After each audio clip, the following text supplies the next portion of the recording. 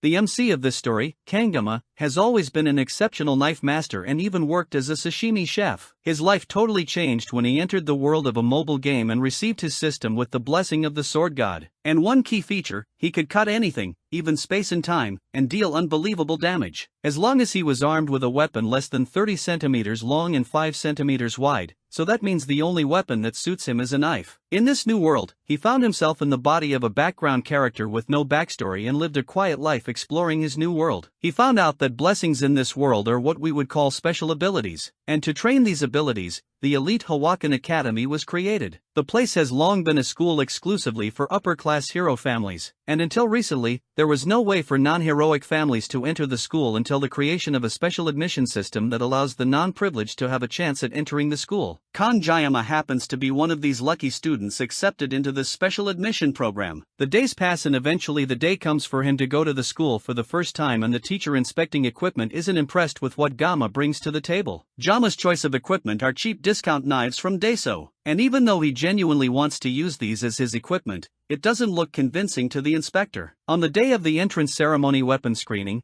every year there are kids who want to make a name for themselves by playing pranks such as these. The teacher thinks that this is the same thing happening yet again, and he decides to use this as an opportunity to establish his authority from the start. The teacher slams his hand on the table and asks Gama if he thinks that this academy is some kind of joke. There's no way he is seriously bringing kitchen knives as his equipment for the class placement test. Gama confirms that it may look ridiculous, but this really is his equipment. The instructor tries to double down on his disciplinary attitude, but Gama calmly reminds him that he is a special admission student from an ordinary family. Just the tuition alone is a huge burden on his parents. So, how is he expected to provide expensive equipment? The color of the name tag on Jayam's jacket proves that he really is a special admissions student, and the instructor himself knows that these students are not upper class, so they don't have the privileges of other students. The instructor is taken aback by the fact that someone who is affiliated with an institution that is meant to have a level playing field is forced to do these kinds of things as a deeply devoted student. But Gama has one last thing to say. The same teachings that his master made him take to heart. He believes that blaming the equipment for poor performance is something that only amateurs do. An expert doesn't blame their equipment, and Gama as a pubescent teen already carries this fact in his heart. It's almost as if he has reached the pinnacle of his field. His words of wisdom remind the instructor of someone else who also has a similar unyielding spirit. Since Chiyama has clearly made his point clear, the instructor allows him to bring his equipment into the school. As Gama packs up his tools to head into the school grounds,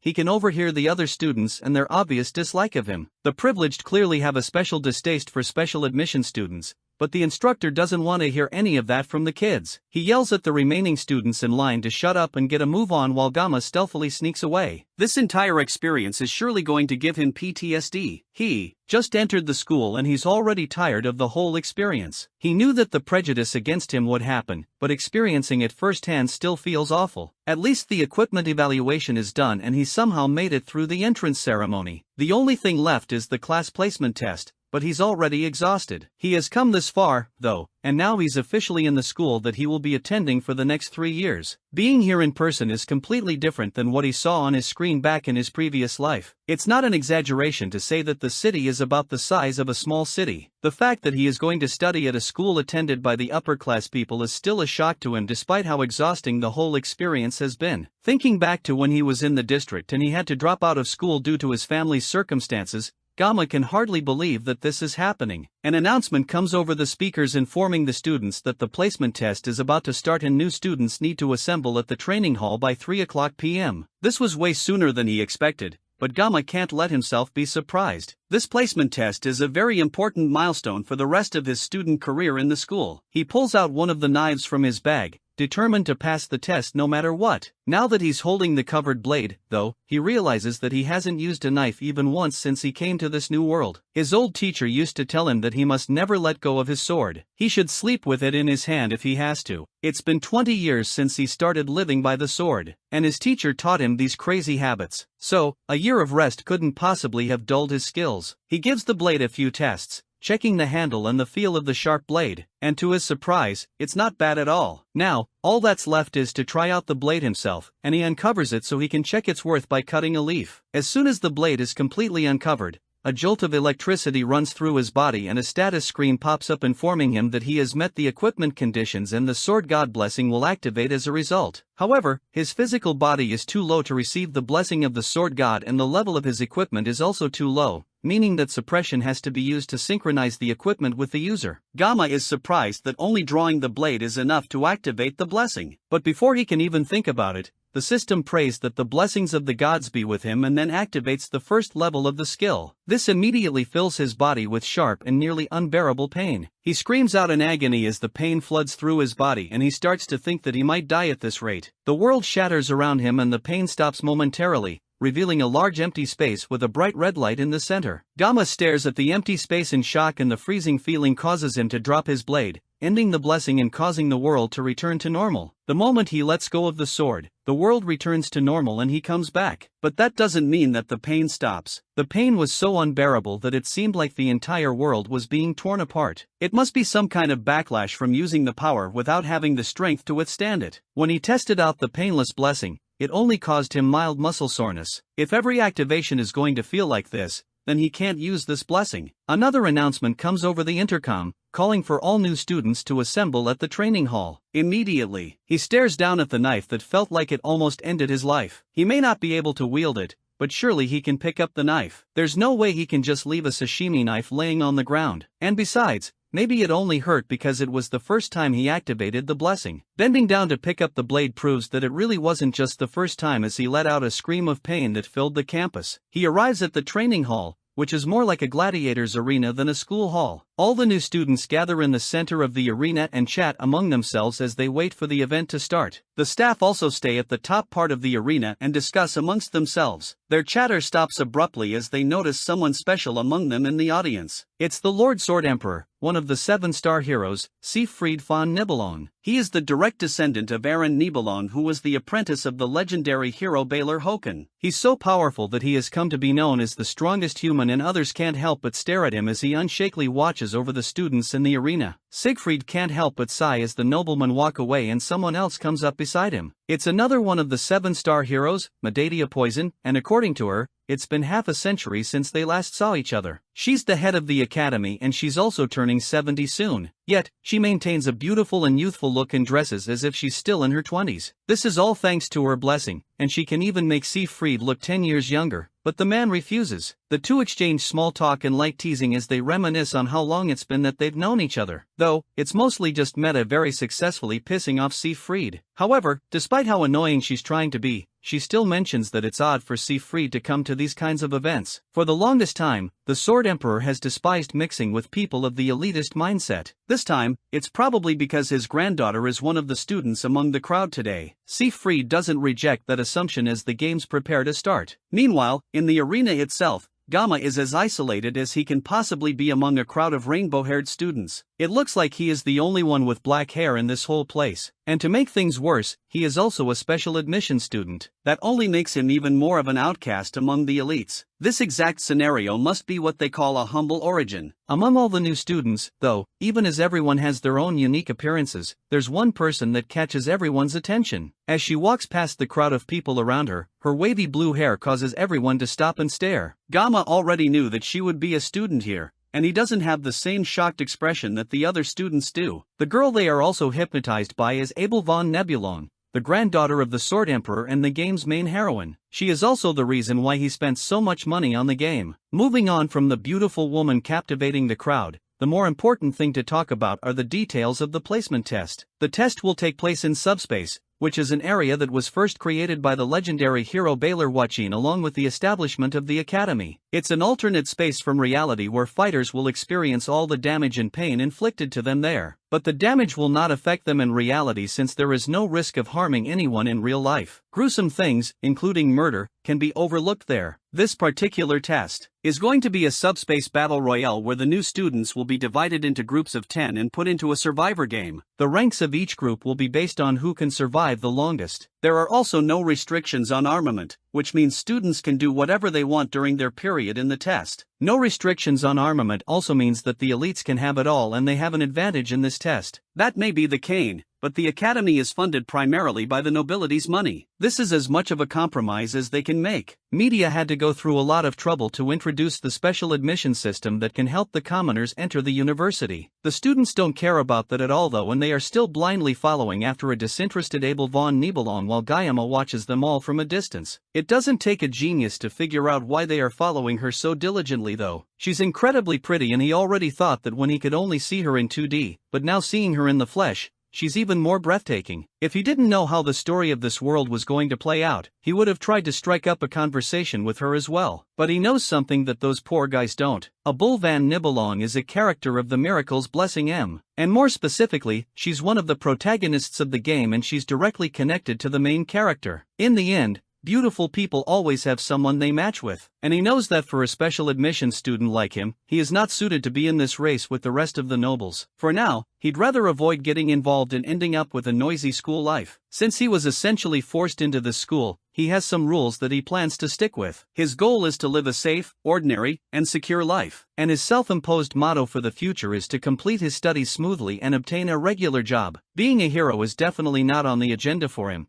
especially when just pulling out a knife sends his whole body into shock. He's still trembling right now, even though so much time has passed since he accidentally activated his blessing. The rest of the important people in this game can protect the world. RMC just wants a nice quiet life with a comfortable job. The placement test begins and a voice calls over the intercom to announce the rules. This year's test is a battle royale and the new students will be split into teams of 10. The top ranked will be placed in the Star class. Ranks 2 and 3 will be in Dragon class. Rank 4 to 7 will be in Wolf class and ranks 8 to 10 will be in the Ordinary class. Based on the results, each student will be accurately assigned to different classes and the scores will be automatically calculated. There is also no time limit to this challenge, which makes this just like a game. Gamma's goal is the same, and he wants to finish it quickly without drawing any attention to himself as an ordinary student. With the rules properly explained, the test starts and a spatial occurrence device is activated, sending the students to their appropriate areas. If Gamma can help it, he wants to even completely avoid drawing any weapons if possible. The exams go as expected and after a while groups start appearing after completing their sessions. The positions of each group gets announced one by one as the two administrators make small talk over the sidelines. Media thinks that this batch of students is particularly remarkable. It includes Seyfried's granddaughter as well as descendants of other notable figures. It's pretty clear that the results of this game have already been predetermined, from the results that she can already see. Among the groups that have completed their games, some have finished with amazingly fast times. His granddaughter Abel finished with a new record pace while using a C-class weapon. She only used it to make sure that the results are fair and she's not beating people with an S-class weapon. Her time is impressive, but it's still not as good as Seyert's record back in his day. Till now, it still stands among the top 10 in the Academy's history. Seyfried doesn't hide his pride in his granddaughter, and such results are only natural for a descendant of Nibelung. By now, a good number of groups have finished their sessions, and Serge decides that it's time for him to leave. There's only one batch left and he doesn't feel like waiting to see who will win. He gets up and bids media farewell as he takes his leave. But then suddenly a sharp sensation passes through the area that causes everyone in the arena to pause. Medavia and Seyfried feel something powerful in the air and the once calm vibe between them is thrown into a panic as they try to figure out what is going on. Seyfried Red hasn't felt such a powerful feeling in a long time and it causes him to freeze in place. The sky above them breaks as the final group finishes their test and two people fall from the sky unconscious. Another bright light shines in the sky and someone else falls to the ground last along with a single sharp blade that pierces into the ground right in front of the unconscious student. Seyfried watches the student in silence as Medavia calls for a medical team to check the vital signs of the cadets who just arrived. This all started earlier during one of the group's sessions while the students were fighting among themselves. Well, they should have been fighting among themselves,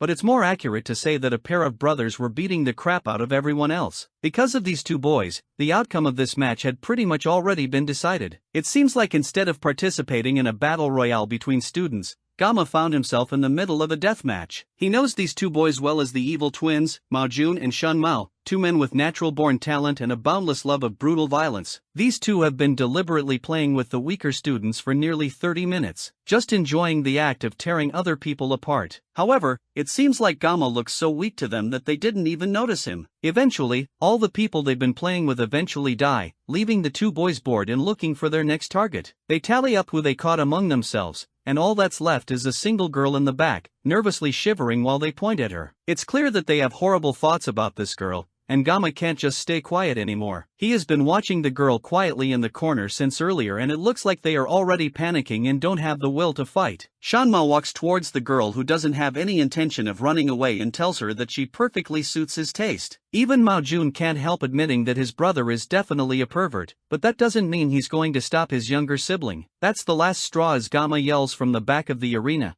catching the two boys' attention. He stepped in without even noticing what he was about to do, and now the two boys who didn't even notice before have him right in their sights. They noticed the color of his name tag, identifying him as a special admission student, meaning that he's even less worthy to be in their sights. The two boys decide to end him quickly so they can go back to taking care of the pretty girl behind them. Gamma wonders what he should do now that he's facing them both hidden. He could use the blessing of the void to cancel out his pain for 30 seconds, but they have been desecrating corpses for 30 minutes. There's no way such a short amount of time will make any difference for him. There's only one choice for him in this situation, and the answer lies in his bag of sashimi knives. But if he wields a blade, then the blessing will definitely manifest, causing unimaginable pain again. He wanted to live a safe, ordinary, and quiet life, but not even half a day has gone by, and he's already in this kind of situation. He reaches into his bag and pulls out one of the knives, causing both brothers to burst out in laughter. While the girl continues to watch the situation play out without a word, Shanmao decides not to waste any more time on this lowly guy and launches towards him to take our MC out. This isn't a situation where Gamma can be picky,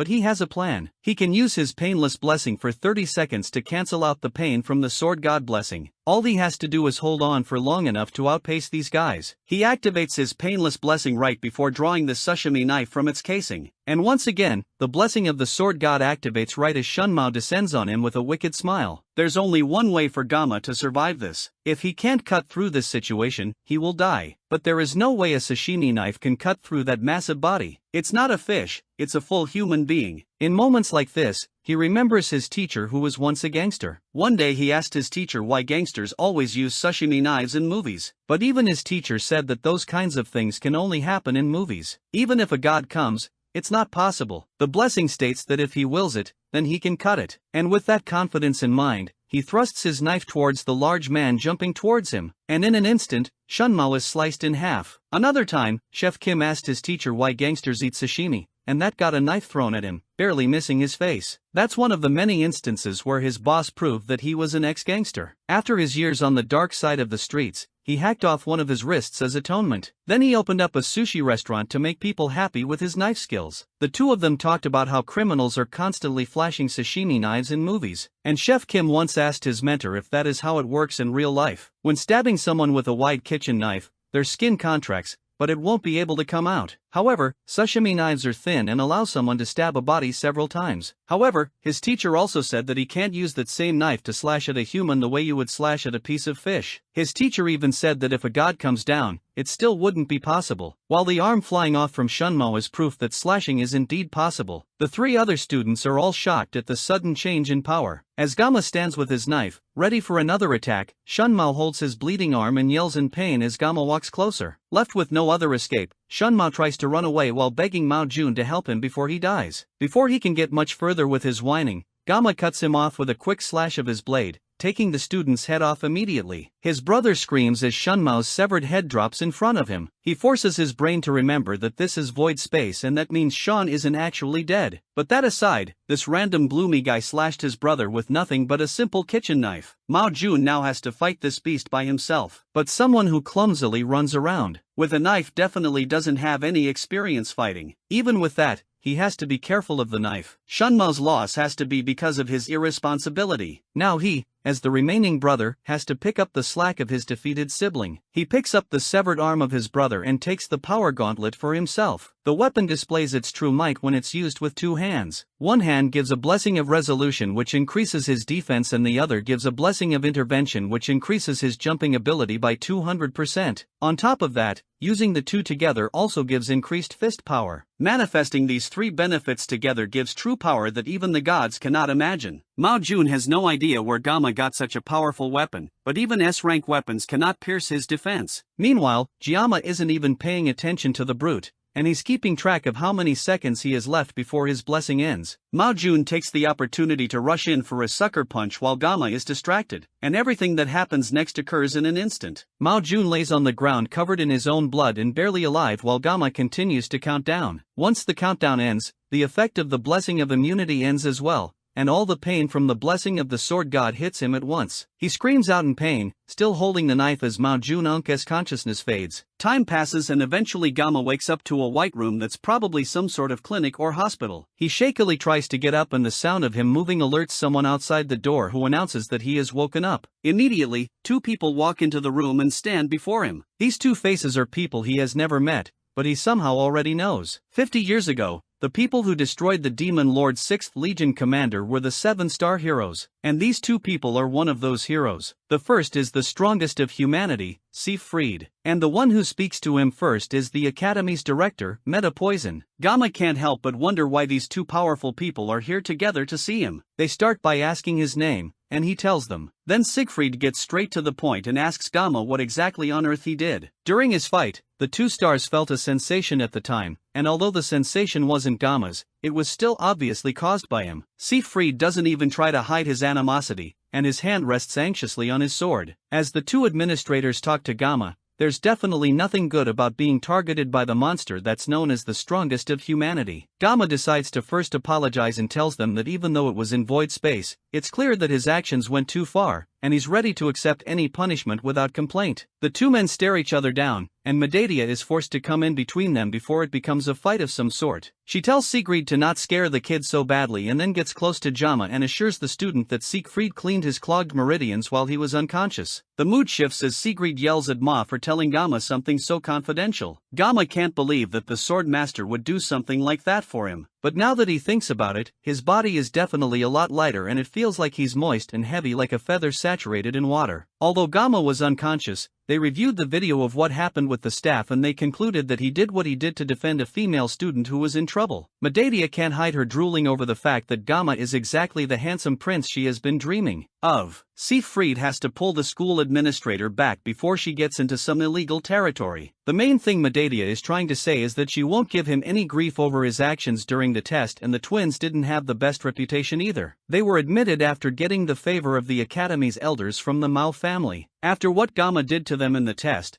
the two of them have decided to withdraw from the school. That's a relief for him since he won't have to share the same school with those two brutes. That isn't all that the two administrators are here to tell him, though. The main thing they came to do is congratulate him for being the top scorer in the whole school. It looks like his peaceful and safe life has officially become impossible. After the meeting with Gamma, the two administrators regroup in Media's office. The school administrator has been the head of the academy for over 2 decades, but this is the first time something like Gamma's situation has occurred. A student earns the top spot among all the new candidates and then rejects the offer to join the highest class in the school, the star class. They try to ask him to reconsider since being in the star class has a lot of privileges. And it's not like this was a fluke either. The top student is determined based on the subspace's direct results. Even though they try to make him rethink his decision, Gamma still doesn't want it. Medea asks Siegfried if he's upset that Jayama took the rank instead of his daughter. After all, he saw the video too, and he should have seen how much potential he has. Siegfried doesn't agree, though, and he sees this as nothing more than an immature child challenging the grading performed by the subspace. The subspace has the will of the founding hero, and since the subspace recognizes him, then the academy itself has also chosen him as the top pupil, and that won't change. Siegfried also has his own personal thoughts, and he sees Jayama as someone completely strange. If his skills were outstanding or his physical abilities were great or even if he had a little bit of experience. But Siegfried could tell that he had none of that. And yet, as Siegfried saw himself in the video, there was a great essence of skill in how Gamma moved, and it's been something that he has been pursuing for his whole life. It represents the ultimate form of swordsmanship. When he was unblocking Gamma's acupoints, he sensed how feeble his body was because he had not yet received any physical training. It also appears that something was stored that even the strongest human cannot comprehend. And because of that, he's feeling incredibly competitive to someone that is the same age as his granddaughter. Medea is more focused on the fact that he's quite attractive to her, and she's still smitten by the fact that he revealed his skills to save a woman in danger. If she were just 10 years younger, she would go after him for sure. She asks Siegfried what's on his mind that has him so quiet. He doesn't answer and eventually asks her what she thinks that students call people like her. The school administrator is interested and tells Siegfried to tell her what college students would call her. The answer is definitely not what she wants to hear from him and she ends up exploding. Meanwhile, Gamma goes to attend his first class in his new school career. He rejected going to the star class, so the best they could downgrade him to was wolf class. Any lower and the elders would have thrown a tantrum. He originally wanted to be in tiger class,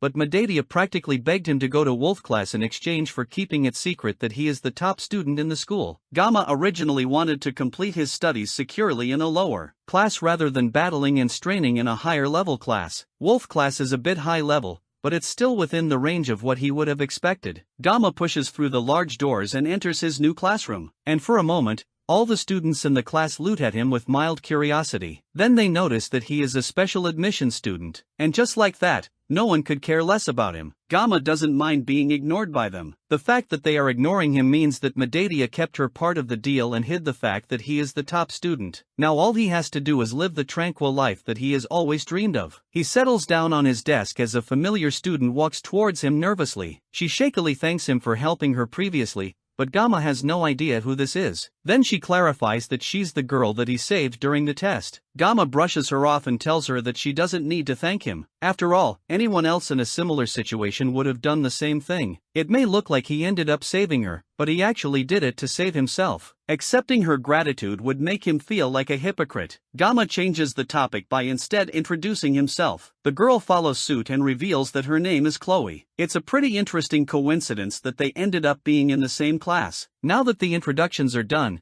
Gamma tries to remember if he has ever heard of a character named Chloe in the game. Maybe she was someone that was introduced after he stopped playing the game, but that makes no sense either. When he stopped playing, the game's core narrative had already gone so far that introducing a new character would be completely pointless. It looks like he has run into an extra just like him. Gamma asks her to keep the incident that happened during the exam a secret. He doesn't want word of his power getting spread around the school and potentially ruining his safe and easy lifestyle. Chloe agrees to his request, but then she starts to make a request of her own before being cut off by their homeroom teacher barging into the room with a loud shout. Gamma tells her to go back to her seat so they can talk later. As the class starts and the teacher takes the podium, he congratulates the fresh faces for making it into the academy and informs them that they have been chosen to take on a legacy that the brave hero Valor Hoken once took on himself. Then the teacher introduces himself as Lee Wan Bin, the instructor of Wolf class. Since it's their first day, he wants the class to begin with some basic physical exercise. He tells them to put on their workout gear and meet at the training area in 30 minutes. One student asks what the physical exercise will be,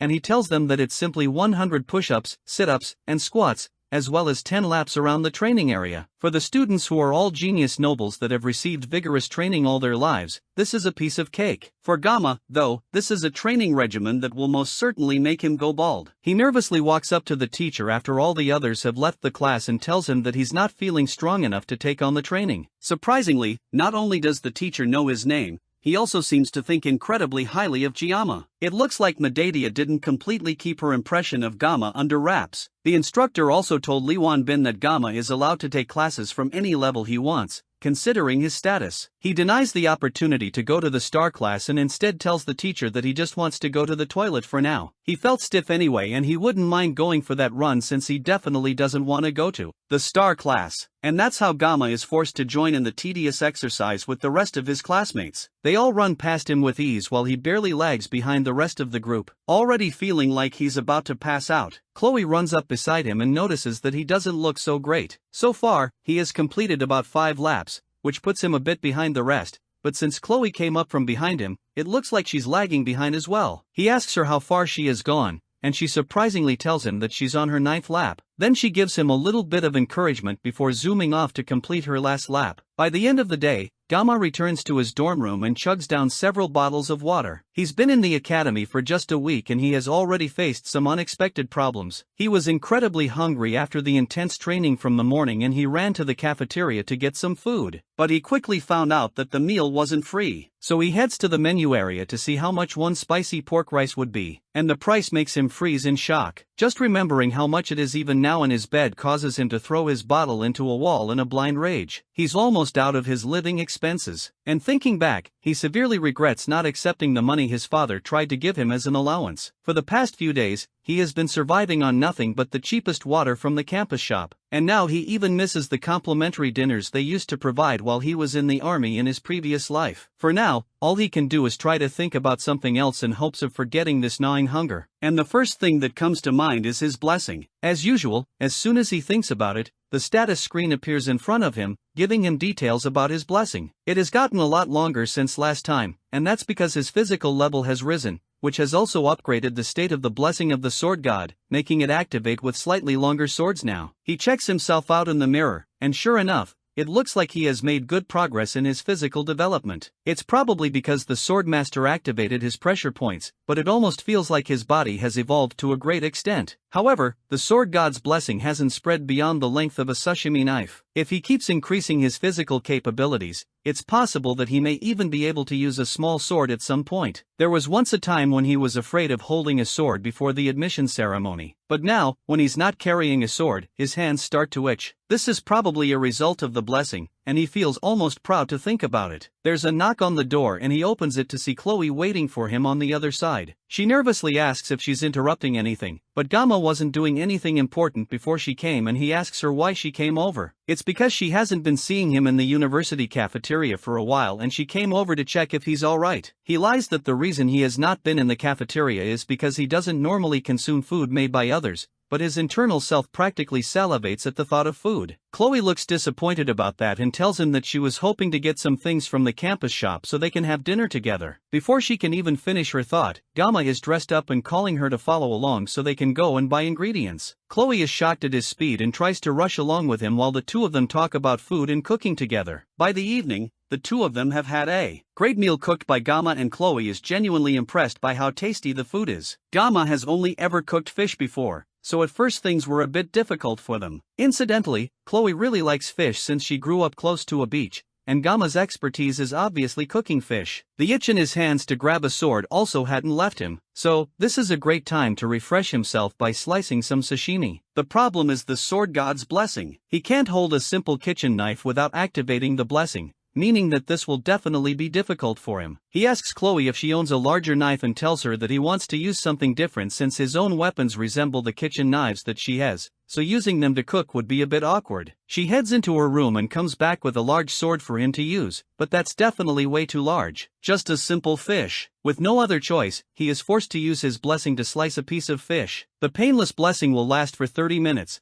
So he just has to make sure that he's fast enough to finish before the blessing runs out. He was once called the greatest swordsman in the country, and cutting fish has always been his specialty. Now, it's time for him to prove that fact. He slices the fish and manages to finish in 21 seconds, leaving 9 seconds of the painless blessing for him to use. The whole thing was done so well that he would call it a masterpiece. Chloe asks how he's so good at cooking, and he confesses that he once worked part-time at a Japanese restaurant. Since she's a noble, she doesn't understand what a part-time job is, and it makes it clear that they are from different social positions. Now that the meal is done, Chloe offers to wash the dishes since he cooked all the food for them, and he moves over to the other side of the room to give her space to clean. For the first time in almost a week, he's full, and he can't help but hum in joy. That humming is broken as Chloe accidentally drops a plate behind him. It's most likely because she has never had to clean dishes before, and dropping plates is something that he used to do when he was her age. As he stares out the window and ignores the breaking of plates behind him, a book tumbles off of Chloe's study desk. It looks like it's a diary, and the book coincidentally lands on a page where she writes about him saving her during the class placement test. Her handwriting is cute with rounded shapes and stickers, and he finds himself picking up the book and smiling at it. The wind from the window turns the pages of the book to another part where she writes about meeting him in the same class and being interested in him. He finds it all really cute and can't help himself as he turns through more pages, admiring how cute she is. He turns a few more pages and sees his name again,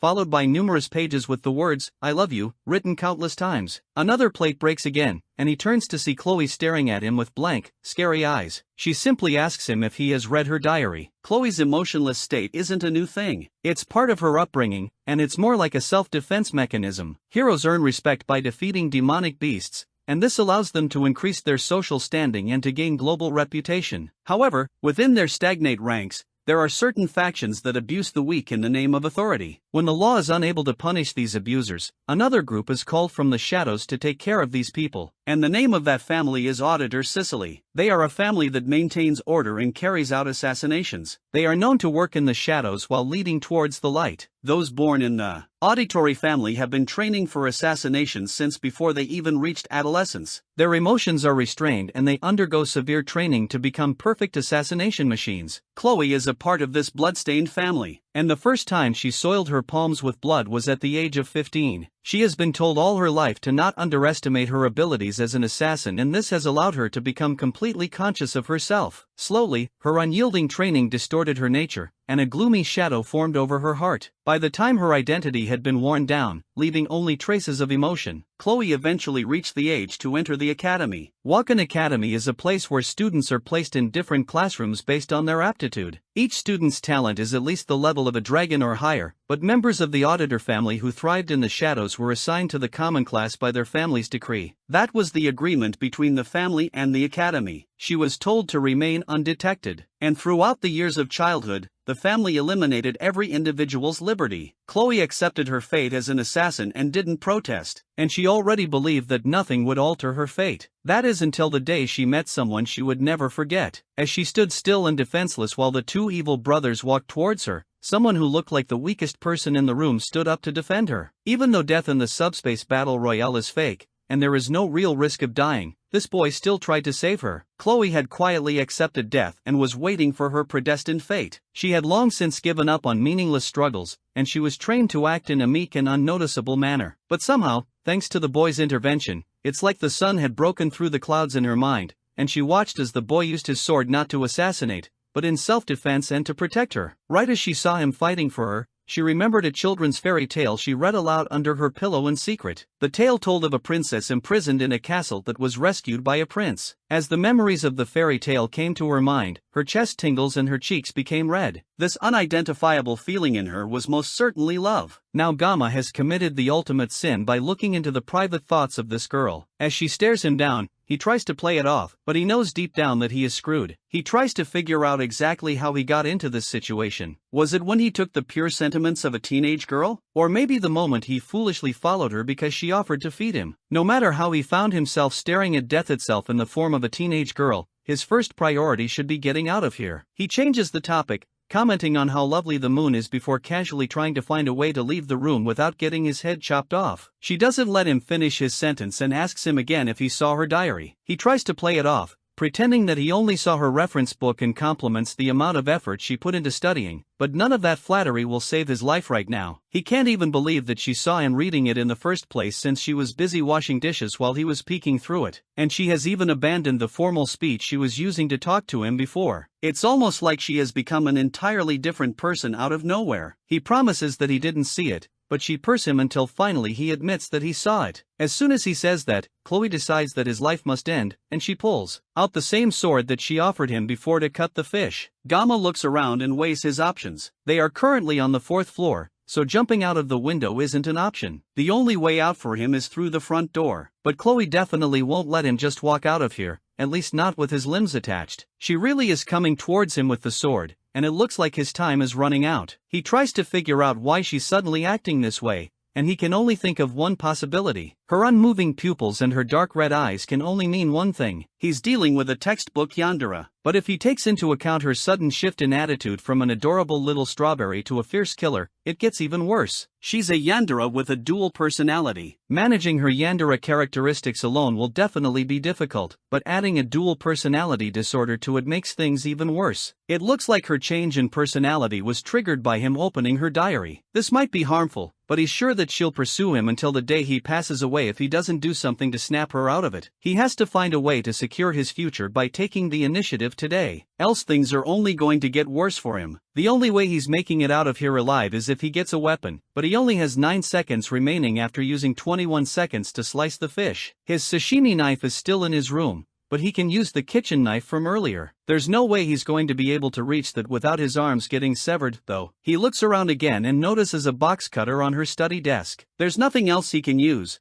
but there's no way this little thing is enough to activate the blessing of the sword god, right? Chloe finally rushes him with a sword, and it looks like there's only one way to find out. He grabs the box cutter, spilling the rest of the stationery on the ground, and then unloads the blade. Numerous status screens pop up in front of him. Being resourceful in a situation like this increases his mental resilience, and he temporarily gains an intimidation buff. The system then makes necessary adjustments before activating the blessing. Chloe rushes at him with her sword right as Gamma pulls back with the box cutter. Before she can cut him down, he tells her that her hair is a little long. Thanks to the intimidation buff, Chloe freezes for a moment right as Gamma unleashes the blade. Everything goes dark and fuzzy, and by the time Chloe wakes up later in the evening, her room is dark, tidy, and empty. Her thoughts immediately go to Gamma, and she wonders where he went off to. She calls out to him a few times, but the silence confirms that she is alone in her room. The last thing she remembers is sneaking looks at him while he was looking out of her window, but everything is fuzzy after that. She suddenly feels the need to look for her katana, but she sees it leaning against her study desk. She sometimes loses consciousness whenever she holds her katana, but it looks like she managed to hold herself together this time. At least that's what she thinks anyway. Back when she was younger and still honing her skills, she would lose consciousness when holding her blade, and by the time she would come to her senses, the place would be covered in blood, and her elders would dismiss her whenever she would ask what she did while passed out. They would always remind her not to deny her talent as an assassin. Still, the fact that she can't remember what she did with Gamma makes her feel embarrassed,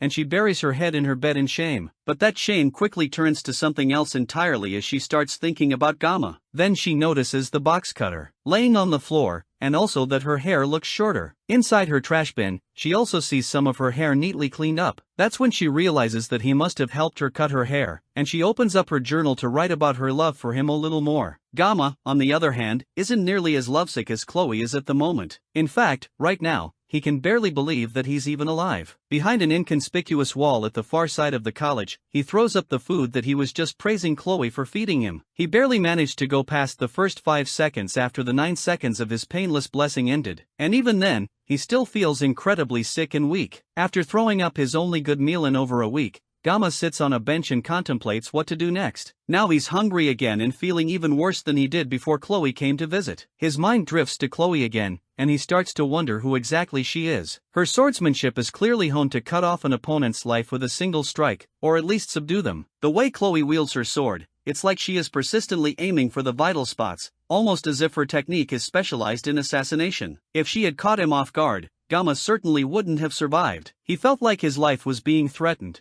so he instinctively aimed for her neck. Fortunately, the knife was too short, so he only managed to cut her hair. Before he left, he cleaned up the mess, so there shouldn't be any problems later. But this is just further proof that keeping his peaceful and safe life isn't as simple as it looks. Apparently, being ordinary is the hardest thing for him. When he was first thrown into this game, it's not like he didn't have any ambition. In his past life, he once reached the pinnacle of skill with nothing but a sashimi knife. So, it's not like he could easily let go of his dreams, but everyone has a role to play. And in this world, he was summoned as a background character. Miracle Blessing is the title of the game as well as the name of the protagonist's blessing. It was also the blessing of the founding hero, Valorjaken. In the whole game, the protagonist and the founding hero were the only 2 people to ever possess the legendary blessing, and the description of the blessing was straightforward. They are to save the world from the Demon King. So, the protagonist gets chosen by Balong, which is an SS sword that is both holy and cursed. Meanwhile, all Gamma has is a lowly, rankless sashimi knife. There's nothing else to say. He's just bound for a life of obscurity. The endless stream of extraordinary people and situations that he has faced since entering the academy almost made him forget about his goal. There were plenty of reasons to give up on the goal of a simple life, and it's even more apparent now that it seems like there isn't even one normal person in the entire world. Since he has played the game before, he has a rough grasp of the key characters in the game, but his knowledge of the world itself is limited. It's already been a week since he joined the academy at this point,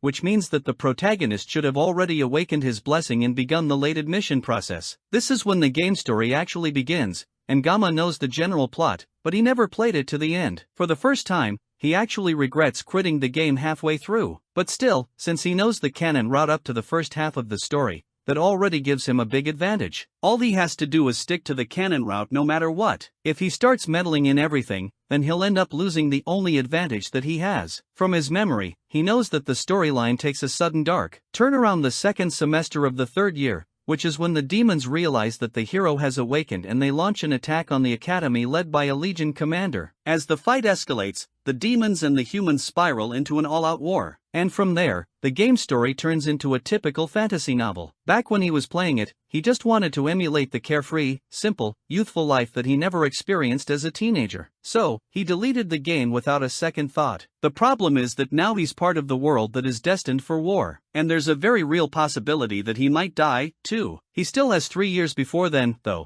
And he needs to stop running from reality so he can focus on what's possible. He won't let himself die, and he will focus on growing stronger so he can survive. Besides, cliché games like this one always have happy endings where the protagonist manages to save the world. All he needs is enough strength to protect himself. So, he can't let himself be some helpless weakling that gets killed off. He just needs to train enough to protect himself while keeping as low a profile as possible. To do that, he will have to minimize his use of the blessing of the sword god because just the few times he has had to rely on it has put immense strain on his body. It's a powerful ability, but it comes with way too many drawbacks for his liking. Thinking about the blessing once again activates a status window that gives him information about it. Weirdly enough though, there are new entries to the information that he didn't notice before. The 3 new entries are a body, mind, and armament grade, and the numbers beside them seem to be levels. They all reflect how much he has grown, and each one will lessen the strain of his blessing on his body. There's also one more called synchronization, but he has no idea what it means, and its description is just some question marks. He tries tapping on it, but access to it is denied because he has not met the relevant conditions. That's another puzzle to add to this mysterious blessing, but it's not important right now. His main priority at the moment should be improving his body and finding a new weapon. He can't depend on the 30 seconds of the painless blessing forever. So, he also needs to learn to wield a sword that doesn't meet the condition of the blessing. Luckily, there's a monster hunting training for the midterms that's happening in a month. The reward for the training is the longsword Morrissum. It's a tire weapon that should serve him until graduation. It's also too big for his blessing to activate, meaning that it's the perfect weapon for him. There's a lot to figure out,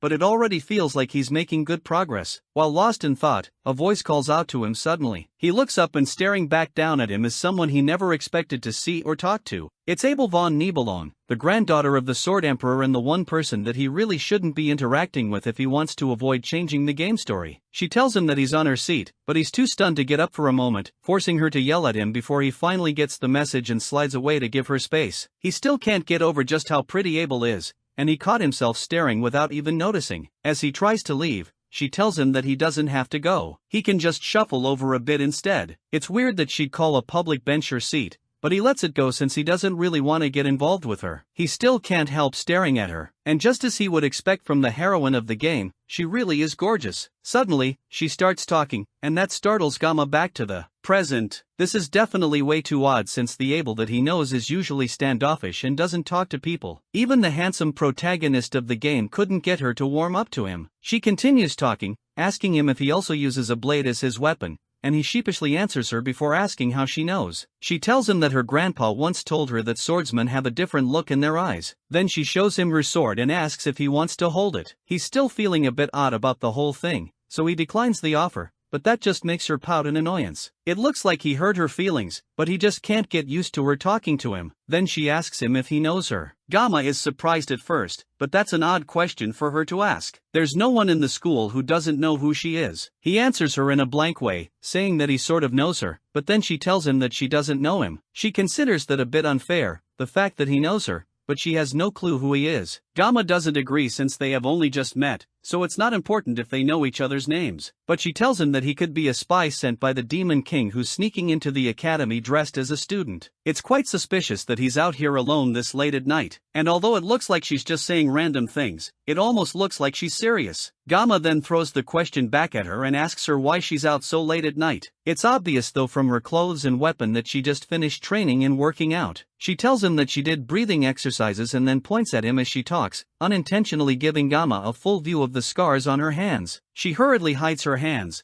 but Gamma has already seen them. They are signs of her hard work, and Abel agrees with that since it's obvious that she of all people would be working hard. People don't understand what it means to belong to the Nebulon bloodline. They are expected to always be at their best and to be flawless. One slip up and they could become a target. Abel then reveals that she is not the top student of the year, and this is the first time that she has ever lost to someone in her life. But somehow, even though she should be upset, she feels strangely liberated. She can't help wondering who exactly beat her and became the top scorer though. She would love to meet them so she can tear them apart. That causes Gamma to cough out in shock, and he asks her why she would go that far. The reason is because she feels humiliated. She begged her grandfather to tell her who that person is, but apparently the person isn't even in her class. On top of that, they also skipped the speech, which means she had to do it in their stead, and that only felt even more embarrassing as the second place. She stops herself before she goes even further with her ranting. It's odd of her to decide to share all this information with someone she just met. On that note, Gamma finally asks the question that has been on his mind this entire time. He wants to know why she's talking to him in the first place, considering her personality and how she usually feels about others. The reason is definitely not what he expected. It's because he looks weak. It's her family's motto to be unyielding to the strong and merciful to the weak. And all her classmates are already unbearable enough, so she doesn't have any friends. That would explain why she's so cold to the protagonist in the game. With that done, Abel gives a little stretch, then prepares to leave. As she gets up, she pauses for a moment and then asks him if he really isn't going to tell her his name. Just like before, Gamma refuses with no room for negotiation. Time continues to pass, and to Gamma's surprise,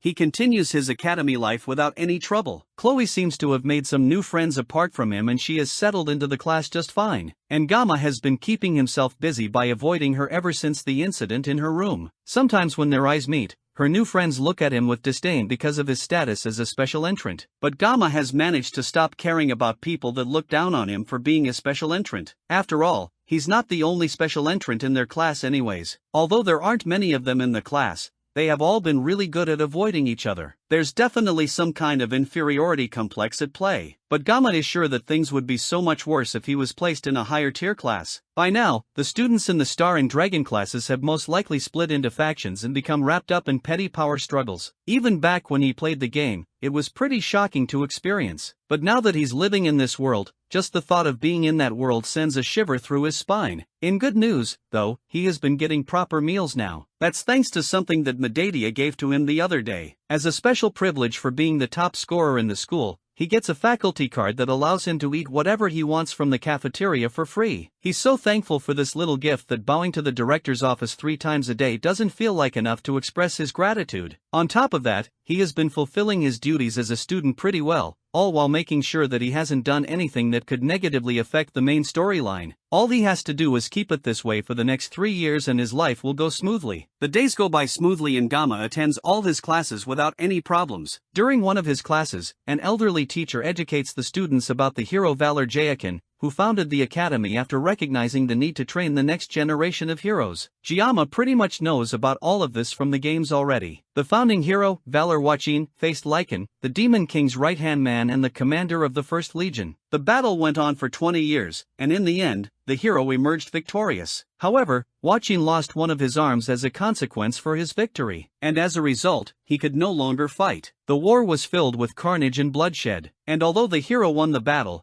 there was no clear winner of the war on either side. And just like that, the first human-demon war ended in a truce. In order to train the next generation, Wachin founded the academy, and a non-aggression pact was signed between the two races. That pact is the reason that there have been 700 years of peace that still stands till today. The students are sure that they won't see any war in their lifetime, but Gamma is the only one that knows that the peace will be broken. Everyone is so used to the calm at this point, and it's no surprise. The only person he would want to warn about the impending doom would be Medeidia, but doing so would also alter the canon route, and he has no idea what that would lead to. Despite constantly complaining about wanting to leave her position as an academy director, Medea was one of the first to notice that something was about to happen thanks to her blessing of perception. In order to protect her students, she was the first among the 7 stars to step onto the front lines. But Gamma never played the game to that point. However, he did learn of her fate from reading the game's fandom wiki. Medea was the first of the 7 stars to fall in battle against the Demon King's army. Knowing this makes it hard to keep the war a secret, but he wishes that he never knew in the first place. The class ends and students start to head out to the school halls because of some sort of commotion going on out there. It looks like it's finally time for things to start, and Gamma takes a moment to check his phone. Just like he thought, it's the 5th of May, and today is the day that the protagonist will finally join the school. He joins the group of students crowding at the class door,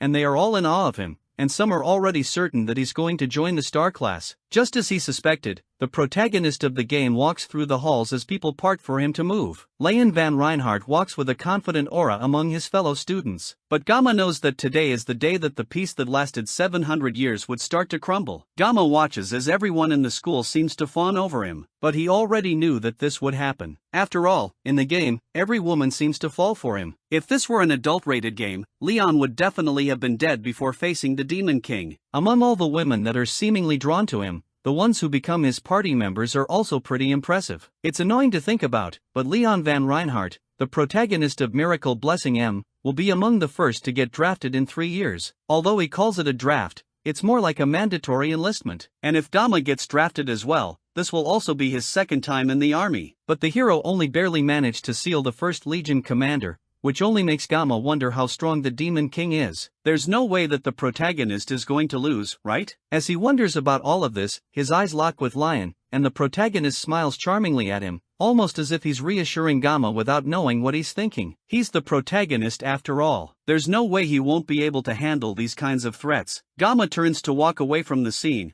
but suddenly someone calls him from behind. It's Chloe, and she meekly asks if she did something wrong. He'd love to tell her that she almost cut off his head, but they will be spending the next year together, and it would suck if he made things awkward between them. He lies that there's no problem between them in hopes of keeping things civil. So, he doesn't end up making any unnecessary enemies. Chloe at least seems relieved. And she's back to acting cute just like he remembers, which is so different from the murderous psychopath he faced that day. Despite her being unconscious, he could tell that her swordsmanship is filled with sorrow. It's as if it was a blade pleasing to be saved. And yet, the killing intent radiating from the edge is so intense that it made his skin crawl. If the purpose of her swordsmanship is simply for killing, then she's probably more dangerous than the Mao siblings. He snapped from his thoughts when she asks to treat him to dinner again tonight. She wants to treat him, but she warns that she's not as good at cooking as he is. The mention of having dinner with her again brings those thoughts of her bloodlust back to mind, and he almost instinctively wants to refuse her. But the puppy dog eyes of a cute girl are a terrifying weapon. It's almost impossible for him to say no to a face that cute, and he feels bad for even thinking of refusing. But if he doesn't refuse, he might wake up in a fridge tomorrow morning. Instead of dinner, though, he has a better idea for them to spend time together. He asks her for a favor and tells her that she's the only one that can do it for him, and that caused Chloe to become docile immediately. Gamma wants her to teach him swordsmanship, and he needed a sword instructor. Anyway, later in the school's training grounds, he swings a wooden sword while testing his own limits, just as he expected. Because of the size of the sword, it doesn't affect the blessing. Now all he needs to do is try to develop some swordsmanship skills. Chloe is insanely strong. She'd be the perfect person to train him. This is also a pretty good excuse for him to avoid going to dinner with her again. Ever since that day, he made sure to watch a video called Surviving a Yandere before going to bed. Somehow, it looks like it has helped him in dealing with Chloe for the meantime. Chloe walks up to him in casual clothes with her katana attached at her hip. He just arrived since they planned to meet at 8 o'clock, but she's been waiting for him since 5:30. Gamma takes a moment to admire her, and her crop top gives him a good view of her muscles. He couldn't notice it before because he only ever saw her in a school uniform, but that would explain why she's so strong. He gives her another wooden sword, and Chloe is confused that they aren't using real swords. There's no way that they can train with real swords, and they are definitely not fighting with their lives on the line, so there's no need for them to use real weapons. Chloe gladly takes the wooden sword from him and tests the swing, and the power of her thrust with the sword is enough to send a small shockwave crashing between them. She's so strong that the air around them is trembling just from that strike, and Gamma starts to get second thoughts about asking her to train him. For now, he needs to err on the side of caution. Before their training starts, he decides to check his blessing one more time. The sword's length isn't an issue, thankfully, and his body has been growing steadily. But now that he thinks about it, it's odd for a blessing to upgrade with experience. He doesn't remember if blessings also come with additional side effects, and he also has no idea how much more he needs to grow before the mysterious hidden trait shows up. Chloe walks up to him and asks him what's wrong, and he's reminded of the fact that only he can see his status screen. To her, he must have looked like a crazy guy who's spacing out. He turns to start their training and nervously asks Chloe to go easy on him since today is their first day. Then he readies himself with his sword and faces Chloe. In his past life, he learned everything through hands-on experience. He firmly believes that to master something, you can't just give a piece of yourself. You have to be ready to sacrifice your entire being. The reason he adapted so quickly in the academy is because of the training that he received in his class. He learned from a young age how to read when he's growing and when he's stagnant. And even now, he can tell that things aren't perfect in both his stance and his grip on his sword. However, even with all of that, the final stroke of the sword must always strike the opponent. He opens his eyes to begin the duel and sees Chloe already rushing towards him at full force. He barely has time to dodge her first strike as Chloe switches her stance and launches another attack which he is barely able to parry. Somehow as the fight continues,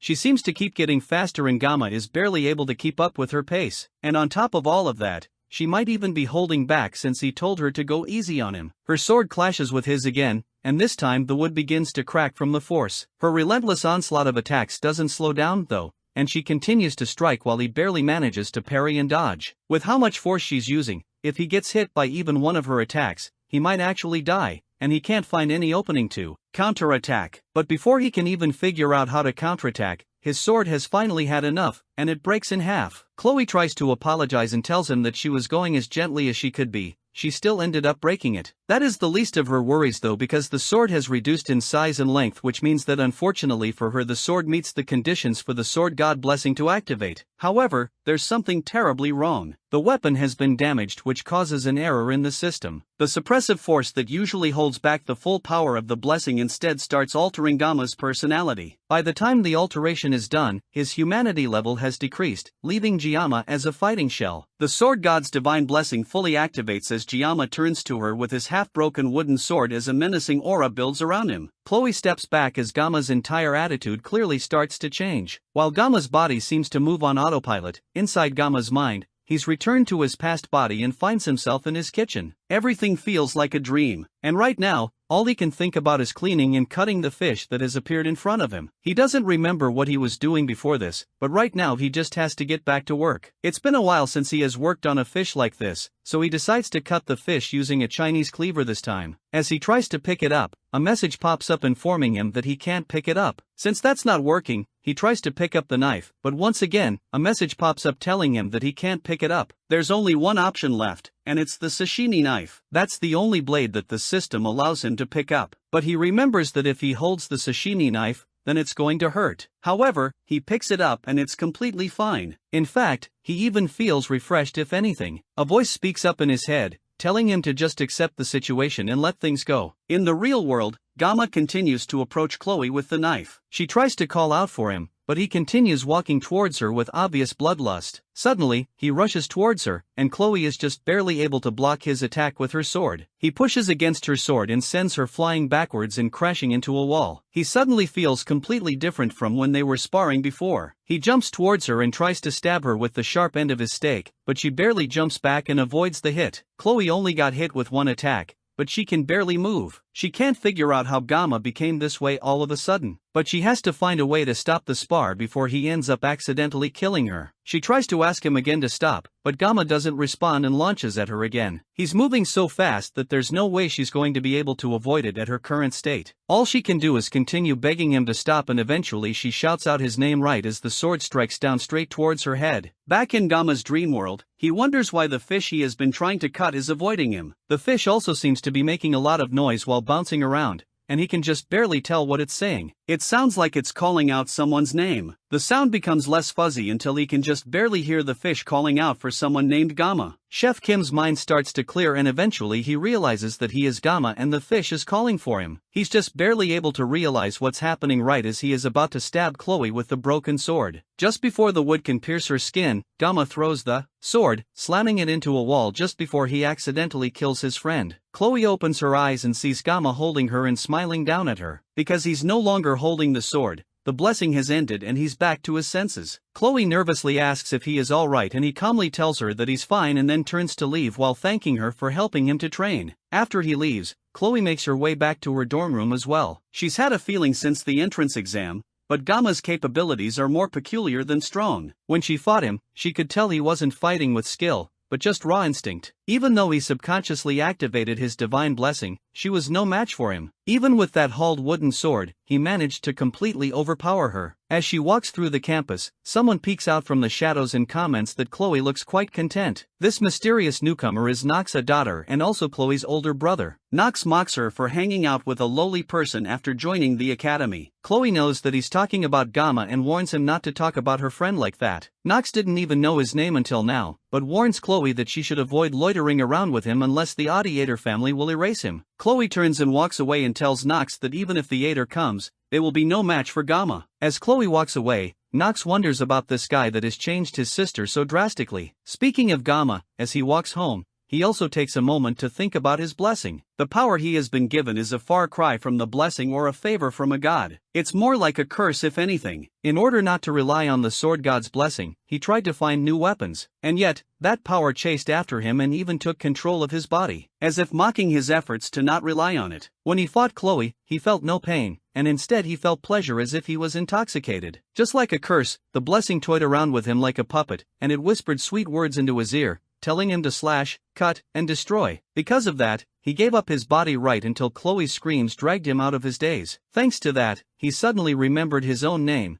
and he returned to reality. Thanks to that, he regained consciousness just long enough to throw the wooden sword away because he felt like he would lose more of himself forever if he didn't get rid of it as fast as possible. It's funny to think that Chloe, a Yandere who almost killed him not too long ago, is now the girl that managed to pull him out of his daze. He was pissed off that she broke the sword in the first place, but in the end, he felt a deep sense of gratitude. That's why he didn't make a fuss when he returned to reality. He was terrified of activating the sword god's blessing again, but today proves that he can't just ignore this issue for the rest of his life. This gift is something he has to deal with for the rest of his life, and it's the reason that his wish to live life normally will most likely never be fulfilled. As he practically crawls his way back to his room, Gamma realizes that there is something in him that is trying to devour his sense of reason. This definitely isn't a blessing. It's a curse that is trying to consume him whole. 3 days later, classes continue as usual, and Chloe chats with her new friends. But something is clearly wrong. Since they had that duel, Gamma has not been coming to class,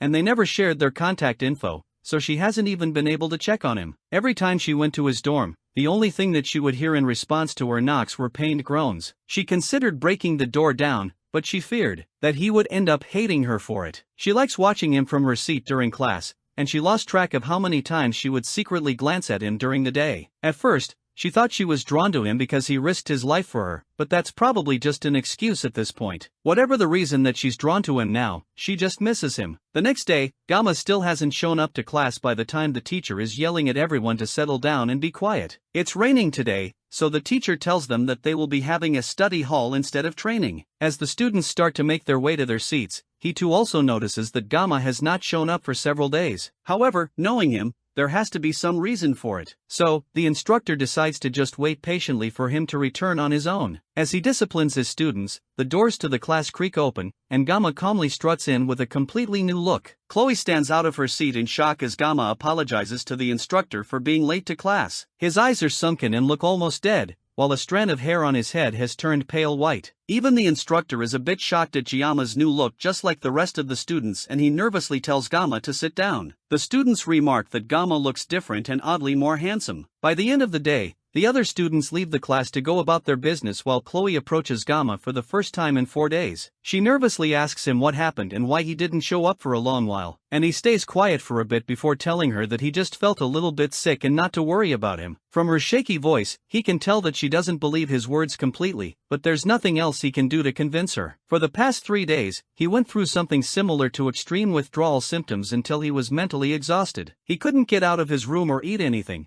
so he just buried himself in his bed while praying that his convulsions would go away. The pain he suffered during this time was far worse than before, and all of this was a price for using the broken weapon. On top of that, when he glanced in the mirror, even though his appearance seemed the same, his expression was far more sunken and his hair seemed to be turning white. All of this was very clearly a penalty from the sword god. Chloe seems guilty, and it's probably because the last time she saw him was at the training grounds, so she must think that this is somehow her fault. To calm her down, he asks her if she's still interested in having that dinner with him like she wanted before. That shocks Chloe even more than him coming back to class, and she nearly rushes him in a hug. It looks like that was the right choice because she seemed to really like that suggestion. She asks him what he would like to eat, and the first thing that comes to his mind is fish. As they talk, a strange sensation passes through him and he turns to see someone staring at them from the end of the hall. It's Chloe's brother Knox, and the atmosphere changes as soon as they see him. Gamma goes directly to confront the newcomer and tells him that instead of staring, he should come in and talk to them. Right away, Gamma notices something wrong with the guy's eyes, but Chloe tries to get in between them before something crazy happens. Her voice is shaky, and there's definitely some hesitation in how she's acting, but she's still trying to protect him in her own way. Knox asks Chloe if this is really the guy she's choosing to break Adair's rules for. Chloe tells him that she wants nothing to do with her family, but her brother reminds her that she can't just wash the blood off her hands. If someone is born as an auditor, then they will always be an auditor. Chloe is speaking as if she's a rebel and the brother is speaking as if he's from a historical drama. But Gamma is just annoyed by the whole thing. Knox continues to insult Gamma, and that finally causes Chloe to snap. She yells for Knox to stop talking about the man she loves like that, and her angry voice surprises even him. Gamma hoped that this whole thing could at least be done in moderation, but he's starting to get used to these disruptions in his life. The more important thing is the family name Adore. He knows that they are a group that works in the shadows and specializes in assassination, and they show up in the middle of the game to play a major role. It's said that they are weaker compared to other heroic houses, but they are unrivaled in assassination. All the members of the auditory clan are ridiculously strong thanks to their abusive training regimen which they all undergo from childhood, which molds them into cutting-edge assassination tools. For Chloe to be from this assassination group, that means her cute and bubbly personality makes her the abnormal one in this situation. Unlike her brother, Knox has an expression that shows that he's used to killing, and although Gamma has nothing against that, it looks like Chloe wants to lead a normal life instead. Just like his blessing of the sword god, the environment of the Adater is something that Chloe had no say in being a part of. She's destined to live a life as an emotionless murderer, and that's almost unfortunate to think about. Gamma doesn't think he's a hero, and he has no intention of ever becoming one. But even if he can't save the world, he can at least try to save the life of one girl. He steps between Chloe and her brother and confronts Knox directly. In the end, he tried escaping the sword god's blessing, but he couldn't. So instead, he'll take a step forward and embrace this curse. After all, the name Gamma means sword demon. With that, he walks past the two assassin siblings and tells Knox to follow him. Meanwhile, Lee Wanbin sits in his office with thoughts of his student running through his mind. When Gamma came to class that morning, it was very obvious that something had happened to him. His expression was void of emotion, and he looked deeply troubled. As he's thinking to himself, one of his fellow instructors walks into the room cheerfully while also remarking on the man's baldness. Before they can keep talking, Lee Wanbin gets a call from the administrators and they want his permission to allow a student of his to use the subspace. Lee Wanbin desperately asks to know which of his cadets requested to use the subspace all of a sudden, and they confirm that it is Kangama who requested it, hoping to face Knox out of the stage as set for Gamma and Knox's fight, and our MC waits patiently in the locker room with 15 minutes left before the fight starts. He thought the process to get access to the subspace would be complicated, but it went by pretty quickly. It's definitely thanks to media, who at least wanted him to be safe while fighting a professional assassin. At least since he won't be fighting in reality, that means that he doesn't have to worry about physical injuries. But there's still a pretty good chance that he could suffer mental ones. However, none of that matters as long as he can win. He can hear all the noise in the arena from the waiting room, and it looks like the fight between the two students managed to draw some buzz. It's almost ironic that he was trying his best not to stick out before, but right now, that all feels pointless. Beside him, Chloe is practically drowning in grief and guilt. She's probably blaming herself for this whole situation, and Gamma tries to assure her that it really isn't her fault, and she even lent him some gear so everything will turn out alright in the end. She tells him that Knox is really strong and he's a genius with unmatched talent in the entire history of the auditory family. When it comes to the dark arts,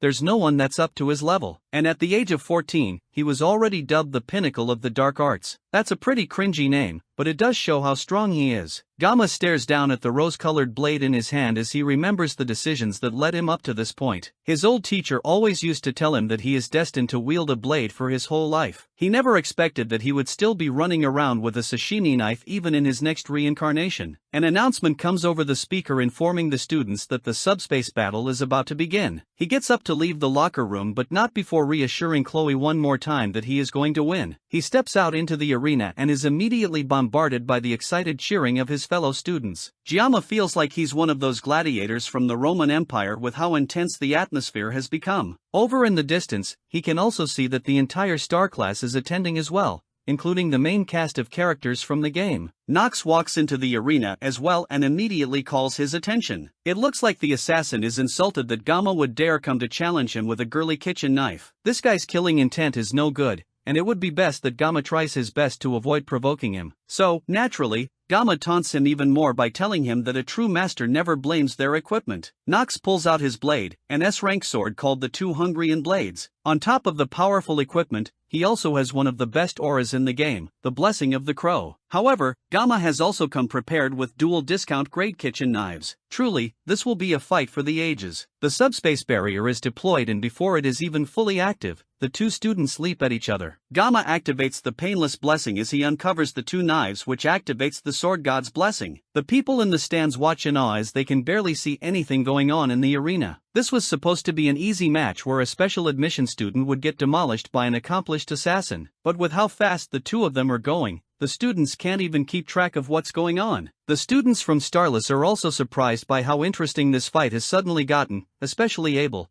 who can't believe that the person she labeled as weak has such fighting prowess. Their swords continue to clash, and Gamma is effortlessly dodging all of Nox's attacks. The assassin gets frustrated and launches another attack that's so fast it creates 3 after images of him. Somehow though, despite the attacks hitting Gamma hidden, he still manages to come out of it completely unscathed. The students watching are praising Nox's strength and speed, and they see this battle as Gamma running away from every attack. But Abel knows the truth that no one else can see. Only those who can clearly see the match will understand what's happening. Somehow, Gamma is perfectly dodging every single one of Nox's attacks, almost like he's not even trying to fight. Meanwhile, Nox is getting even more agitated since he even used his Blessing of the Crow, thinking that it would be enough to annihilate him. But Gamma somehow managed to dodge everything like it was nothing. Now that Nox has seen for himself how skilled Gamma is, he decides to be more cautious and aim for a powerful strike that can slice through a wide area in just one go. Gamma suddenly drops the sashimi knife that he brought with him and holds the rosy blade that was given to him by Chloe. Just looking at the confidence in his stance makes Nox even angrier,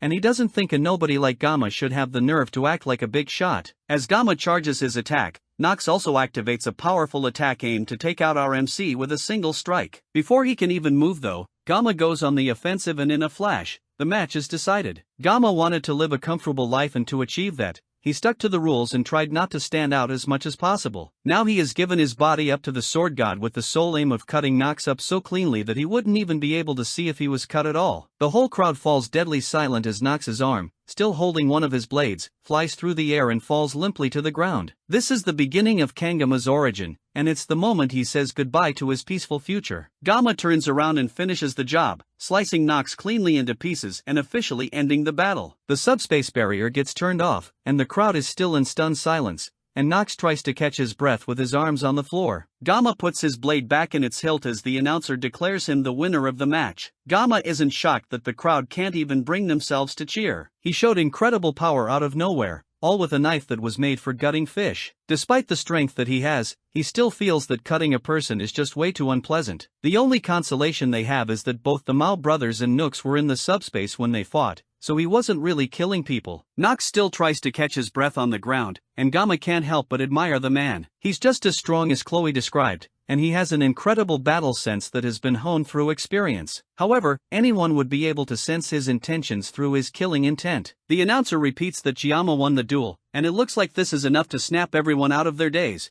and the arena is filled with cheering and shock that a first-year special admission student took down a sophomore. Gamma's peaceful, unassuming life is officially over, but this is the path he chose. Now that things have come to this, he just has to endure it with sheer will and grit. Even by the next day, people are still talking about the duel between the first and second year. In the star class, Abel stares out the window as she thinks about the student that has completely filled her mind recently. Because of the duel, his name follows her everywhere she goes now, and it's almost as if he's the only one everyone is talking about. When she saw it, she couldn't believe it either. But at that moment, he had such incredible swordsmanship while only using 2 kitchen knives. Watching his mastery of the blade has made her feel almost hopelessly naive for thinking that she was skilled at using a sword. In fact, he was so good that she's sure that he was the top student her grandfather was keeping as a secret from her. That makes her even more frustrated since she talked to him as if he was weak when he was actually stronger than her. Her loud annoyance is enough to wake up her seat partner, Rachel. She apologizes to her friend, but Rachel can immediately tell that something is seriously bothering Abel. The blue-haired girl tries to play it off by saying that she's frustrated because she hasn't been able to work out recently, but Rachel can immediately see through all of that. She tries some guesses to see what might be bothering Abel and hits the nail on the head when she mentions that it might be boy trouble. Rachel breaks out in uninhibited laughter at the thought that Lady Abel would be interested in romance. All the while, Abel tries to convince her friend that it really isn't what she thinks it is. Rachel ignores her and shifts her focus to figuring out what man has gotten her dear friend so flustered. She runs through the list of options, starting with Leon, the class star with a handsome face. But Abel is so deadpan at the mention of that idea that it's obviously not him. Then that leaves only one option, the special student from the duel yesterday that shocked the entire school with his strength. Again, Abel freezes and isn't able to outright deny it,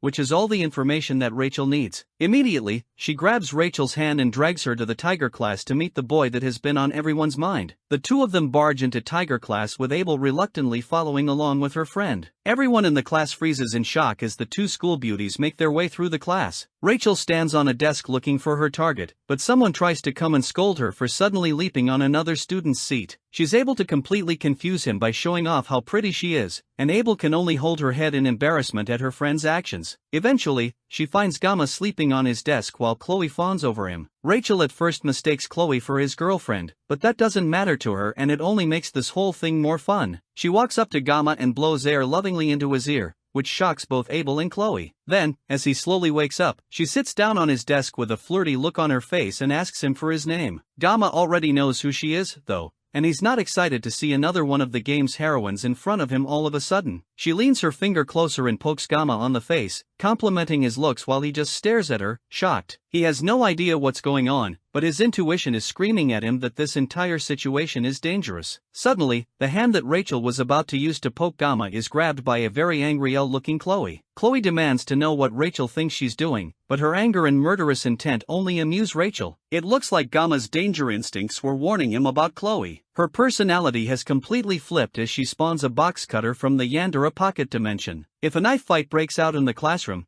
it could spark some serious problems for him down the line. This is a combination he has never seen in the game before, and he can only wonder why this is happening all of a sudden. Abel comes in and tries to drag her friend out of the situation, especially since this isn't even their classroom. But Rachel won't budge. She claims that she's only here to say hello, and then, as if to pour salt in the wound, she places a hand on Chloe's head and tells her that she's not supposed to interrupt when adults are talking. That only makes Chloe even more angry, and she opens up the box cutter and prepares to strike. Gamma and Abel watch in shock as Chloe tries to stab Rachel, but her hand is easily grabbed by the much stronger girl. At this point, she's just pointlessly provoking Chloe into a fight, and Abel yells at her once again to stop what she's doing before something bad happens. Rachel frowns and quickly tosses Chloe away like paper, but Chloe is able to catch herself before falling, causing all the boys in class to scream out in joy at the building catfight. Gamma is more annoyed than anything at the weird buildup happening in front of him. Then Rachel activates her blessing that's built from the foundation of her clan, the clan of the Spear Saint. In her clan, they believe that skills are useless when faced with overwhelming strength, and they believe that brute force triumphs over all else. That's the same motto that Rachel Demera, the niece of the Spear Saint, believes in as well. She bluntly asks Gamma if Chloe is her girlfriend,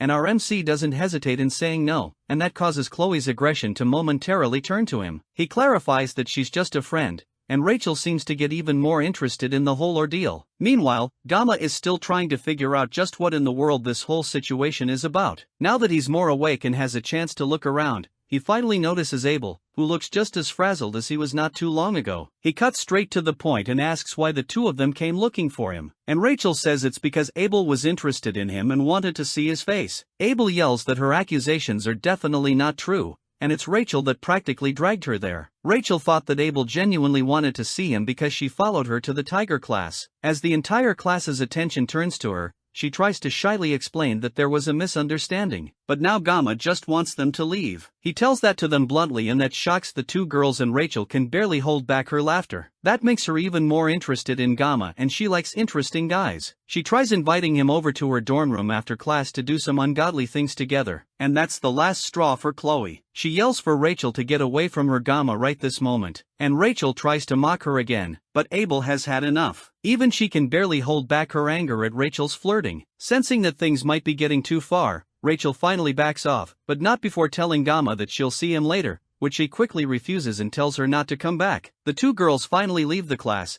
and Gamma immediately goes back to sleep while Chloe rushes to check up on him. No one notices Abel pausing for a moment to stare longingly at Gamma before walking away. Abel and Chloe continue their walk back to their class, and Rachel can't get over just how impressed she was by Gamma's attitude. It's one thing to be cold, but from his hollow eyes, Rachel could faintly tell that there was an underlying subtle feeling that she could get her throat cut if she continued poking him like that. She was just curious about him, but he went far beyond her expectations and actually gave her chills. From the little she could see, she can already tell that he's easily a step above all the style with no substance students that are all over the star class. Her clan pulls no punches when it comes to getting betrothed to the most outstanding warriors, and in a way, he just might be a precious resource that she wouldn't want to let go of. Rachel turns around suddenly and apologizes to Abel. Abel, on the other hand, feels like she should apologize to the students of Tiger class for the scene she made. But that's not what Rachel meant. She's apologizing about Kangama because going forward, she's not going to yield now that she's interested in him. Elsewhere in the school's clinic, Nox pulls himself angrily through the halls with only the thought of killing Gamma in his mind. He has lived his entire life without knowing defeat, constantly being called the auditory genius. Now someone has come and defeated him with nothing but kitchen knives. Just the thought of Gamma's face pisses him off to an outstanding degree. If he has to, he will call the power of his entire clan just to cut off Gamma's head. And then once he kills our MC, he will get Chloe back. Chloe has the potential to become similar, if not greater than him, and he won't let some random special admissions nobody take her away from him. All he has to do is call on the power of his clan to strike, and then they will show him. At least that's what should have happened. But the same Gamma that he has been relentlessly plotting to kill sits calmly in his clinic room eating an apple. Before then though, while the class was in session, Gamma watched Chloe worriedly. The two girls have left, but Chloe is very clearly still upset even though she was the one who pulled the blade out first. As she's having her psychotic thoughts,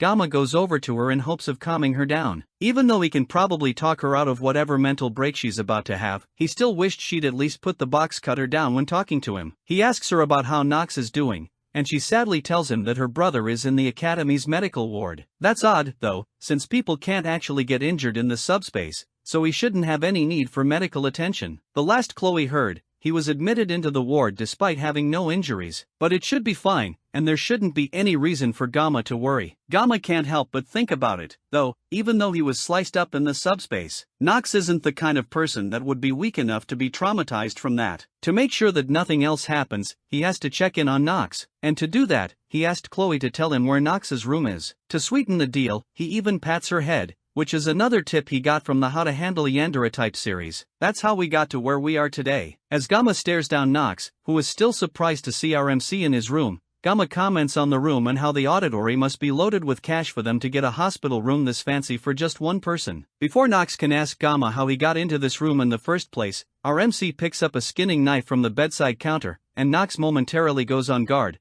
wondering if Gamma wants to finish what he started. However, instead, Giamma simply picks up another apple and cleanly peels the skin off before placing it right back on the table. Then, Gamma gets up and walks right past Nox, advising him to take fruits and vegetables for his health. That pisses Nox off even more, and the assassin reveals a knife hidden under his sleeve, ready to stab Gamma while he's least expecting it. But, as if predicting this, Gamma warns him that if he ever has ideas of getting any sort of revenge, then he will be cut up along with the entirety of Editor. With that, Gamma slams the door shut as he leaves, and the force is harsh enough to turn the apple that he cleanly peeled into slices, revealing that he cut it up so fast that Nox didn't even notice. Gamma walks out of the medical unit with his mission hopefully accomplished. Now, Nox is nothing more than a candle that can be extinguished at any time, and his will has been totally destroyed. This is all thanks to Gamma's bravado-filled intimidation, which he hopes doesn't come back to bite him. After all, the Auditories are an incredible group of assassins, and there's no way that he can take on an entire clan with just 30 seconds of pain neutralizer. Although he should be able to take out 10 people in 30 seconds,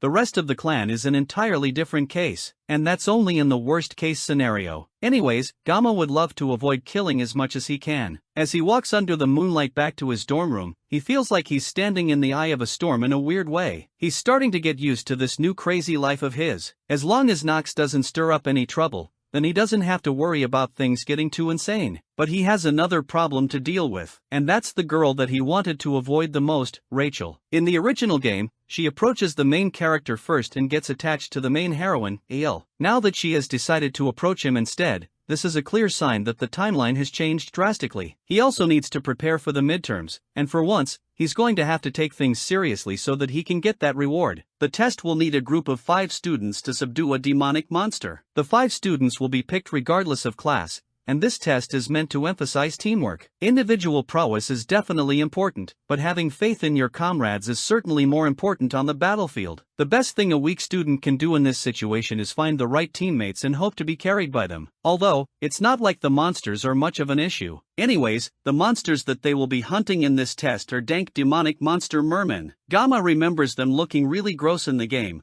which means facing them in real life is going to be even more disgusting. If they were mermaids, then they would at least be more attractive to look at. But mermen are just going to be gross. But mermaids are considered demonic humans, and they are the main force of the demon army, meaning that they are way more powerful. Compared to demonic humans, demonic monsters are nothing more than just guard dogs or pets. Fortunately, only mermen should be on the island, meaning that students don't have to deal with demonic humans. It's already been a month since Gamma came to this school, and this is the first night that he has felt a bit of peace. It's been 700 years since the humans and the demons swore a truce. And just like how human history isn't without war, there have been a few disputes between the humans and the demons, both big and small. An example is half a century ago when Vasman, the commander of the 6th Legion, claimed that he would revive the commander of the 1st Legion. That decision caused an entire week of battles that bathed the city in blood. In the end, humanity emerged victorious and the 7 heroes were born. Although from those heroes, 3 sacrifices were made and neither faction wanted to escalate things further. Other than that, peace has continued to this day. But Gamma wonders if this is really peace. The more he thinks about it, the one who sealed the 1st Legion commander alone 700 years ago must have been a real beast. The 6th commander took 7 people together to bring down, and even then there were deaths among their group. And now they only have 3 years before the second human-demon war begins. And this time the war will include the Demon King. It's terrifying to think about that future. But thinking won't change anything. What Gamma needs to do now is to focus on the upcoming midterms. The first thing he needs to do is find teammates. But that's easier said than done since he has no friends. Right now though, he's the most famous student in the academy and he can probably use that to his advantage in hopes of solving the problem. There's no way he can live 3 years under the radar. So Gamma decides to change his motto for the time being. He will no longer try to live quietly, but still try to live comfortably. Now he needs to try his best to get people to join his group. However, a week later, he's still completely alone. Not a single person invited him to join their group. In the end, they might all just be scared of him. He turns around and glances at his class, and the only person alone like him is Chloe. Maybe she's been considered an outsider since the altercation with her brother and how he lost. Or maybe because of how she acted when Rachel came around. Regardless of the reason, he approaches her and asks if she still hasn't found any cadets to partner up with. Just like him, she's still alone and Gamma is worried about her. After all, he's used to being alone, but she had some friends at least, and yet they are all gone. She claims that she will be alright as long as she has him. In any case, he offers her to partner up with him so they can find 3 other people. With Chloe's capabilities, she will be a huge asset to him. He can only fight for 30 seconds. So she is like 30 soldiers packed in a cute bundle. The peace in the class is broken up as Rachel comes charging and calling for Gamma. He doesn't hide his disdain for seeing her again, and Chloe doesn't hide her bloodlust either as she pulls out a box cutter. Rachel continues to bother him, even falling over on his desk. And then she asks him if he has found any groups to take the test with. Since she's clearly not listening to him, he answers her question. And the fact that he doesn't have a group yet is perfect for her as she invites him to her group. Gamma is suspicious of the sudden offer since there is definitely a huge line of other students available to join her group. So why would she come for him specifically? She tells him plainly that he seems more fun to do the test with than any of the other students in her class. Gamma then tells her that he's already in a team with Chloe, but that's alright, too, since Rachel's group has 2 spots left. Gamma is still suspicious of the whole thing since this is a bigger risk for Rachel. Doing something like this could risk her grades if they underperform for the island test. He glances at Chloe and she begrudgingly nods, agreeing to join the group. With nothing holding him back anymore, he tells her that he will join. And Rachel immediately opens her phone to test someone after telling him that he can't back out. Then Gamma asks who the other members of the group are. And the first person she mentioned is none other than Lion. Not just any Lion,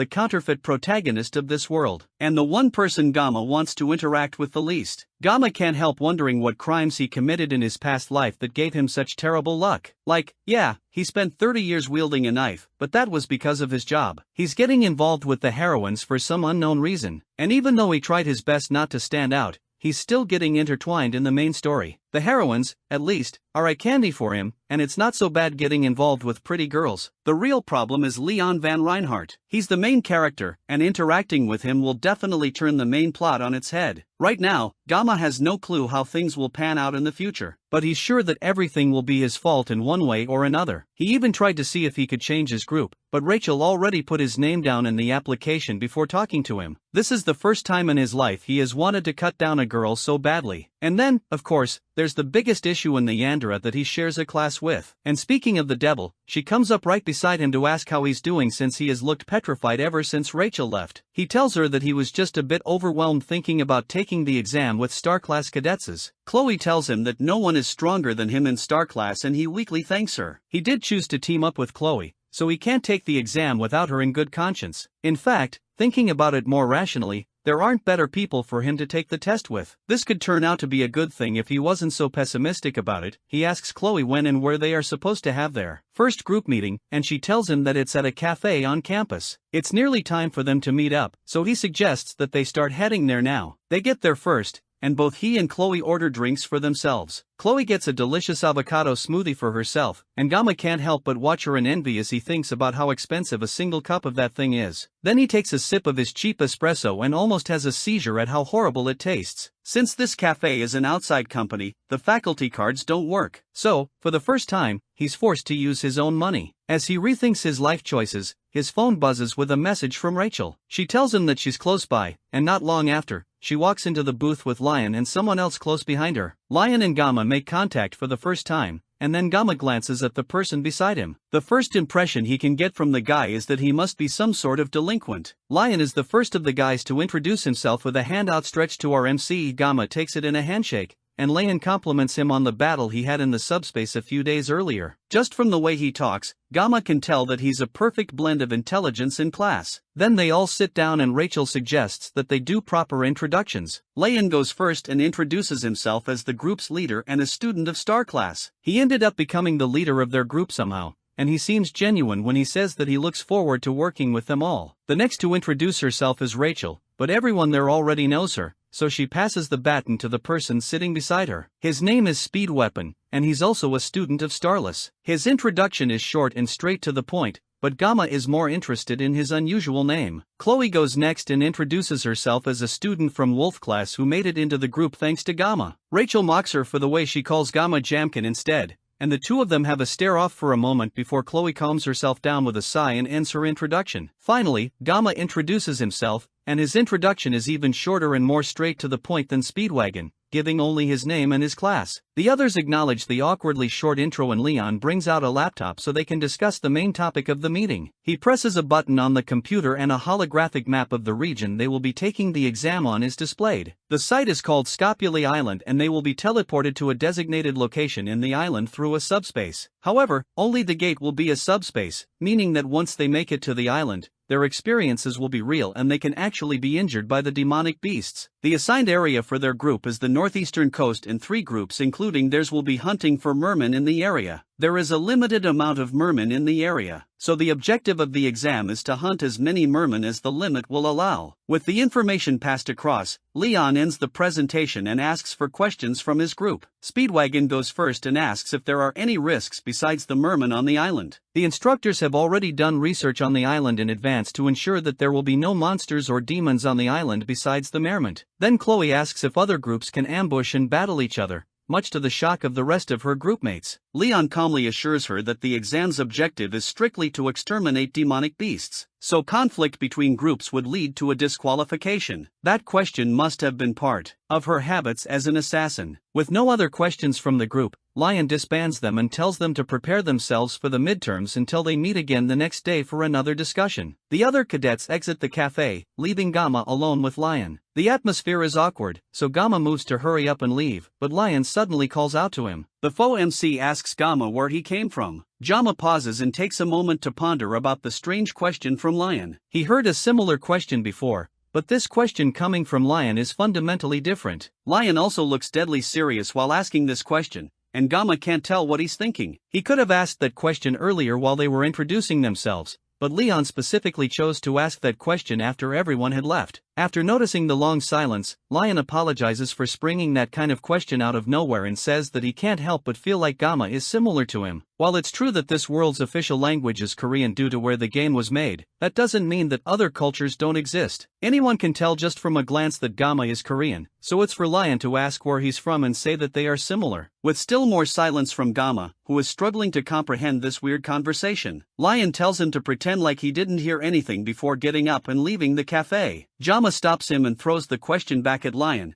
asking him where he came from. It was a reflex response, and Gamma regrets it immediately, but he knows that he won't be able to sleep tonight if he doesn't get an answer. Lion calmly takes Gamma's hand and tells our MC that he's from Germany. Without another word, he leaves, and Gamma can't help but wonder what is up with Lion all of a sudden. At that moment when Lion first asked the question, Gamma wondered if the main character of this game came from another world as well. It's outlandish to think about, but it's also a very real possibility. There's no rule saying that only one person can be dragged into this video game after all, and possessing the main character is more probable than possessing an extra. Gamma glances down at the knife of his table and has an idea. When the blessing of the sword god activates, his senses are strangely heightened. Maybe activating the blessing might give him some answers. He picks up the knife and removes the cover, and a message comes into his mind just as he had hoped. It confirms that Lion really is from this world. This voice is similar to when he was fighting Chloe. When he activates the blessing of the sword god, he can faintly hear a voice. However, thinking about it gives him a migraine that even bypasses the painless blessing. Regardless, the Lion that he met today is definitely the Lion that he played in the game, and no actor could replicate Lion so perfectly. It's weird that Lion would ask him which country he came from out of nowhere, but then the claim that the two of them are similar is also quite concerning. He heads over to a wiki page, but there is no information about Lion in this world. Things are getting weird, and Gamma decides that this is the last time he will be involved with Lion. If something like this happens again, he can just go and see media about it while ignoring her attempts to run away with him. Gamma is also surprised by how calm he has managed to be despite the situations that have been unfolding recently. Maybe this is also an influence of his blessings. He takes a look at his status screen, and as usual, it looks like he's making smooth progress. His mental fortitude and armament are the same, but his physical fortitude has increased thanks to the training that he has been doing. His armament will also probably increase when he gets Murasame from the midterm exams. The only thing he's not sure of is the assimilation rate. It has gone up a lot, and it looks like it will soon unlock something special for him. Maybe it's related to what he has done so far. It's still annoying that he doesn't know what it is, and it's not like he can ask someone else either. At the bottom of the status screen, though, there's something new. His blessing of painlessness has increased by 10 seconds.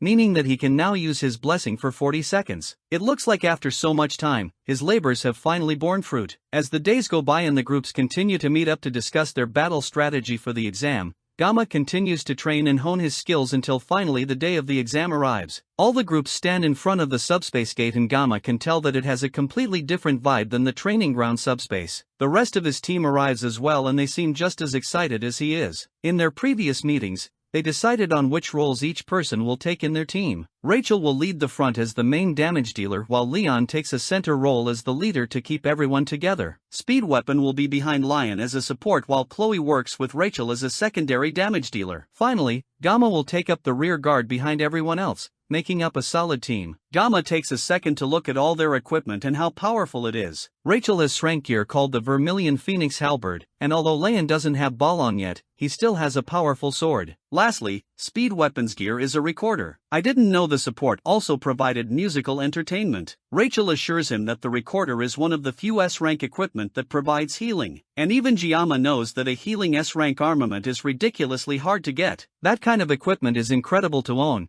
and Gamma gets closer to inspect it, much to Speed Weapon's surprise. Their chat is cut short as a voice comes on the intercom to announce that the first-year midterms are about to start. The instructor of Wolf class, Lee Won-bin, comes over to talk to the students. They already have a good grasp of the rules, so he keeps their discussion brief. He tells them to not be shy of running away when things get hectic. There's no reason to risk their lives for extra credit. If they are injured or wish to surrender, they can just call for the instructor in charge. Now that the exam is officially about to start, Leon tells them to do their best and try not to be nervous. Chloe seems anxious and Gamma asks what is wrong. She tells him that she remembers the fact that mermaids can appear on the island, but Gamma assures her again that the instructors have already confirmed that everything is clear. Chloe tries to take his word for it, but she can't help being nervous. Back in Sicily, where she grew up, mermaids were often sighted, and they were known to cause large amounts of damage. Humans now have a truce with demonic beings, so they are rarely seen outside of dungeons. But the fact that these rumors have persisted, even though the truce means that the conditions of where mermaids appear have yet to be fully confirmed, he places a hand on her head to calm her down as the teachers call for the cadets to step through the gate. She smiles and decides to place her belief in Gamma. Much later, she hears Gamma's voice calling for her through a haze in her mind. It looks like she lost focus for a moment, and now things have turned on their head. When she opens her eyes, she sees Gamma and the others standing in front of something large and powerful. Rachel asks Speed Weapon if he has been able to contact an instructor in charge, but since they are in a cave, he doesn't have a connection on his phone. Meanwhile, someone lays on the ground bleeding and clearly in danger. And then in front of them is the main cause of this sudden chaos, a mermaid. Let's go back a bit before our group found themselves in this terrible situation. As soon as they arrived on Scopuli Island, the first major problem they all faced was motion sickness from passing through the gate. The only person who seems alright is Gamma, who tells them that he doesn't suffer from motion sickness. Not long after that, they had their first encounter with a merman. It stared at them in surprise for a moment before scurrying away. As disgusting as they look, they are way smaller than Gamma expected. Lion confirms that the one they saw is too small to give them any points. To find the adult merman, the group has to head to their assigned location. Chloe goes ahead of them to scout the location, and the group follows along at a slower pace. Eventually, they make it to their location,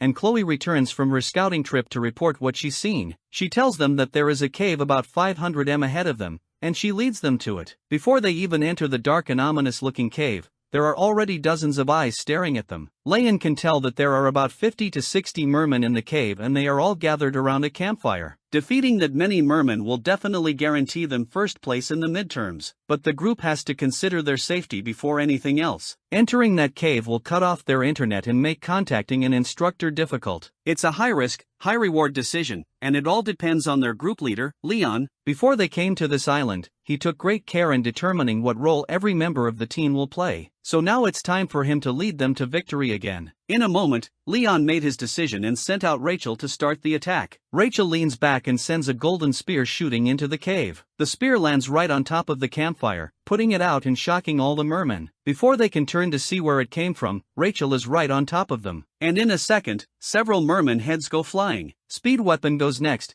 focusing his power to buff Rachel's skills, making it easier for her to pick them off one by one. Gamma can't help letting out a gasp of awe at how powerful Rachel is. That doesn't go unnoticed by Chloe, and the Yandere pulls out her katana and activates her blessing to take on the fisherman as well. She immediately rushes to catch up to Rachel's number, taking out more and more mermen while the two of them rush towards each other. They aren't slowing down even as they continue to get closer and closer to each other. And Gamma gets worried that they have no intention of slowing down at all. They get within inches of each other before finally turning and taking out the last merman that was rushing towards them both. Then they step away from each other and continue taking out the others while Gamma breathes a sigh of relief. In the end, he was worried about both of them for nothing, and eventually with their combined efforts all 60 mermen were slain. It looks like they are done here, and Leon suggests that they go somewhere else to continue the exam. That kind of determination and leadership is what makes the blonde MC the heart of their team. That further proves to Gamma that Lion really is the true MC of the game. There's no way anyone would be able to replicate these qualities of a hero. As Jom's thoughts continue to wander, he takes his eyes off Lion for a moment. He looks back up just in time to see the blonde hero fall to the ground after taking a fatal blow to the stomach. The others stare in shock as something powerful rises from the pool of dead mermen behind Gamma. It's a demonoid mermaid, the exact monster that Chloe feared would show up unannounced on the island. Gamma had a feeling that things were going way too smoothly for them. Now the question is whether they should run or stand and fight. There's no telling if they will even be able to get to safety while looking after an injured lion. Rachel tells Speed Weapon to call the instructors and inform them that a mermaid appeared. But just as Gamma feared,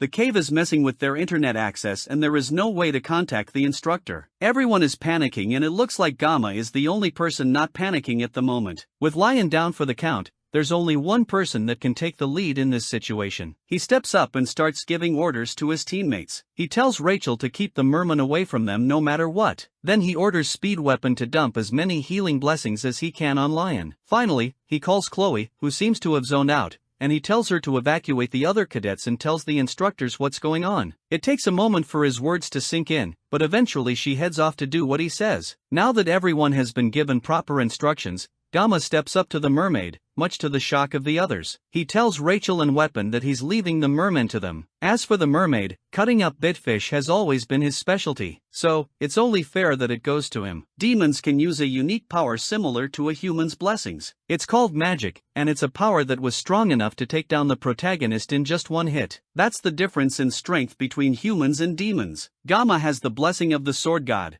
but that doesn't guarantee that he will survive this battle. Even in the original game, it was impossible to take down a magic-utilizing demon without a party. And yet, here he is about to solo a boss that usually requires a full-scale raid. In other words, Gamma is in deep, but there's no way he can back out of this now. It should take Chloe about 10 minutes to find help and come back. Despite that, Gamma has only 40 seconds to take this overgrown fish down before he meets a worse fate than the main character. Rachel struggles to keep the merman away while Speed Weapon focuses all his power on healing Lion. The wound is deep, but it's recovering regardless. Despite the daunting task in front of him, he can't help but focus his attention on Gamma. Just looking at the mermaid is making Super Weapon's bones shiver. And yet, Gamma wants to fight it all by himself. The demon strikes first, launching the same laser attack that took out Lion. Gamma dodges the attack and rushes in with his knife to close the distance. The mermaid seems to primarily use long distanciance attacks with water magic properties. Gamma doesn't know much about magic, but he does know that this demon is just a fish with flesh and bones. All he has to do to come out on top is dive in and cut it. He jumps close to the demon and slices it,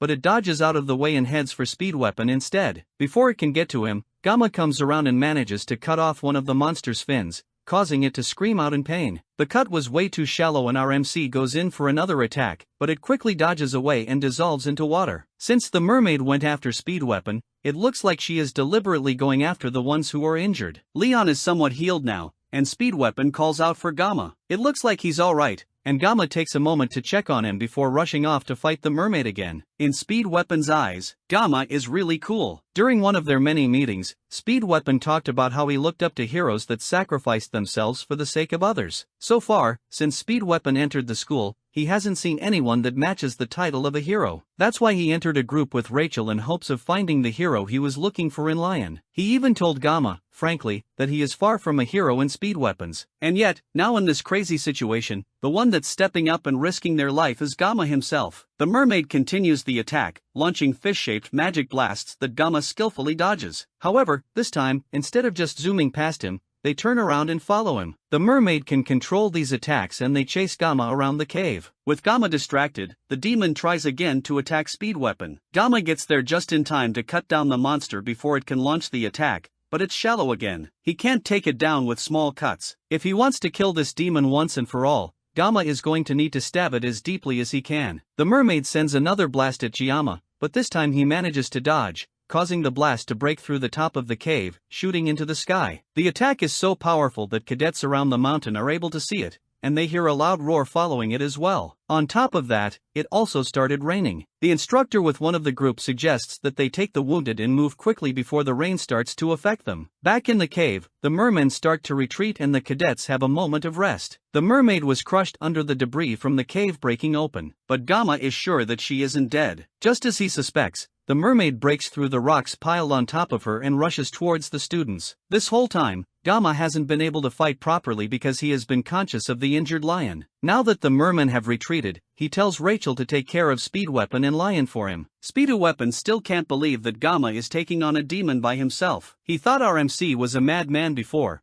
but now he might just be witnessing the birth of a legend. Meanwhile, Gamma is just happy that he can finally focus now that he doesn't have to worry about his teammates. He only has 10 seconds left of the painless blessing, and he has to make up for lost time if he doesn't want to die. Gamma and the mermaid stare each other down for a moment before rushing in for the final clash. Elsewhere, Chloe dashes through the forest as fast as she can, looking for anyone to help her. She's tired, but she knows she can't stop running unless everyone she left behind will be in danger. Her body hurts incredibly bad, but the more she feels like stopping, the more she thinks about Gamma and the fact that he's in the cave fighting that monster on his own for their sake. Gamma really is the strongest person she has ever met in her life. He clearly doesn't like fighting and tries to avoid drawing his blade whenever possible. The only time he stands to fight is when there is really no other choice. Since Gamma made the best decision fighting that mermaid, she knows she has to do her best to get help. But she can't help feeling that if she was just a little stronger, then maybe she would have been able to help him somehow. Behind her, a loud blast tears the side of the cave apart, and she knows that it's the sound of Gamma and the mermaid fighting. In her worry, she trips off a vine and almost falls,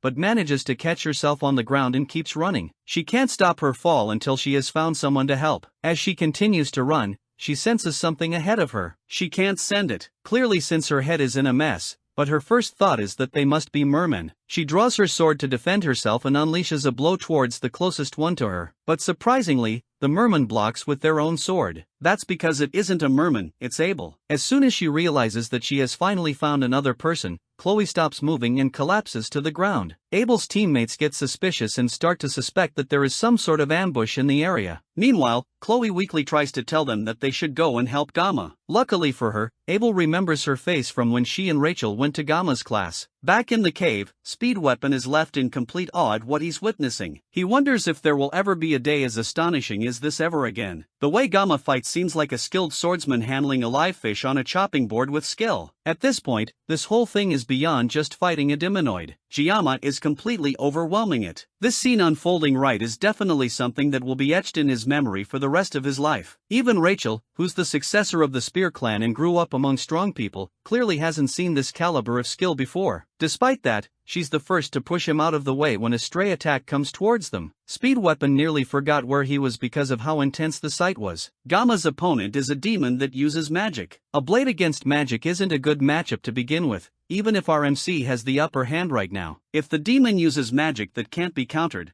then Gamma will be in danger. As soon as Speedweapon has that thought, as if on cue, the mermaid raises its hands in the air and calls a different magic attack called Needle Squall. The rain around them starts to crystallize and freeze and everything halts for a moment. Then the mermaid drops its hand and all the sharp crystallized raindrops fall towards Gamma. He dodges some and parries the rest, but they are too hard for his knife. The blade starts to break apart as he fights with it. Instead of keeping the blade aside, Gamma tosses it at the mermaid. It cuts straight through the mermaid's side, leaving a gaping hole in its waist. Gamma then follows up with a final attack, cutting through the mermaid's flesh with one powerful slash. Except the mermaid managed to dodge and instead use the body of a merman to distract Gamma. Then it charges up a massive attack right in front of our MC. This one is way too close, and there is no possible way he can dodge it. Just before the attack hits and he starts to panic, his mind is suddenly teleported to a clear space. In that space, he sees a red line that indicates where he should cut and he hears a voice telling him that if he can slice it, it will cut. Instead of dodging the attack, Gamma readjusts his grip on the knife and cuts through the magic instead. The cut causes a massive shockwave to push through the area, and by the time the smoke clears,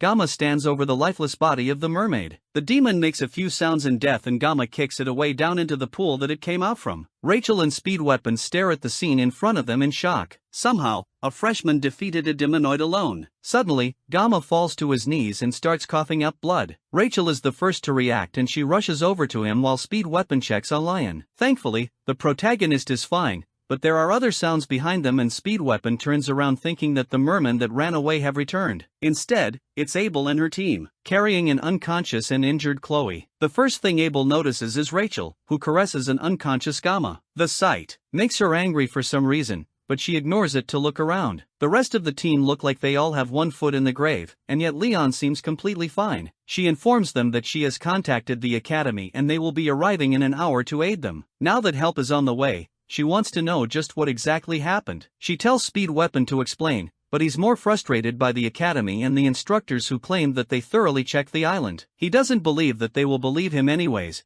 but he starts to tell them what he witnessed. Speedweapon gives Abel a basic rundown of what happened and how Gamma defeated the mermaid alone. Just like Speedweapon predicted, she can barely believe it. The tales that her grandfather told her when she was younger were more realistic than this. And yet, as ridiculous as the story is, the evidence around them proves that it's the truth. Why would they lie about this anyways? And yet, Abel still can't accept it. She's a descendant of the acclaimed hero Baylor Yawahan and his disciple Aaron Nibalone. Those are the roots that she has in her, and it has given her a special attribute since birth. Her bloodline has always been filled with promise and potential, and she put in incredible effort to make sure that she wouldn't be overshadowed by her roots. And yet, even with everything going in her favor and with how far she has managed to get, Kangama continues to prove that there is a ridiculously large gap between their skills. Abel can't help feeling a mix of fear, dread, and admiration. She tells the healer in her group to try to heal Gamma while they wait for the teachers. After getting a better look at him, she can see that he's tattered and at death's door, and yet he fought a demonoid alone and came out victorious. Abel can't help but look at him in envy. Speed Weapon snaps her out of it and tells her that it probably would be best if they don't tell the instructors what happened here in detail. The academy claims that they scouted the island beforehand and yet a demonoid popped out of a cave that would be easily noticeable by cadets. There's some things that just don't add up in this whole story. Leon tries to cut straight to the point and asks Speed Weapon if he thinks that there is someone among the demon factions within the academy. Leon tries to backtrack since that's not exactly what he meant, but they also can't completely rule out that possibility. It's undeniable that this cave isn't easy for cadets to miss, and as Speed Weapon said, if it weren't for Gamma, then Leon's group would have been torn to shreds. There were definitely conflicts, both large and small, during the 700-year truce, but there was never a moment where the demons dared to touch the cadets of the academy. There was also a clause in the truce stating that if an act like that were to happen, then it would be justification for war. Speed Weapon tries to pull them out of their thoughts and assures them that they are definitely blowing things out of proportion. It's not a bad thing to be wary of a possible spy in the academy, but it's way too soon to jump to conclusions. For now, they need to make sure that their stories match up. If there really is a spy in the academy, then Gamma will definitely become a target once word gets around that he defeated a demonoid alone. Abel doesn't really agree with keeping things under wraps like this, but since Gamma has worked so hard for their sake, and the group seems to unanimously agree with this decision, she suggests that they talk to her grandfather first. The cadets return to the school and Gamma is taken to a hospital. He wakes up as the bright even sun shines on his face and he's almost surprised that he's alive. The last thing he remembers is the mermaid shooting a magic sphere out right before it died. It wasn't an attack that he could dodge,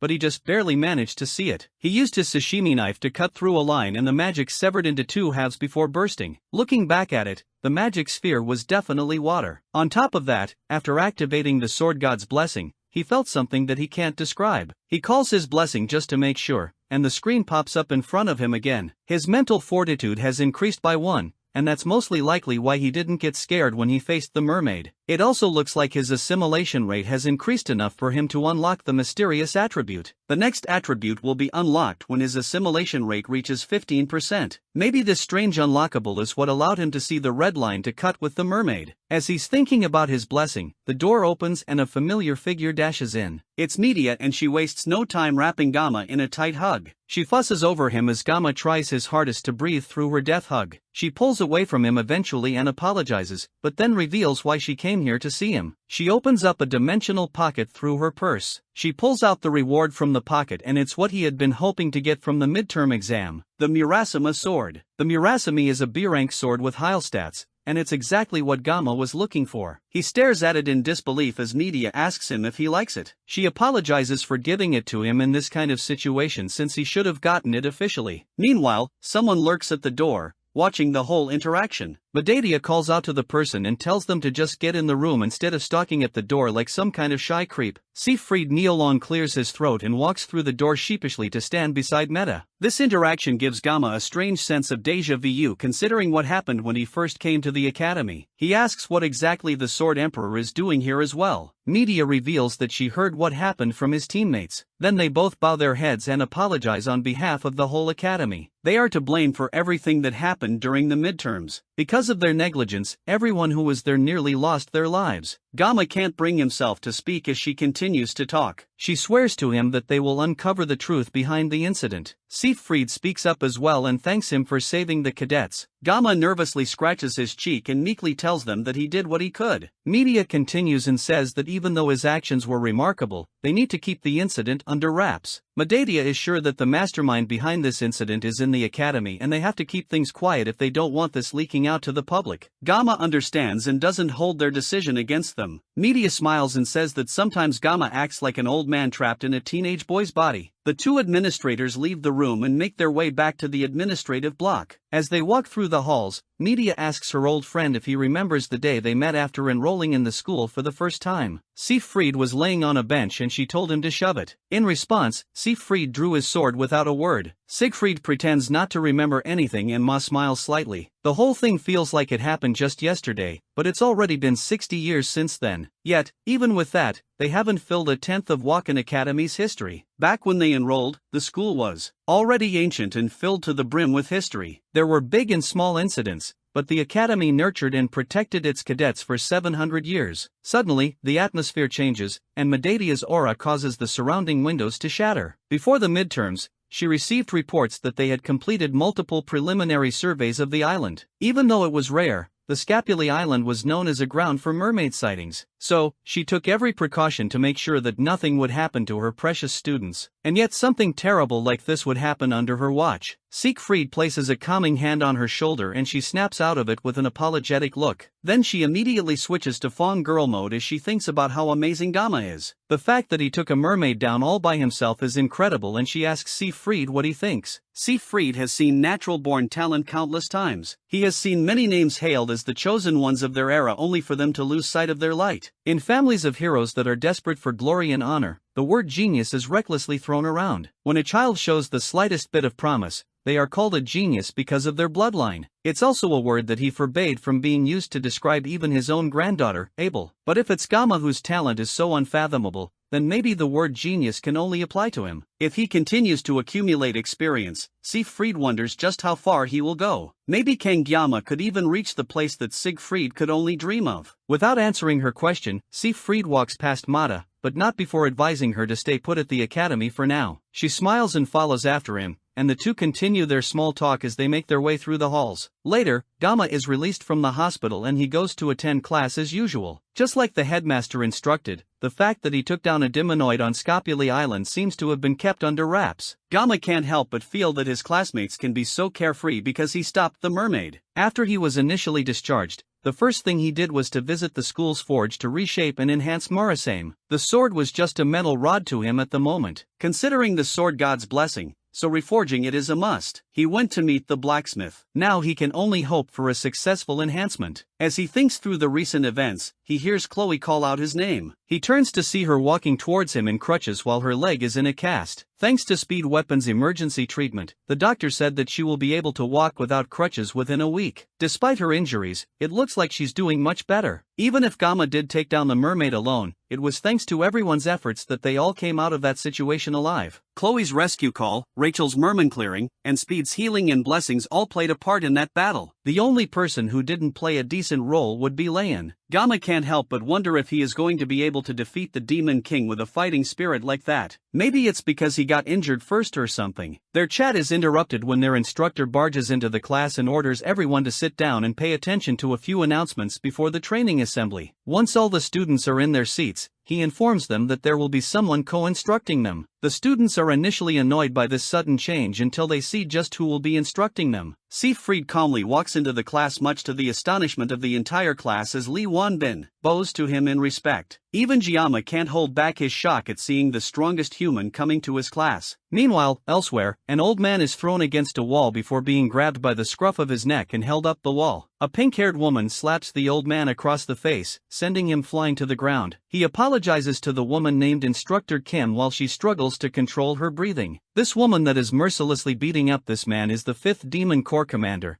and she is not pleased at all. She asks him why he didn't cooperate with her when he had the chance, and the man tries to apologize, but that only gets him another smack to the face. It's clear that the purple-haired instructor is tired of apologies. The goal of this whole scheme was to bring Leon back from the exams half dead. He may be a hero candidate, but there's no way he could take out a mermaid alone. But now, because of the old man's incompetence, Leon is now comfortable at the academy. Instructor Kim gives the elder another kick to the face, but immediately regrets it when she sees that she got blood on her shoes. She still can't believe that a full demonoid was taken down by a bunch of first years, but looking at the new students that joined the academy this year, she can't say that she is surprised. The elder speaks up and clarifies that taking on the mermaid was done by just one cadet. Instructor Kim first thinks he's talking about Lion, but he clarifies that it's the academy's top student, Kangama. The Demon Corps commander recognizes the name of the special admission student, and that tells her everything she needs to know. It looks like there's new prey for her to hunt now. The prey in question though isn't the most efficient person to hunt. Wolf class once again goes on their daily training with the exception of Chloe, who is still in a cast in crutches. Gamma can't help being jealous of her getting to rest, and he's forced to run for his life with his fellow students. And to make it worse,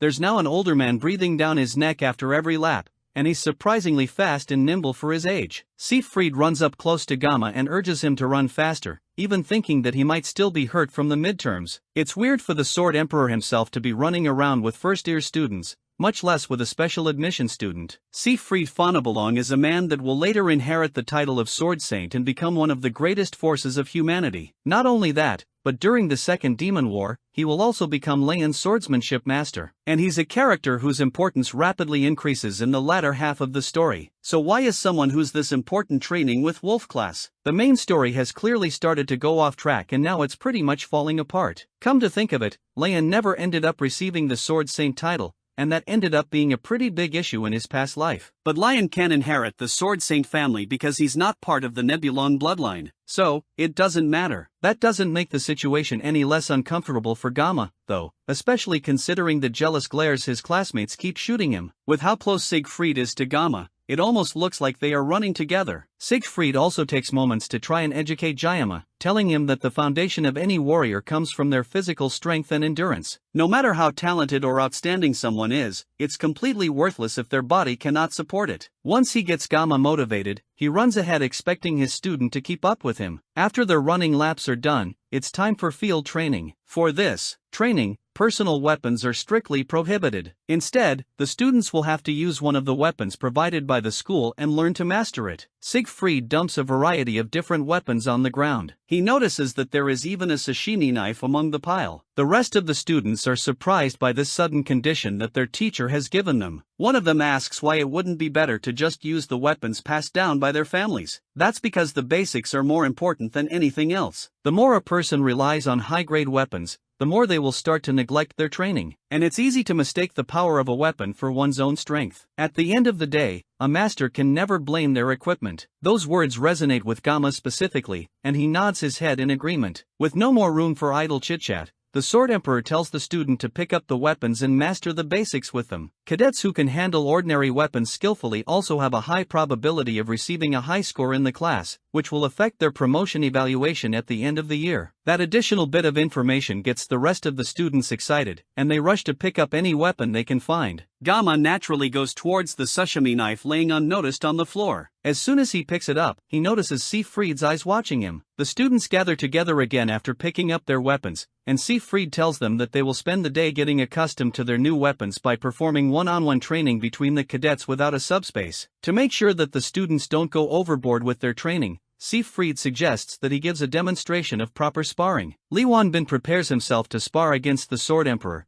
but him shivering in fear makes it obvious that he's not prepared for this in his whole life. This has to be the biggest crisis he has ever faced. However, Siegfried has a different idea in mind. He calls for Gamma to come forward for the spar. Siegfried is also holding one of the novice weapons from the pile of old tools, but in his hands, the piece of junk looks especially sharp. The other students are still jealous and confused by the fact that the Sword Emperor himself is calling Gamma out personally. Gamma comes out and before they start, he asks Gamma if his bones have healed. Once he gets a positive answer, he tells RMC to pick up his sword. This is just a sparring match, but Gamma thinks that this is way too much. If he crosses swords with the Sword Emperor, it's clear that this won't end easily. If this gets out of hand, at least one of them will lose a hand. And if they are unlucky, then even a head will roll. Despite those thoughts, though, maybe because of the influence of divine power, his instincts are craving for a fight. Gamma tries to de-escalate the situation and says that he's nothing compared to the Sword Emperor, so Siegfried should lower his sword. The rest of his classmates mock him behind his back, making fun of the fact that he's chickening out of a fight. Siegfried also isn't impressed and calls Gamma out for continuing to hide his power and his pride as a swordsman. There's no reason for Gamma to have such extraordinary talent while living as a cowardly person. Pride is a word that Gamma had engraved in his heart ever since he claimed the title of the greatest swordsman in the country. Those characteristics are also the reason why he never put down his sword. The provocation from the Sword Emperor is supposed to test him, and if he falls for the privation in this situation,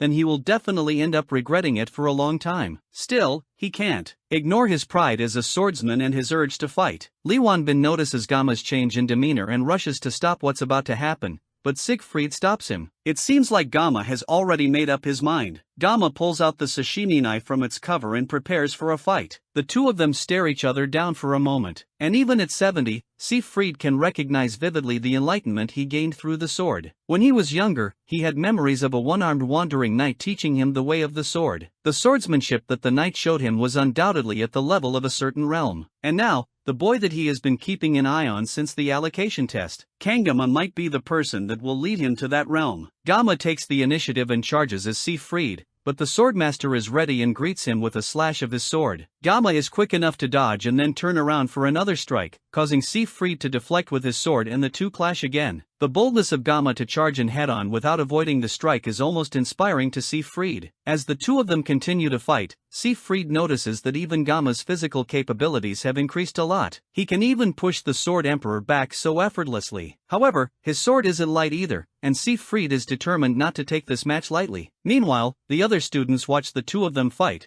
but they can't tell what's going on. From what they can tell, Gamma just got lucky during the matchup in the last subspace sparring with Nox. And yet, even the Sword Emperor seems to care a lot about Gamma, who is just a special admission student. They at least hope that the Sword Emperor will give him a proper lesson that will leave him crying. And yet, after several minutes of watching, the two of them are just standing there staring at each other. Lee Wanbin knows what's really happening, though. They aren't just standing still. They have reached a level that the Wolf class instructor doubted was even possible. Before the spar, he warned Siegfried that if the headmaster found out about this, then things might get out of hand. On top of that, the other cadets could also be affected. But Siegfried assured him that he has no intentions of crossing real swords with Gamma. The older man already knows that our MC has the power to cross into a special place. The place is called the Mental Realm. To enter this place and withstand a battle with Siegfried, Gamma must be on an entirely different level than they even gave him credit for. A duel in the Mental Realm is an intense battle of wits, and Siegfried can tell just from the short time they have crossed swords that Gamma is growing at an impressive rate. If that's the case, the Sword Emperor might have to take things to another level as well. He activates a powerful blessing called the Sword Spirit Protection, and even outside the Mental Realm, the students can feel the intense pressure coming from the two of them. The blue light coming from Siegfried's sword is definitely some sort of aura. It looks like the battle was so intense that the two of them broke out of the Mental Realm and returned to reality. Things are starting to get out of hand, and if Lee Wanbin doesn't do something to stop this, then there will definitely be bloodshed. Before he can stop them though, Gamma and Siegfried take off and launch at each other, but a loud cry stops them both in their tracks. Medea arrives before they can cross swords again. An appearance causes the ground beneath her to break apart with her anger. The fight ends and Siegfried is taken back to Medea's office for a proper scolding. He apologizes, but the headmaster is clearly not taking any weak words from him. She yells at him for going way too crazy and trying to pick a fight with a student after she went through so much trouble to get him a spot as an instructor in the school. In that moment, Siegfried lost his self-control and exerted his aura to the fullest. He would probably have gotten an even greater scolding, but as soon as Medea arrived and de-escalated the situation, he turned around to her and apologized. In over 50 years that they have known each other, Medea has never heard him say sorry. And yet, he said that today, not just once, but twice. That's the only reason she's calmly trying to listen to him right now. She directly asks him why he would unleash the Sword Spirit's blessing on a student. If Medea hadn't arrived when she didn't, things would have gotten deadly. Siegfried tells her that if he hadn't released the blessing, then he wouldn't have been able to gain the upper hand against Gamma. That stops Medea in her tracks. For someone with as much pride as Siegfried to admit that, things must be truly incomprehensible. She knows about the innate talent of Kangji, but she also knows better than anyone just how strong Siegfried truly is. Then he reveals that Gamma has already reached the Mental Realm. Siegfried, for comparison, only managed to master it at the age of nearly 30. The fact that a 17-year-old has done it is more than Medea can believe. Siegfried doesn't know either, but there's no denying what he experienced. All this new information is way too much for Medea to understand, but she remembered what she saw after she stopped the fight and went to check on Gamma. The moment she ran up to him, any semblance of dignity as an educator or one of the 7 stars vanished. In that moment, the only emotion she felt towards Gamma was fear. A fear similar to the feeling she had when she met the 6th Division commander, Vass. She can't figure out why she would have such an eerie feeling towards one of her own students, but it does give more credibility to the crazy things Siegfried is telling her. She then asks Siegfried directly if he lost, and the normally calm and quiet man becomes irate in a second. He yells that even if Gamma's talent is innate, there's no way that it would compare to his, and on top of that, he even says that he wasn't fully armed at the time, which is the reason why things went the way they did. Medea calls him out for breaking his own rule of blaming his equipment. And can equipment really be an excuse when facing off against a student? The way he's overreacting just makes him look ridiculous. Her words make him so angry that he tries to activate the Sword Spirit's blessing right there, but a firm slap from Medea pulls him out of it. Elsewhere, Gamma wakes up from a dream where he relived the fight with Siegfried. Everything ended well, but the Sword Emperor is quite hot-headed. If Medea hadn't intervened, things could have gotten really dangerous. The mental realm is also a really strange thing to experience. The mental realm is only achieved when one grasps full mastery and understanding of their weapon. It's an active space that can be activated when certain conditions are met, and only peak masters who have honed a single weapon for their entire lives can enter it. Because of this, even in the World Miracles Blessing game, not even 10 heroes can freely enter the mental realm. Leon, the protagonist, blessed with the qualities of a hero, needed 3 years of private training just to set foot in it. That's the point where Gamma stopped playing. However, Gamma managed to do it right away. Maybe it's because of his sashimi knife. Including his previous life, he has been using the sashimi knife for more than 20 years. What's more, every time he unleashed the sword spirit's blessing, he would experience a concentration that transcends perception. The tangled web between the life he's living here and his past life start to intertwine, breaking through situations. Based on his experiences so far, avoiding situations only makes things worse. Rather than being swept along passively, it would be better to tackle what he can do and solve things step by step. Now that he can freely control the mental realm, he can probably try to train in combat without relying on the sword god's blessing. He stands up from the bed and slowly uncovers his sashimi knife. Then, after a little bit of concentration, he re-enters the mental realm. Then, in an instant, the realm shatters and a large hand reaches in through the void towards him. It stretches down and a single finger touches Gamma's shoulder, snapping him out of his trance and filling the hand holding the knife with aura. Whatever it is though, it's too much for the knife and the weapon disintegrates. Elsewhere, some elders argue among themselves in a dimly lit room. The old man from before that was talking to the Demon Corps commander argues with the rest of the Academy's elders. The main thing he's trying to do is convince the rest of the elders to investigate Gamma on suspicion that he might be a candidate for the hero. The rest of the elders don't agree since it's already well known that the hero candidate is Lion. The elder tries to make the argument that Lion is still half-baked and can't even properly manifest his blessing, while Gamma has very obvious capabilities that were first shown when he took down the Genius Twins during the class placement exam. What's more, media is also blocking information about him under the pretense of protecting the student. Everything about him is just way too suspicious, and it means that they have to investigate. He also reminds them that the 7 stars have been meddling way too much in their affairs. And since Media, who is one of the 7 stars, became the Academy director,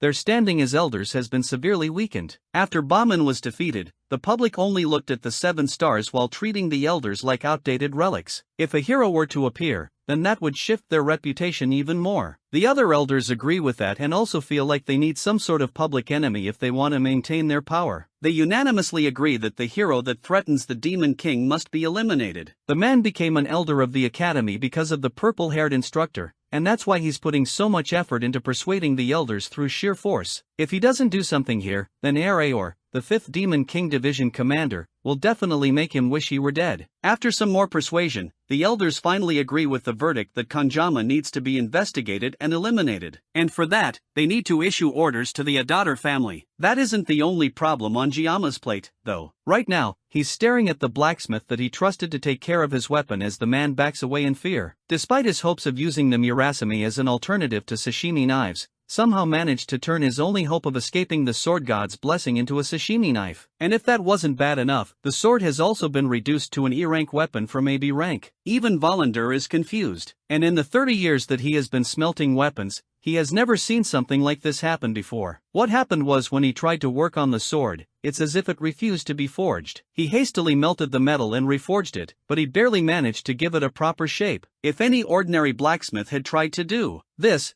they would have ended up with a useless lump of metal. Even with Jayam's 20 years of experience with knives, he can tell that the craftsmanship is impressive, and the specifications also align plenty with the sword god's blessing, but the hardness is still E-rank. The knife still has the potential of a good weapon though, so if it's reinforced, it will definitely become useful. All Gamma has to do is bring the reinforcement materials and will fix up the weapon without any additional charge. Gamma still isn't convinced though, and he angrily asks what will happen if it breaks again. Bueller shakily assures him that even if it's an E-rank weapon, it has the growth potential of an A-rank weapon, and it could grow to become even better. There's also the never-fail material, which will guarantee that the Murasame will become stronger. But that material can only be obtained from a rank or higher demonic beasts. A-rank demonic beasts are on par with E-rank demonoids, so sending him on this mission is the equivalent of telling him to fight something like the mermaid again. It would be crazy to risk his life to reinforce equipment, especially since even low-ranked demons drop reinforcement materials. Gamma asks vendor to promise and the blacksmith swears on his honor as a blacksmith. That aside, he wants Volander to at least refund half the cost of the leftover scrap metal, which is worth about 10 million won. Volander can't agree to that, especially since he made the weapon exactly as Gamma ordered, and he even said that he wouldn't charge for enhancement costs. Gamma argues that his B-rank sword was reduced to scrap, and considering the market price, this only seems fair. Volander still tries to fight back, but the glint of the blade and the death glare from Gamma are enough to shut him up, and realizing that he can't get out of this, tries to bring the price down to 500, but Gamma changes it to 1000. That's still way too much for him, but Gamma isn't going any lower, and his sword is definitely more than ready to get value out of Volander in other ways. It's either the money or his life, and finally agrees to the price. Gamma heads to a lone bench on campus to take another look at his blessing. After obtaining a new weapon, his armament has increased, and additional options have become available. The biggest reason that he hesitated to use the sword god's blessing is because of the excruciating pain, but his new stats have reduced the pain by 1 level. It can be further leveled up, which means that leveling up his pain reduction should be his biggest priority. He tested it earlier and although the pain is still unbearable,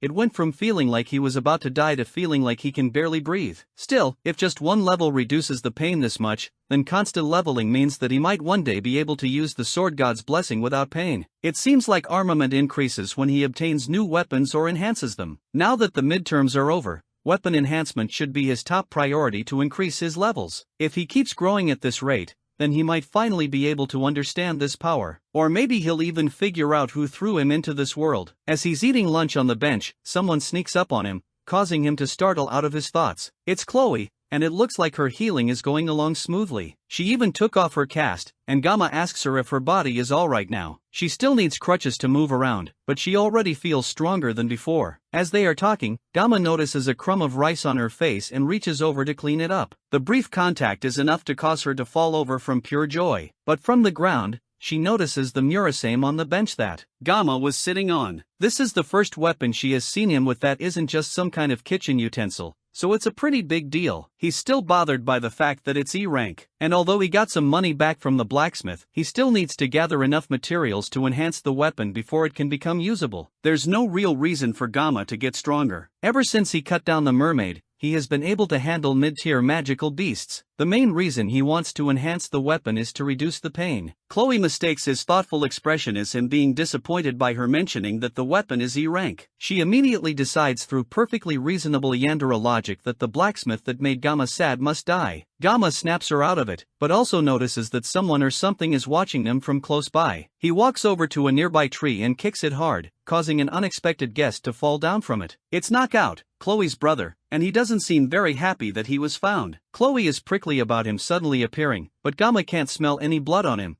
and he doesn't seem to be armed either. However, he was following them, so there must be something that he wants. Nox stands in silence for a moment, and Gamma assumes the worst, but Nox quickly clarifies that he isn't there for the usual murderous reasons. He came to warn Gamma that the Academy elders have requested for the Audiator family to get rid of him. Chloe confronts Nox and asks if that's why Nox came over, but he doesn't respond. Instead, he tells her that since she has been away from home for a long time, she has lost her edge. Chloe doesn't listen and instead tells Gamma to get behind her so she can protect him. The two guys watch the slightly disabled girl desperately swipe at Nox from far away before Nox continues his warning. Nux doesn't care what Gamma has been up to recently, but the elders are oddly fixated on him. It's not just him either, but the whole Adater family has a sense of unease, so they have temporarily postponed the request. They made the request in secret and even bypassed the Academy head. However, since it's a direct order from the elders, it's hard to ignore. If the pressure continues, the family will have no choice but to investigate our MC, regardless of the reason. Since Chloe is a member of the Adater, Neox felt like she needed to know this as well. That explains his motives clearly. He came under the pretext of family principles, but in the end, he was just worried about Chloe. With nothing else left to say, Nox turns to leave, but Gamma stops him for a moment. He wants to ask Nox about what he said last time about Chloe becoming weak while being with Gamma, but the red-haired older student turns around and continues to walk away. Even he can tell that Chloe is happiest by Gamma's side, and he decides to leave it like that. Even Chloe has never seen her brother act like this before. Before he leaves, he just tells Gamma to make sure that Chloe doesn't get hurt anymore. Gamma doesn't immediately understand, which only angers Nox more, so he hurriedly agrees. Then Nox takes the opportunity to ask Gamma directly how he became so strong. Gamma seems surprised that he is considered strong. For someone to be strong in his opinion, then he should have the ability to withstand any threats at all times like the Sword Emperor. Someone like Giamma, who can only maintain that level of strength for less than a minute a day, isn't a level where he can boast about his strength or even talk about it. Nox used Chloe as an excuse to reveal family secrets to him, an outsider. So, there's no way Gamma can trust him to keep his mouth shut. So, he decides to pick something to satisfy Nox. He tells the redhead that he lacks desperation. No matter how much of a skilled aviator Nox is, there's a certain vibe that comes from someone who has real-world experience. If he stays cooped up in the academy, then he will reach his growth limit. So, he has to go out first and gain real-world experience. If he continues working hard, then he will definitely gain something. That's about as much rubbish Gamma can spew out without sounding like he's lying through his teeth. So, he quickly gets up and walks away before Nox can ask any more questions. Back in class, the students learn about history and the nature of blessings. Gamma isn't focused on the class and is more interested in the intel that the Academy Elders are targeting him. The Academy Elders descend from 5 of Baylor Jawakan's 7 disciples. Gamma remembers that they are a group with immense influence, not just in the Academy, but in the whole world. Their role in the game was to constantly obstruct the protagonist for the sake of their own power and safety, and they were called the corrupt remnants by the players. Since they should be targeting the main character, why are they suddenly focused on Gamma? He jots out some possible reasons why they would be after him in his notebook. Looking at all the achievements he has since coming to the school, he really has caused a lot of trouble. At this point, it's like he's trying to stand out. But no matter what he has done, it makes no sense for the elders to target him. One of the moments that stands out to him was the mermaid he fought on Scopuli Island. It's clear that the mermaid wasn't after him, but Lion, who was an obstacle in their way. No matter how well media covered the incident up, the fact that he defeated the mermaid must have reached the ears of the highest ranks in noble society. And the fact that they were targeting Lion, who was a hero candidate, means that someone among them, or perhaps all of them, are colluding with the demons. They didn't just try to obstruct him either. They tried to kill him. All of this is just to preserve their own power over the safety of humanity and the Academy. The whole scheme is beyond rotten. Gamma could easily storm into the Elders' chambers and cut them all down, but it's not the right time for that yet. However, when the time comes, Gamma will definitely cut them all down. With this new piece of information, it solidifies his decision of going to the dungeon to get weapon enhancement materials. First, he needs to gather a party since it will be too hard to do this alone. Chloe would be more than happy to help him, but he needs other people, too. Instead of a brute like Rachel, he needs to find someone more strategic. The first person that comes to his mind is Speed Weapon. After class, he heads over to the Dragon class to look for Speed Weapon. As soon as he gets there, he's immediately confronted by a brute who clearly doesn't like the fact that Giamma is a special student. This third-rate extra is definitely the kind of person that Gamma knows will be annoying to deal with. Our MC walks away from the confrontation, warning the wannabe bully to not bother him before he gets his jaw cut open. The brute immediately pulls back his fist, ready to start a fight, and Gamma immediately feels that the punch is way too slow. Before he can retaliate though, someone else beats him to it, smashing their fist right into the brute's jaw. The commotion attracts the attention of other students as Speed Weapon blows on his hand that hurts from hitting such a hard jaw. Gamma has heard of strength mages, but a strength healer is definitely new. Speed Weapon then smiles and asks Gamma if our MC came looking for him. Gamma agrees to talk outside and he tells Speed Weapon everything that he needs. The breakdown is that he needs to form a party as soon as possible and he needs help recruiting party members. If they work together, the clear rewards will be split among the rest of the team. In exchange, Gamma wants to keep the materials from the magical beasts. The reason he needs help is because in his class, if he says that he's gathering a party, no one except Chloe will come. But if Speed Weapon lends a helping hand and talks to people from Dragon class, then things will go a lot easier. Speed Weapon thinks that if it weren't for the Academy's rules, then Gamma should easily be able to clear 5 or 6 dungeons on his own. That would be true if he could handle the effects of his blessing without his magical painkiller. Gamma admits that he can't even clear one alone, but Speed Weapon doesn't agree with that and thinks that Gamma is just being humble. The switch to idle chatter and Speed Weapon talk about how Gamma looks a lot better now after the events of the midterms. After some small talk, Speed Weapon accepts Gamma's offer since there's no reason to refuse and he has a feeling that working with Gamma will be a new experience. The dungeon Gamma has in mind is a C rank called the Buffalo Dungeon in Shaolin. Gamma, Chloe, and Speed Weapon means that they have a party of 3, so they just need one more member. Gamma straight away says that he would prefer it if it weren't Rachel or Leon,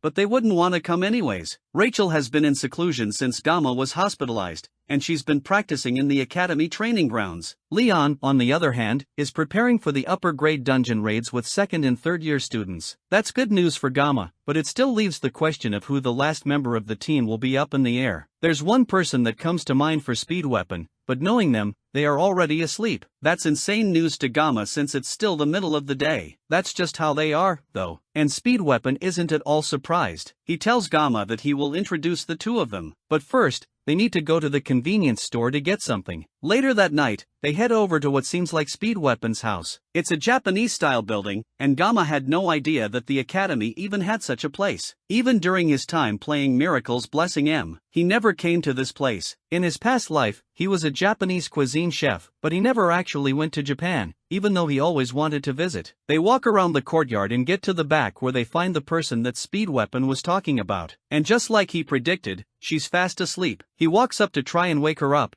but it's clearly not working. So instead, he leans down and whispers in her ear that he brought it. What that thing is, Gamma doesn't know, but it seems to wake her up immediately. Then Speed Weapon points at Gamma and tells her that what she wants is with him, and without wasting a beat, she sprints towards our MC and snatches the bag that he's holding in his hand. The speed that she uses to snatch the item from his hand causes her to spin midair and land on top of him. Gamma is left in shock as the new girl lays on his chest, eating the treats that he and Speed Weapon bought from the convenience store. While he's trying to figure out what in the world just happened, she asks him while still laying on his chest if he had any more yang, which is a Korean dessert made of bean paste. In Giama's past life, after living a life of nothing but work, Miracle Blessing Emin escaped from living a life surrounded by men. And like any Gotacha addict, our MC sat hopeful on his porcelain throne after sending a concerning amount of money, praying that RNG would be on his side. The angel who made him spend all his money was none other than Abel von Nebulon. And just like any other Gotacha addict, he's immensely disappointed when he finds out that RNG will never be on your side and is more likely to spit on your face as a standard but equally rare character flashes on his screen, asking if he has any yang. Her name is Saki Rio, and her beautiful appearance on his screen only further makes him realize that Gata games are a scam. Miracle Blessing M is a narrative centered around the protagonist Leon, and it also features numerous heroines. Among them,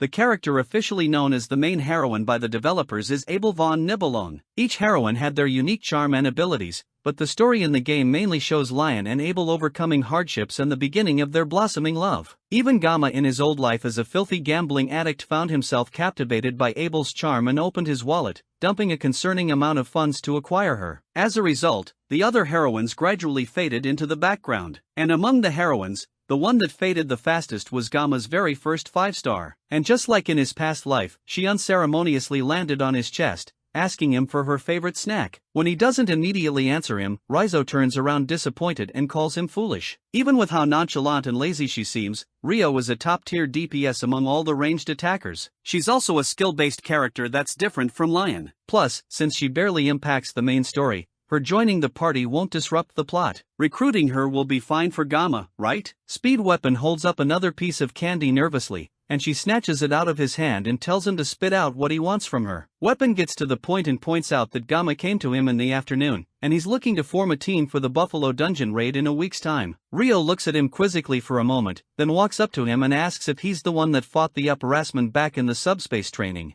Gamma doesn't immediately answer, and the two of them stare at each other before Rio turns and walks away without a care. The dungeon clearly reflects on their grades and there's no real reason for her to refuse, but Gamma seems to lack the conviction that she would have liked to see. It's pretty odd for her to judge someone when she's still half asleep, but she makes it clear that she doesn't want to work with someone who seems so unmotivated. Speed Weapon tries to advocate for Gamma by reminding Rio about the fight that happened recently, but she still isn't convinced. Then Speed Weapon almost accidentally blurts out what happened in the midterms with the mermaid. He quickly covers his tracks before she can get curious about it and turns it around on her, reminding her that she drools over young gang without a care in the world. Gamma just watches the two of them argue and he's not impressed. A party member can be greedy or rude, but not both. There's no reason for Gamma to waste his time begging her. He turns around and calls for Speed Weapon to follow. They don't need her uncooperative attitude poisoning their party. Rio coldly asks him if the dungeon raid is really that unimportant, and the two have a brief stare-off again. Then without warning, he pulls out a knife concealed in his belt and tosses it at one of her archery targets without looking. The knife hits dead center, and before Rio can process what happened, he throws another one, hitting the knife perfectly in the handle. Rio falls over in shock and Gamma asks her simply if she's interested in their party now. The next day, Rio is the first person waiting for them in their meeting room. She greets Speed, Weapon and Chloe, who both enter first. Then she nervously greets Gamma as he sits down. Then they get straight to the point. The permits for clearing the dungeon are ready,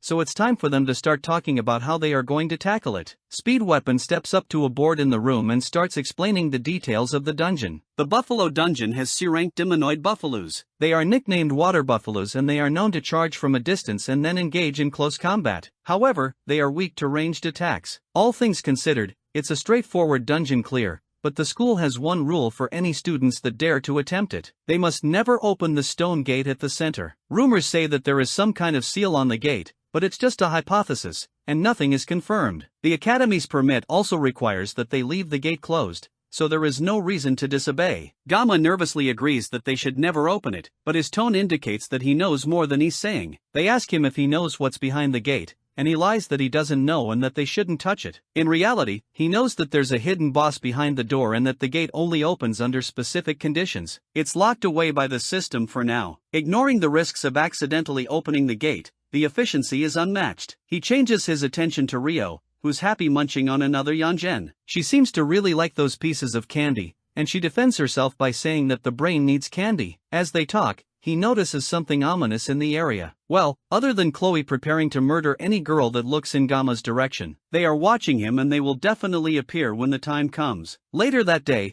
they start their journey to Gamaldon, where the dungeon is. When Gamma was discharged from the army, he swore to never go back to that city, but now here he is willingly organizing a group to go there together. The bus stops at a checkpoint, and the driver has to inform the armed men that they are students from Hoken Academy. It looks like there are civilian restrictions stopping just anyone from going into the dungeon zone back then. He could feel that the elders were watching him, and he also felt like something bad might come out of this trip. Speed Weapon pulls him out of his thoughts and offers him some eggs. Gamma refuses, and Speed Weapon asks if he's getting nervous over a measly Sean dungeon. Then he asks Rio if she wants some eggs, and her response is a swift no. She idly stares out the window, not paying attention to the group. But for a moment Gamma can feel her staring at him. He already feels watched enough by the Academy elders, but it looks like everyone is staring at him. The bus finally arrives at the place where ancient demons once nested. Now the place has been reduced to a simple farming dungeon. Speed Weapon notices that Gamma seems to have a lot of luggage, and he asks about it only to find out that it's just a bag full of kitchen knives. The group walks towards the dungeon, and Chloe offers to take point as usual. And with that, they confidently walk towards the dungeon. Just like at the dungeon border, the guards watching the door to the dungeon have to confirm that they are actually from Hoken Academy and then ask the 4 students to sign a visitor log. One of the guards seems especially curious as he watches Gamma write his name down. Speed Weapon calls him over to the dungeon before he can talk to the man, and the large mechanical door opens for them. Gamma glances behind him one more time as the doors close, and the man continues watching them from outside. On the wall of the dungeon, there are cute little signatures and drawings from students who have been here before. Looking at them makes this place feel more like a tourist spot than a dungeon. He feels a tug on his arm and turns around to see Rio looking tired and out of breath. She asks him if he has something sweet to make her feel better, and Gamma reaches into his pocket and pulls out a piece of candy. Candy isn't really her thing, though, and she asks him if he has any yanging. Gamma isn't here to babysit anyone, and he tells her to bring her own, but she's saving hers for later. Their conversation is cut short as Chloe notices some monsters charging at them from 200 m away. Speed Weapon turns to make sure that the rest of his group can stick to the plan. He sets up to buff the attackers, and Saki pulls out her weapon and gets ready to attack. Gamma notices that her weapon is an S-grade weapon called the Crimson Bow. With that kind of powerhouse weapon, clearing the dungeon will be a breeze for them. The question though is if he can trust Rio to do a good job,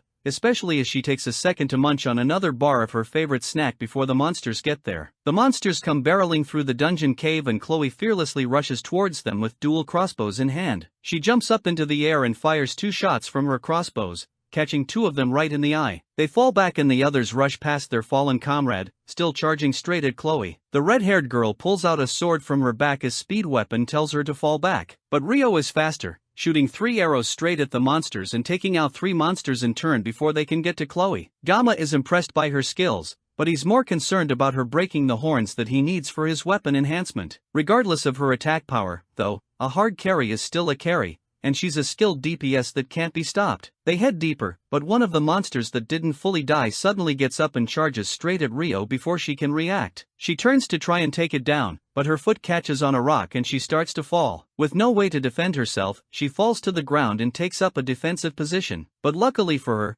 Gamma is there just in time to catch her fall and cut the monster before it can get to her. Rio stares at him in shock as he holds her off the ground, and her excitement and shock comes out in a cute little hiccup. Meanwhile, outside the dungeon, the same man that was eyeing up Gamma earlier answers a phone call from an unknown person. It looks like a plan has been set up in the background. Now that most of the monsters have been taken down, Gamma takes his time collecting the buffalo horns that he will need for his weapon reinforcement. As he's collecting them, Rio comes up behind him and hands him a piece of yang to thank him for saving her earlier. He wouldn't mind accepting it, but Chloe's raw Yandere aura behind him isn't helping matters. He calls out to Chloe and whispers some instructions to her regarding the staff member that they saw earlier. She acknowledges the information and the two of them continue talking about it. Speed Weapon decides to ask if the two of them are dating since they seem so close. Chloe blushes at the thought of dating Gamma, but our MC smoothly shuts it down, pointing out that not all male and female relationships are romantic. Chloe isn't happy about that and glares at Gamma,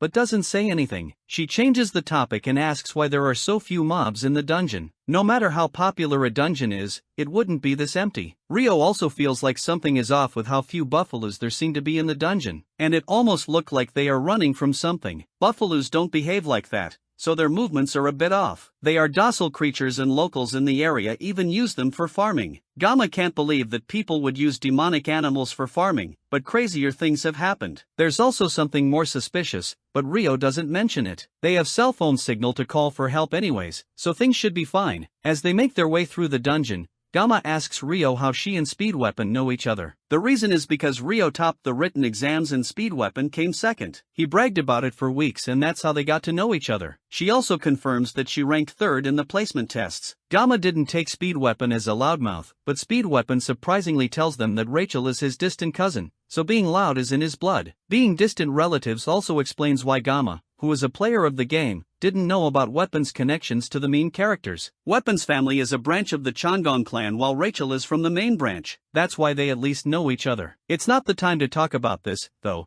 and Weapon assures Gamma that he's living the dream. If anything, Gamma is the impressive one here, so there's no need to worry about Weapon. Weapon even says that Gamma could join the 7 heroes, and Chloe agrees. But Rio doesn't say anything. Instead, she walks forward away from the group and declares that she hates the 7 heroes. The others watch her puzzled, but they don't have time to focus on it. For now, they just need to work together to finish the dungeon fast and then go back. They need 20 kills for it to be considered a dungeon clear. As they walk through the area, Gamma notices some strange cursed-looking claw marks on the walls. Weapon and Chloe walk ahead and they call Gamma to follow them since he was lost in thought. Meanwhile, outside, the man continues to talk to the mysterious person on the other side of the phone. He confirms that Giama's group should have encountered the enraged buffalos by now and that he followed the person's instructions. He thinks that they should have been dealt with by the enraged buffalos by now. The person on the other end tells the man not to be too cocky and asks the man if he will take responsibility if their plan fails. The man can't answer the question and the academy instructor just tells him to call back when he has results. The call ends and the man looks into the open dungeon doors. He's dead either way, so he might as well confirm things for himself. He also forced the gate open to make sure that their chances of surviving the dungeon are 0. But thinking back to Gamma's eyes, it's almost as if the teenager could see through everything just to make sure that things are going well. The man walks into the dungeon to check the damage. Back inside, Chloe warns the group that more magical beasts are approaching from behind them. With her blessing, she can detect roughly 50 of them running in their direction. Suddenly, the earth around them starts to rumble as a stampede of buffalos charge in their direction. This swarm is way too much, and it's hard to believe that it's even buffalos that are charging towards him. They were supposed to be harmless, but this group of buffalo are clearly being irritated by something. In that moment,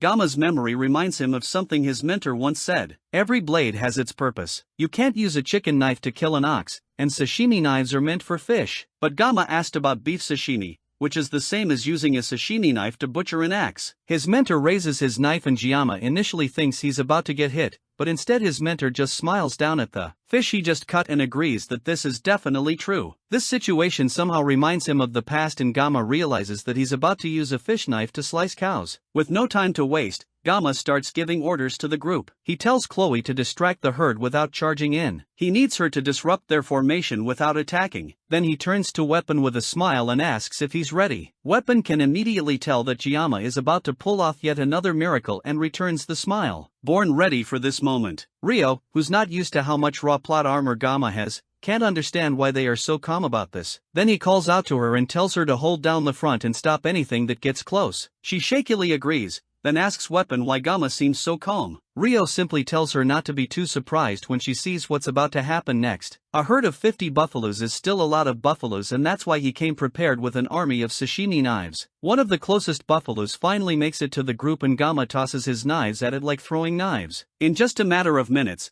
the 50 buffaloes are reduced to nothing but hunks of meat under Gamma. Rio is so shocked that she even drops her young gang. Everything happened in a split second. Chloe rushed in with her feline's blessing, attacking some of the raging buffaloes while dodging the rest, creating the perfect distraction for Gamma. Then our MC jumped in with his throwing knives, cutting through dozens of them without stopping until the roar of the buffaloes caused him to stagger and freeze. The others took the opportunity to pile on top of him, and at a point, Rio started getting worried, thinking that Gamma might be getting overwhelmed with the number of them on top of him. But in an instant, the large number of buffaloes on our MC got blown away in slices of flesh, and nothing was left standing except Gamma's team. After that amazing show of skill, Gamma simply put away his knife and started gathering all the horns into his bag for later. Thanks to the painless blessing being for 40 seconds now, taking down the buffaloes was a breeze. As Chloe comes to congratulate him on another one well done, he remembers that he couldn't have done this without his party's help. As they chat idly, Rio continues to stare at Gamma in absolute shock. Speed Weapon tells her that she shouldn't be so surprised since he warned her about Gamma's skill, but he's not surprised that she's speechless since even he can't believe it. As they watch Gamma and Chloe stand over the pile of corpses,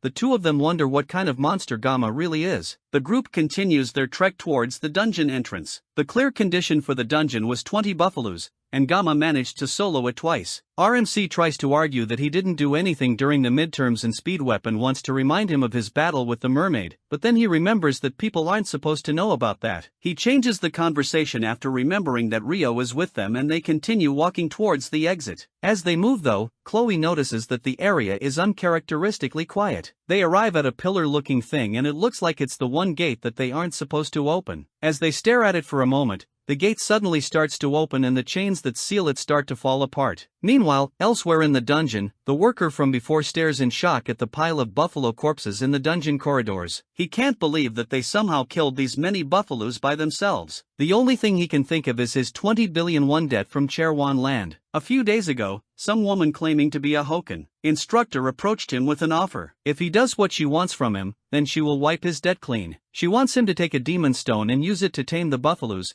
then put them in a frenzy when Kangama shows up. Finally, she wants him to open the stone gate in the depths to finish things off. At first, he was hesitant because she wanted him to sacrifice the students, but the pull of having his debts cleared was way too much for him to ignore. He took the stone and salivated at the thought of all his worries going away. And the instructor left, telling him that she will be in contact and that he should answer every unknown number. With the thought of his 20 billion won debt being cancelled, there's no way that he would care about a bunch of brats. With the stone gates open, there's no way that they will survive. Gamma and his team walk through the stone gates, wondering where exactly they are. Now it's starting to make sense why everything seems so easy. They walked right into a trap, and this is all because Gamma didn't trust his gut. The gate only opens when the giant's demon stone is brought into the dungeon. The demon stone is a mid-game quest item, and the fragments from earlier were pieces of the giant's mana stone. He didn't expect the door to be left open with just those fragments, though. If this follows the game story, then the reward for clearing this place is huge. But he needs to focus on surviving first. He can see something on the second door. There's a single red line carved into the stone gate, which is supposed to be indestructible, but he's used up all 40 seconds of his painless blessing when he was fighting the buffaloes. The Murasame should hold out for a little longer, and it should allow him to slash the gate and get out before it shatters. Before he can try it out, a massive presence causes the students to pause and turn around. It's a large buffalo that looks incredibly powerful. However, the reward for beating this massive buffalo is the Blessing of Transition,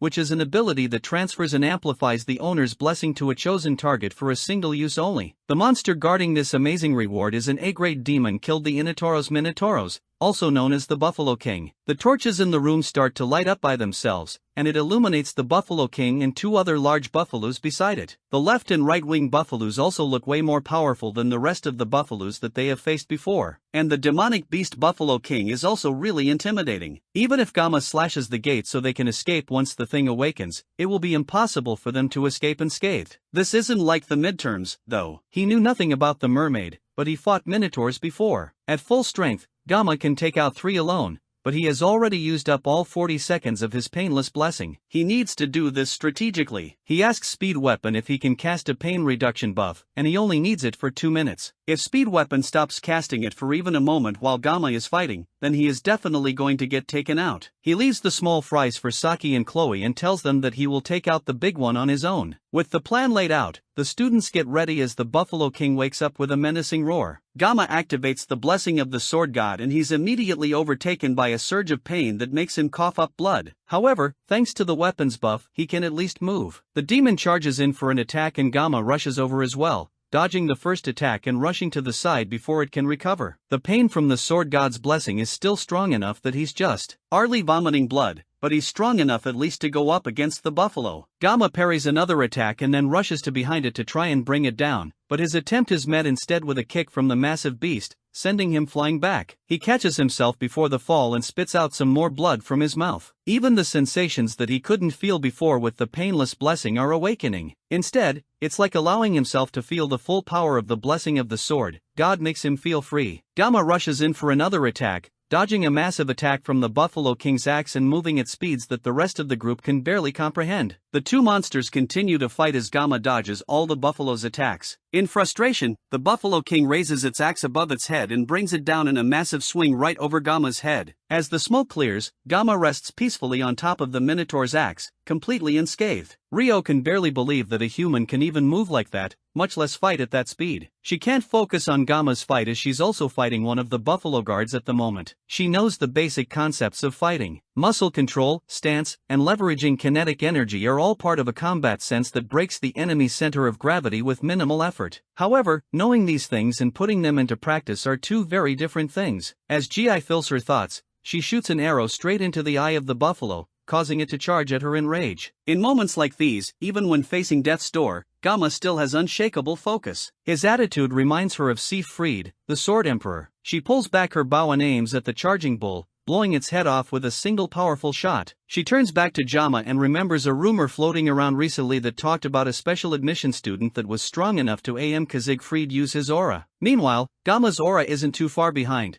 and the fear causes the Buffalo King to rage out, trying to punch Gamma off its axe. Instead though, Gamma cleanly dodges the punch and easily cuts open the arm that the monster tries to use to punch him. Meanwhile, Chloe also manages to take down the buffalo she was fighting, and she wipes the blood off her face. She's still inexperienced when it comes to demonoids, but she knows that the more human-like they are, the deadlier they are. It may vary from person to person, but if a demon acts like a human to that extent, then it is definitely incredibly powerful. That means the one that Gamma is fighting is incredibly strong. The monster roars as it clutches its slashed arm and takes its axe in its other arm, preparing to cast a magic spell. That's strange, though, since demonoids can't cast magic. However, looking closer at what it's doing, it's not cast in magic. Instead, it's burning its life force in exchange for mana. It's hard to even approach the monster because of the rampant magic power. Yet, even now, as Speed Weapon blows into his flute with all his might, he still believes that Kangama can do something miraculous in this situation. The monster raises its axe, which has now completely fused to its one good arm. Then he brings it down on our weakened MC, who's still bleeding profusely from his mouth. Gamma raises the Murasame and blocks the initial attack, causing a massive amount of energy to leak around him. He wanted to try cutting through the magic attack, but it's way too dense. However, he can't dodge the attack either since his teammates are standing right behind him, and they would take the brunt of the attack. The Buffalo King continues to push on with its attack, and slowly Gamma starts to get pushed back. It almost looks like he's about to get taken out, but an arrow suddenly shoots straight into the monster's eyes. Gamma turns to see Saki angrily telling him to stop zoning out and cut the monster down already. Gamma closes his eyes for a moment. Then when he opens it, he's filled with a new power. Slowly, the axe starts to cut open and the Murasame shines with a blue light. The blue light is very similar to Siegfried's sword aura from when he and Jayama sparred. Eventually, Gamma is able to push through the axe and completely cut through the Buffalo King, taking it down with a single slice. Even with everything they've seen so far, his teammates are still shocked by just how powerful Gyama is. The once terrifying monster falls to the ground in 2 large chunks of meat, and Gama looks up at the dungeon ceiling as his nerves finally calm down now that he realizes that he actually managed to cut it. Ryo stares at him in shock for a moment, finally understanding why Speed Weapon has so much faith in RMC. On top of that, his assimilation rate increased from 9.3 to 12.7. Speed Weapon falls to the ground, his lips sore and bruised from blowing on the flute for so long. At this point, Kanjama continues to shatter every bit of common sense. Every time Speed Weapon sees him, the blue light that shone from his sword was bright enough to illuminate the entire cave. At such a young age, he's already manifesting an aura. It's hard to believe that he's even human. Ryo comes over and reminds him to breathe, shocking him back to reality. Then she tells him that she understands what he meant earlier when he warned her not to be too shocked by Gama and also why he keeps following Gama around. Then she asks Speed Weapon if the Academy's rules stop Gama from transferring to their class. That may be the case, but it doesn't stop a student from doing things the other way around. Ryo smiles and realizes now that she feels like tagging along with him, too. Gama struggles to catch his breath as the adrenaline leaves his body. Even with Speed Weapon's blessing, the strain on his body is still unavoidable. Still, fighting without the blessing of painlessness is progress for him. Chloe collides into him, crying as she frantically asks him if he's alright. He tries to calm her down because her weight on his body is messing with his already grave wounds. She backs away from him, blushing as he rethinks his life choices. A status window appears in front of him, informing him that he has acquired a new blessing. Originally, this blessing should have gone to Lion, and its rank is a spirit rank, which is the rarest in the world. It's a blessing that only reveals its full potential when combined with another. The blessing of transition can transfer an owned blessing to another living being or an object. However, the user must make direct physical contact with the target. It's an essential blessing for controlling the dual-natured Balmong, which is a sword that Lion will acquire later in his adventures. Since Gama has found himself with this powerful blessing, he might as well make the best of it. Then, he notices someone watching them through the now open stone doors. He asks Chloe if she remembers the favor he asked for earlier. Then in a second, she crashes into the man before he has a chance to walk away. Then she stabs a knife into the man's thigh, immobilizing him. Speed Weapon and Ryo have no idea what's going on, and Gama calmly walks to the man while explaining that he asked Chloe to do him a favor earlier. The man tries to play innocent and asks what he did to deserve this,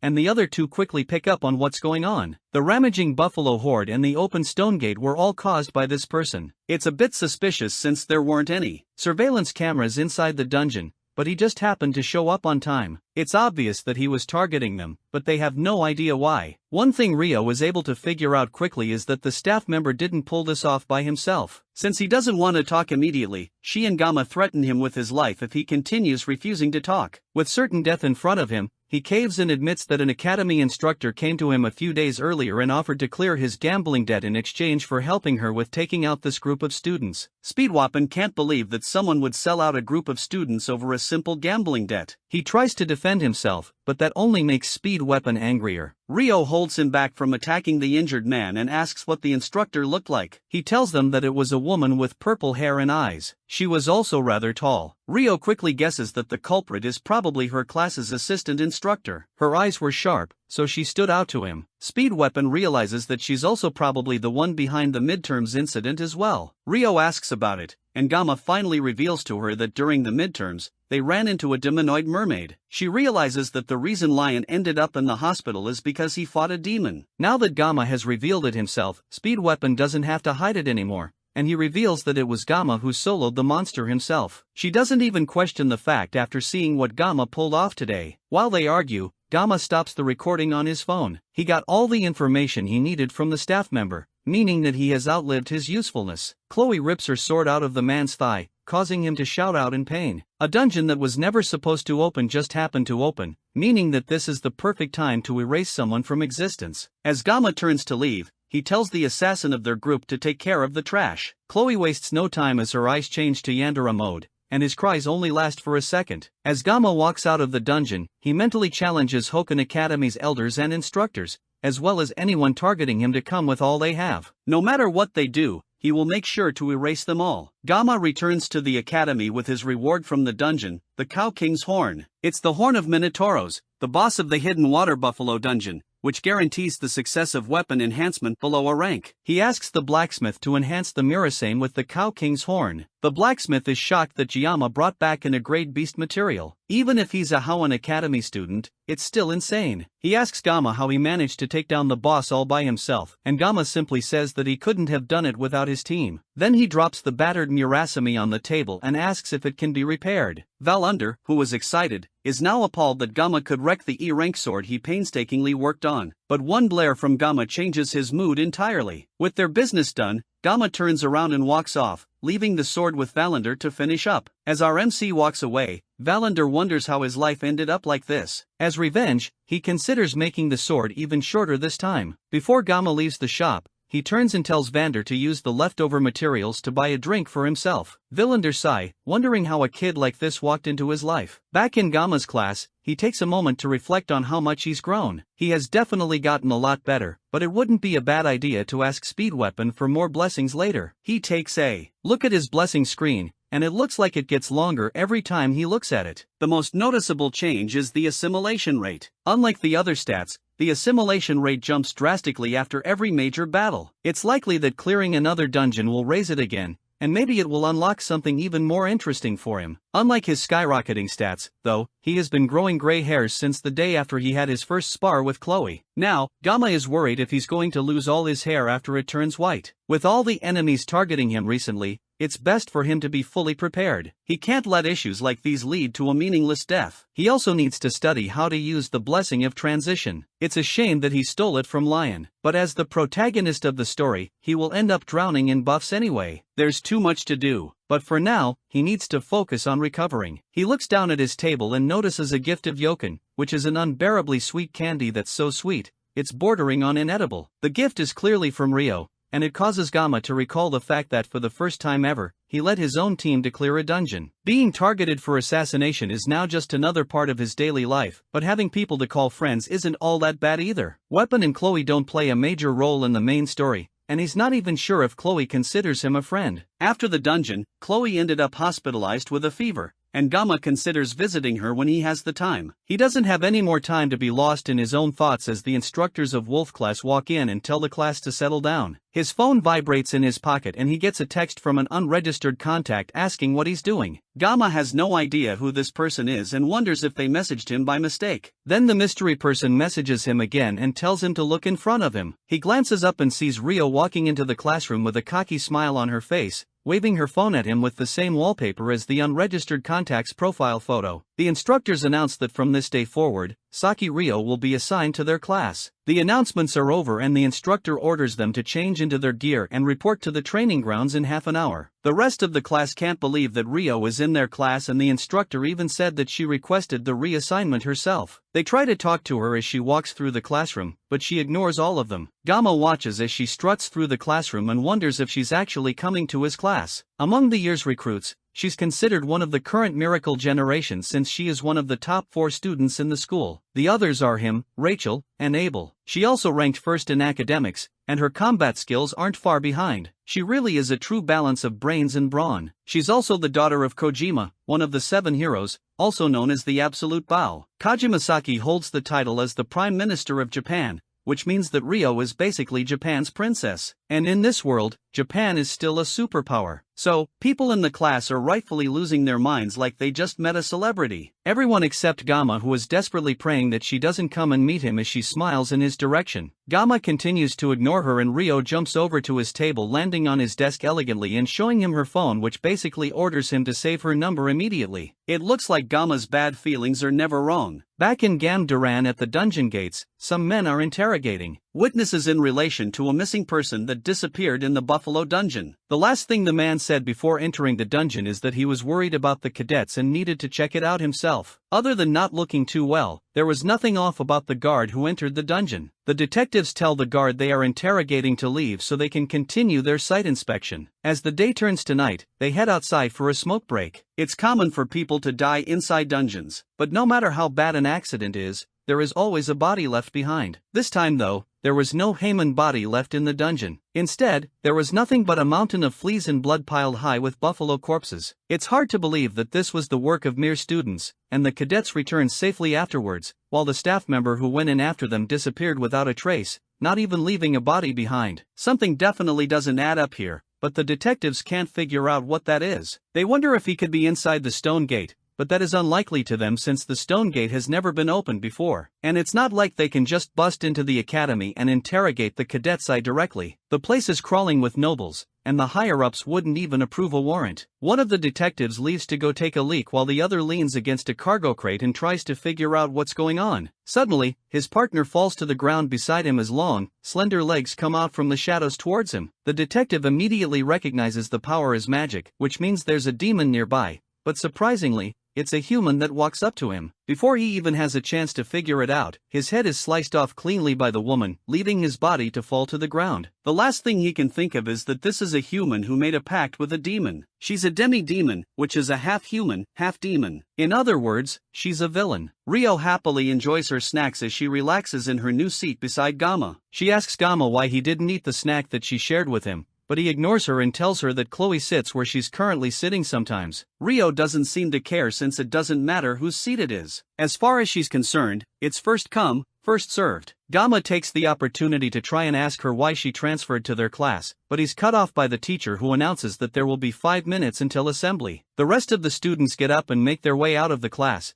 but Rio instead puts an eye mask on her head and prepares to sleep. Gamma asks her if she's going to come for morning training, but she declines and says that she'd prefer to meditate instead. In truth, she's just going to take a nap in class without a care in the world. Before he goes, though, she tells him not to call her Saki anymore. She wants him to call her by her first name, Rio. In her country, close friends use first names, not last names, but Gamma tries to point out that Weapon calls her Saki. She brushes that point away and tells him to go and have fun training before settling in to fall asleep. Elsewhere in the dragon class, Rachel takes a moment to stretch as she thinks about how noisy her class is today. She tries to strike up a conversation with Abel, pointing out that Rio transferred out of their class recently. It's unusual for her to do that since she's known mainly for just sleeping in class all day and not putting in any effort. Abel doesn't seem to care, but Rachel continues to push her, realizing that it might be bothering her. After all, transfers don't happen unless there are open spots, and apparently, their class was short by 1 student this year, and it's impressive that Rio found out even though she's always sleeping in the archery hall. Abel doesn't understand why Ryoso's transfer should make her bothered, and Rachel clarifies that recently Rio teamed up with Gamma to clear the Buffalo dungeon. Abel starts to realize what Rachel is implying, and her cheeks flush as Rachel continues to tease her about her crush on Gamma. Abel tries to deny it, but Rachel has noticed that whenever Gamma's name is brought up,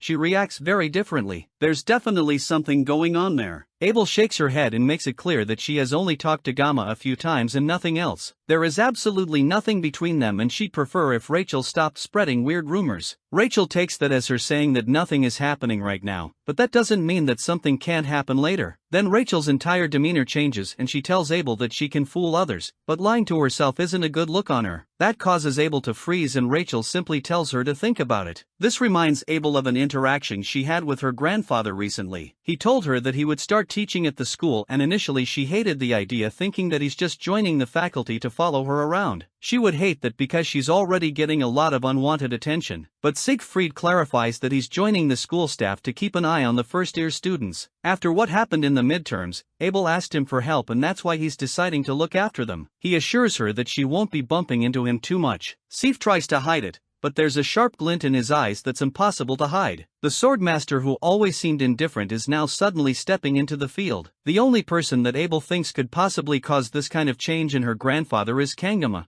a prodigy who disregards status and breaks through noble society purely with his strength alone. He also possesses a ridiculous level of talent that defies all logic, and even his background is that of a fast-track student. When Abel first met him, he was nothing but a scrawny kid that was away sneaking around, but now he has grown into a strong, sharp-eyed young man. He's even more than Leon Reinhardt, who is supposed to be the hero candidate. Gamma is walking along the hero's path more clearly, and yet, he never shows it off and never boasts about his achievements. He just quietly moves forward. If Gamma acted cocky even once, then maybe she'd dislike him, but he's just so different that she can't help but acknowledge him. In fact, she's jealous because Siegfried recognizes him and that makes her feel even more ashamed. Rachel comes in with a mocking stare that breaks her out of her thoughts. Abel Rashidi tries to deny that she has any feelings for Gamma and she doesn't even have the time or room to think about him. Rachel tells her that it's a good thing she said that because now she can go after Gamma with barely any competition. All she has to do is to handle Rio and there would be no competition. Back in Gamma's class, he's in a lecture where the teacher discusses blessings and how they rank. The rank of a blessing is determined by what spirit resides within it. If a guardian spirit is present, then it's a guardian level blessing. But if a true spirit is present, then it's considered a spirit-level blessing. As the class goes on, Rio jolts up in her sleep before laying back down. It looks like even the professor can't wake her up. The class moves on regardless. It's been 2 days since Rio transferred, and she still hasn't revealed what her reason for joining the class is, and that's mostly because she has been sleeping all day, so there's never a chance to ask. And if all she's doing is napping, then there's no reason for her to sit in the corner next to him. It's a good thing Chloe is still in the hospital or things could get messy. Still, Rio covered for him after the dungeon incident, so everything wrapped up without too much trouble. She's on another level and way better than Weapon. The teacher continues the class and the blessings are ranked in 4 categories. The least is a personal blessing followed by a guardian and true blessing, with a heroic blessing being the strongest. Most cadets in the academy have a personal spirit blessing which is the weakest, but the personal spirit blessing can outperform a guardian level blessing. Spirit level blessings are insanely rare and Gamma just happened to grab one of those spirit level blessings, that being the blessing of transition. Then there are heroic level blessings which are basically considered a legend. Since the dawn of blessing manifestation, there's only one person who has ever awakened it, the hero of Origins, Valor Waken. In modern times though, there's rumored to be one more person and Gamma knows that the person they are talking about has the miracle blessing. Their class is over and the teacher says that they will finish the story next time. But Gamma has one more question. He asks about the phrase that he always hears faintly whenever he activates the Sword God blessing. That phrase is, "May the blessing of the gods be with you." That causes the teacher to pause for a moment and even Rio wakes up a bit. The teacher doesn't understand what he's talking about, but there's a flaw in what Gamma has said. That is because there are no gods left in the world, which means that there can be no blessing of the gods shared. As the teacher walks out of the class, Rio chuckles at Gamma for his embarrassing question. He asks her if she's done with sleeping, but she turns and goes back to sleep. Gamma doesn't blame her either and decides that it's time for him to take a nap as well. As Gamma's consciousness fades, a message starts to appear in front of him. He wakes up and there's a large message in front of him informing him that the GM has requested to have a conversation with him. Gamma suddenly finds himself in a very abstract world with lots of floating scrap all over the place. Says the message also floats in front of him. Then the notification changes to a question asking Gamma if he accepts to have a meeting with the GM or not. The message changes to read that the GM is interfering with the world line with code. World line is a word that Gamma hasn't heard before and this whole thing doesn't make any sense to him. Suddenly things become quiet and a message comes saying that the dimensional gap is too large and that his current level is insufficient. He also hasn't met the requirements for the mysterious new trait yet either. Now the question is if Gamma still wants to proceed despite all of that. He hesitates for a moment and takes a look around trying to figure out what's going on. This environment doesn't feel like a dream to him, but there's a chance that he will finally find the answer to his sword God blessing and the reason he is in this world in the first place. He accepts to meet the GM and the world starts to transform as the worldwide code gets edited. Suddenly, the world around him breaks and he's dunked to an area that he is already familiar with from the first time he awakened the Sword God's blessing at the academy entrance, and now he can see a light at the end of the area. And just like every time he's seen it, he can never tell how clear it is, but Gamma can still tell that he's getting closer little by little. He just has to go a little bit further and do a little more and he should be able to get there. Suddenly, he hears a voice calling for him to wake up. A hang bursts through the darkness and grabs his shoulder. The system detects an external interference. It postpones the conversation with the GM as a response. Gamma stretches out his hand as if he's trying to hold on to this reality, but the hand drags him out of the space by force. Before he's fully pulled out, the GM leaves a message for him. The message simply says that Gamma should cut and sever matter what it is. Then it ends with wishing the blessing of the gods on him. Suddenly, Gamma is pulled back to the waking world as Rio yells for him to wake up. He is always telling her not to sleep, and here he is taking a sweet nap himself. Her yapping is cut short as she notices that Gamma is crying and not really paying attention to her. Later that day, Gamma rests on a bench as his mind wanders back to the dream he had. Rio seemed genuinely concerned after she saw him crying, but looking back at it, he can't even remember what happened in his dream. It's also embarrassing that he was caught crying by Rio of all people. As he's thinking to himself, a group of his new unorthodox friends walk up to him. They've met up to summarize everything they have figured out so far. They know for a fact that someone inside the academy is targeting Gamma and that they need to take care of it. Ryo interrupts Weapon as he starts his summary since she already knows this whole story and doesn't want an entire recap. Gamma was the one that asked Weapon to give everyone a brief, but it looks like he's suffering. As the two of them argue, Gamma notices Chloe coughing behind him. She's wearing a face mask and she clearly hasn't fully recovered. He asks her if she's feeling better, and she says that she is, although she's just keeping her distance from everyone in case she's still contagious. He turns back to the two arguing friends and asks Ryo if she has figured anything new out since they last discussed. She's more upset that he called her Saki instead of Ryo and makes sure to correct him immediately. Gamma nervously looks towards Chloe, but it seems like she's too sick or too concerned about passing on her flu to react like she normally would. To pacify things,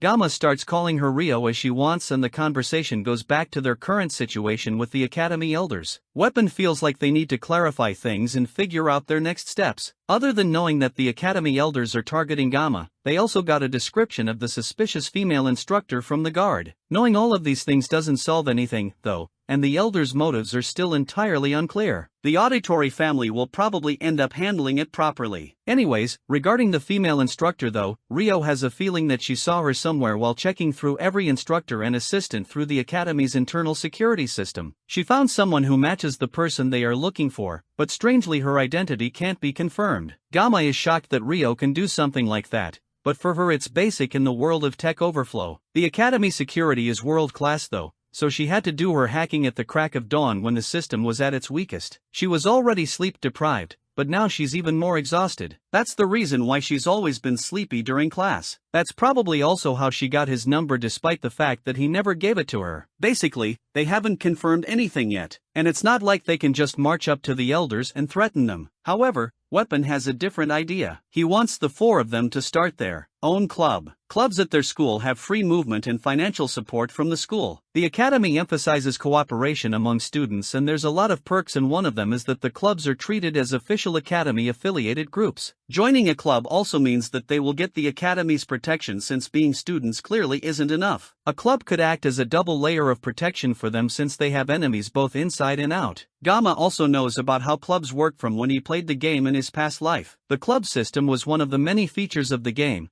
and it was a mechanic designed for the Academy-based game, letting players decorate their own personal space with furniture. Players can also invite characters and boost affection, but it's more likely a way to empty the wallets of countless hardcore fans. This became known as the housing system, and Gamma was never interested in it because he didn't have the time for it. Who knew that it would end up becoming useful like this in real life? There are special requirements for making a club, though. They need at least 5 members and then they need to submit a club proposal form to the administrative office. They need one more member since all of Gamma's friends are more than happy to join a club for his sake. As one gets older, human relationships start to become more calculated. And yet, these people fully trust and support him even though they barely know each other. He can't help but be appreciative of them for being by his side in the situation. Now, the first thing they need to do is choose a club name first. Chloe suggests that they call it the Memories of Assassination, but that's a bit too edgy for the rest of the group. Ryo suggests that they call it something random since no one would care what name they pick, but Weapon shuts her lazy idea up. They think about it for a bit more in silence before Gamma suggests that they make a travel club. They can clear dungeons and travel a bit outside the academy without turning too many heads in suspicion. The group seems to be acceptive of the idea, and just like that, the travel club is born. Next, they need to pick a club advisor as soon as possible,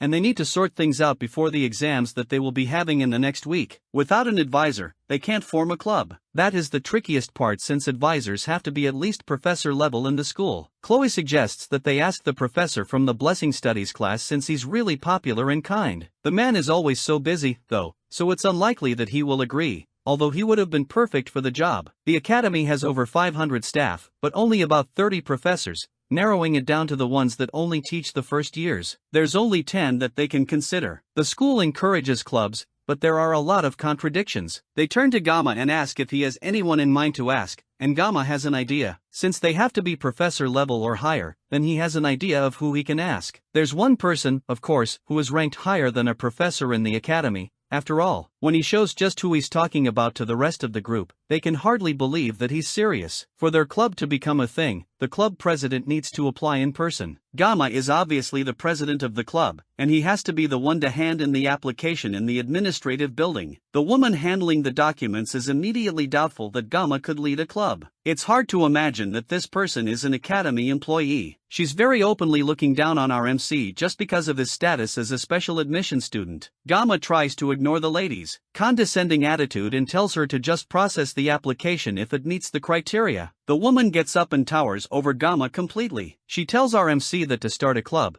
they need to have a faculty advisor, but from what she can see, Gamma doesn't have a professor that is willing to advise their club. Gamma asks the woman to explain what she means, but her thoughts are pretty obvious. The woman thinks that just because Gamma is a special admission student that no professor at the academy would be willing to advise a club founded by him. With his background, the woman thinks that Gamma wanting to start a club is a lost cause. This lady's attitude isn't that surprising. Gamma had a little goodwill left for this place, but now he's losing everything. Having worked nearly 20 years in the service industry, he has dealt with countless disgusting people, and keeping quiet is usually the best solution in these situations. However, that doesn't mean that he doesn't want to land a solid punch on this girl. Instead, though, Gamma pulls out his phone and calls someone who can solve this issue for him. He tells the person on the phone that he is currently in the admin office about to submit his club registration, and the woman yells at Gamma for daring to answer a phone call right in front of her in the office. The person on the other line says that they are nearby and that they will be coming soon, and Gamma ends the call. With the phone down, the woman takes the opportunity to lay into Gamma for having the nerve to disrespect her like that right in her own office. Gamma warns the woman to just follow the procedure since the person that he called is already on their way. In all his yelling and scolding, the large woman fails to notice her co-workers bow their heads and look away from the situation. The woman continues to boast that she's the cousin of a close friend of the headmaster and that she has the power to get a special admission student like Gamma thrown out at the drop of a hat. That line causes Gamma to snicker. Then he leans in and tells the woman to quiet down because her voice is too loud. That's the last straw for her, and she starts to show an unhinged face that Gamma calls her true face. The door suddenly bursts open and everyone jumps in surprise. From the busted doorframe, a very angry headmistress walks into the office, and Gamma tells the woman to pay her respects to his club advisor. She smiles at Gamma, happy that she gets to see him face to face again. Gamma tries to apologize for the inconvenience, but Media tells him that she would come running anytime if he asks. Hearing Gamma's name for the first time makes the woman realize that she's been talking to this year's top freshman student this entire time. Media cheerfully tells her student to leave the papers down and go study for his written exams. Now that she's there, she'll make sure to take care of everything for him. With Gamma gone, Media changes her tone entirely as another staff member hurriedly brings a chair for her to sit down. The woman tries to explain that there is some sort of misunderstanding, but the headmistress doesn't even need to use a blessing to know that the woman was mocking his background. And of all the people for her to choose to mock, she chose the student that was personally selected by the headmistress and the swordmaster. Without a word, Medadia uses her blessing to place a resignation letter on her table and tells her to start writing in 5 minutes. With everything taken care of, Medadia tells him that the club application went smoothly and they just have to find one more member. The girl is probably fired, but he has no sympathy for her. Media then tells him to come by her office after class. Gamma returns to the man that has become his enemy and friend, the blacksmith, Volander. He's here for his gear, and Volander tells him to wait a moment. Now finally looks like a real blacksmith, but Gamma doesn't know what the blacksmith thinks of him. As a former player, he has mixed feelings about him, but now, the negative side grew a lot stronger after everything that happened.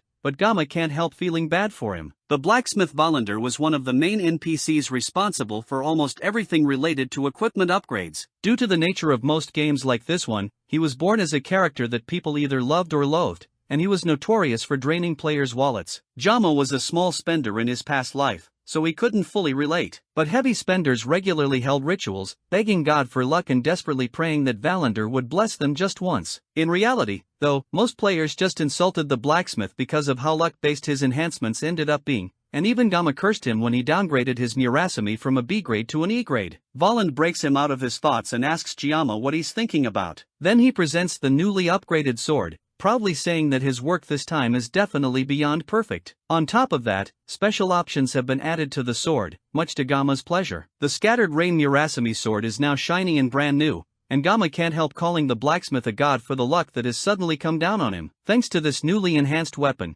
his painless blessing has upgraded, now reaching up to 50 seconds of activation time. When Gamma thought about clearing dungeons in the future, he felt like 40 seconds definitely wasn't enough. But an extra 10 seconds will definitely make a difference. Considering that he will be using this blessing with the blessing of transition means that when the level of armament is raised in the future, then he will get more benefits. This whole thing is definitely good news for him. Even though he complained a lot in the past, the painless blessing is surprisingly versatile for a spirit-level blessing. Volander also told him to check something else with his new sword, too. The sword has now been increased to a D-grade sword. After all that effort, the upgrade isn't as great as he'd hoped. Since he used materials from an A-grade monster like the Buffalo King, he expected it to reach at least a C-grade. Still, considering that he will be channeling aura through the Murasame frequently, having its hardness increased by 2 grades is definitely encouraging. At least it won't shatter in the middle of combat anymore. There's also a flashing button in his status screen that's just begging him to press it, but Gamma has a bad feeling about it. He presses it and the screen shows some new information. Due to a successful reinforcement in Tei Weapon's high growth potential, up to 3 special abilities can now be added to the sword. The special abilities require magic stones which will activate at random. Magic stones aren't something that can be acquired easily, and Gamma can barely hold back his shock that his sword requires them to become stronger. Meanwhile, the elder that works with the demon commander throws a drinking cup against a mirror. Then he continues to drink directly from the bottle before throwing that away, too. He stares up at a picture on the ceiling that shows his father, Ramon von Beimhark. The man was one of the 7-star heroes known as the Mad Tiger. However, he fell in battle 40 years ago during Tei campaign against the 6th Legion commander Vassman. Society praised him as a noble hero. But immediately afterwards, countless attempts were made on his life by family members who were hungry to seize the Beimhark family. To survive, he had to harden his heart and poison it. But those relatives who plotted assassinations against him were instead manipulated to destroy each other. Ultimately, he restored his family's shaken foundations in his father's absence. At the age of 30, he became an elder of Wakan Academy,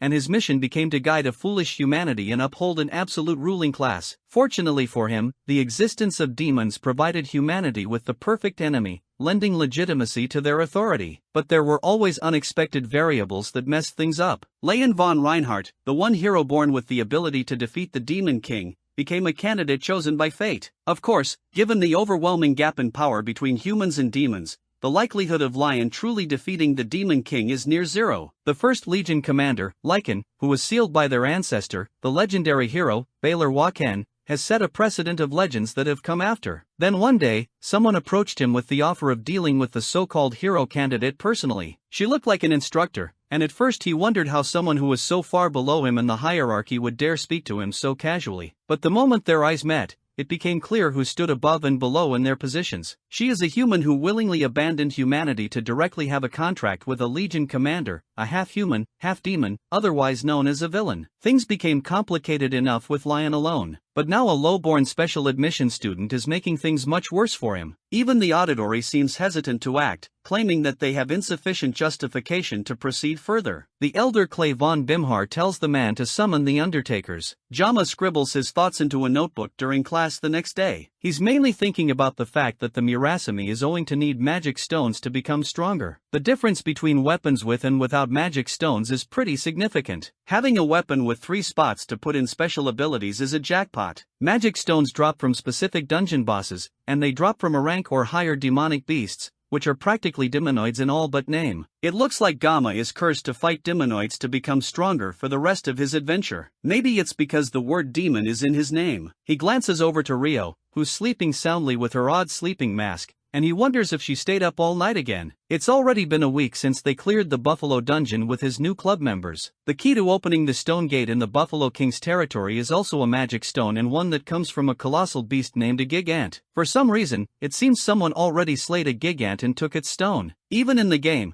giants were depicted as so powerful that a single step could shake the earth. And a gigant is nothing compared to the monsters that were added in the later updates of the game. Those beasts were essentially natural disasters given form. Gamma has to take a moment and consider if it's really worth risking his life just to put special abilities into his weapon. Hunting demonic beasts for stones should have been Leon's job. As he's lost in his thoughts, Chloe comes into the classroom and greets him. She's taken aback by Rio sleeping soundly where she'd have preferred to sit, but she doesn't comment on it. Gamma asks her if she's fully recovered, and she confirms that she's feeling a lot better, although Gamma definitely suffered after expelling that blue light from his weapon. Before she can go further, he tells her that they shouldn't talk about it more. The blue light she's referring to is aura, which is an effect that can only be used by truly powerful people. Thinking about it more, maybe farming magic stones is actually worth it. Despite how he initially felt, he now finds himself craving strength, and he has even completely abandoned thoughts of peace and safety. However, his core goal remains unchanged, and his focus is simply survival. There's been unexpected variables and things that never existed in the game before have been targeting him relentlessly. The plot that he knew is being distorted, and it's as if the world itself just refuses to leave him alone. Somehow, it's already been a month since he enrolled at the academy, and the truth about the Second World War, which will occur in 3 years, will soon be revealed. Gamma choosing to strengthen himself and enhancing his weapon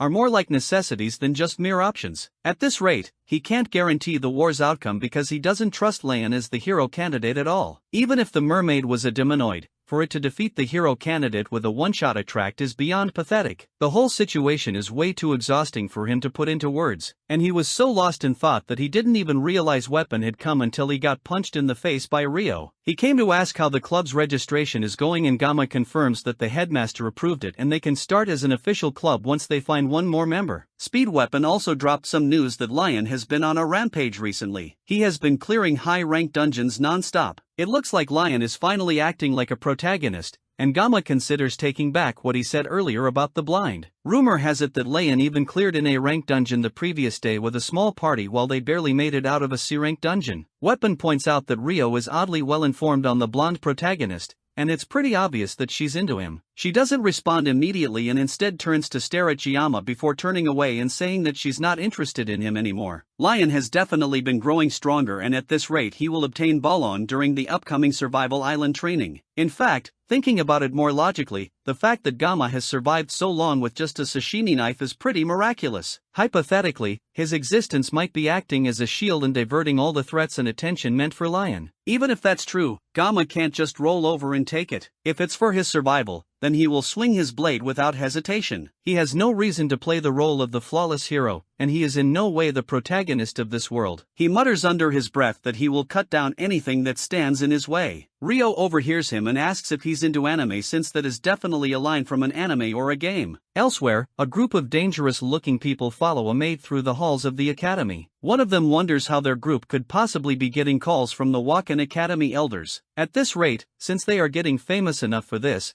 they might as well become a legitimate assassination group. The boss, a woman with short silver hair, tells her subordinate to shut up unless he wants his teeth pulled out. Another one of the thugs tells the guy who spoke up that since he's new, he doesn't know that their boss hates the elites, but the payout from this job was just way too good to refuse. As they continue to talk, the boss repeats herself and tells her subordinates to shut up. They reach the office of the elder that summoned them, and the maid calls out to him through the door. The man calls for them to step in, and the first to walk in are Jang Taipeng, the deputy leader of their group, Perry, a simple grunt worker, and the boss herself, Rei Shun. These three are members of the Undertaker Syndicate, which is a mercenary villain alliance. The elder thanks them for coming such a long way, and then he gets straight to the point, ordering his maid to give them a package. The package contains information on Kangama, and one of the men wonders why they are being given details on some kid. The elder doesn't respond and tells them that Gamma is to be dealt with during the next week's Survival Island training, and if they succeed, they will get 100 million upfront as they originally discussed, and then a bonus will be paid separately upon full completion of the task. Ri asks what the disposal method should be, and the elder simply says to dump him in the ocean that surrounds the island and let the fish and sharks take care of the rest. The day of the written exam comes and Gamma munches on a sandwich as he reads through the material for the exam. He already aced the midterms, so he doesn't need to try too hard,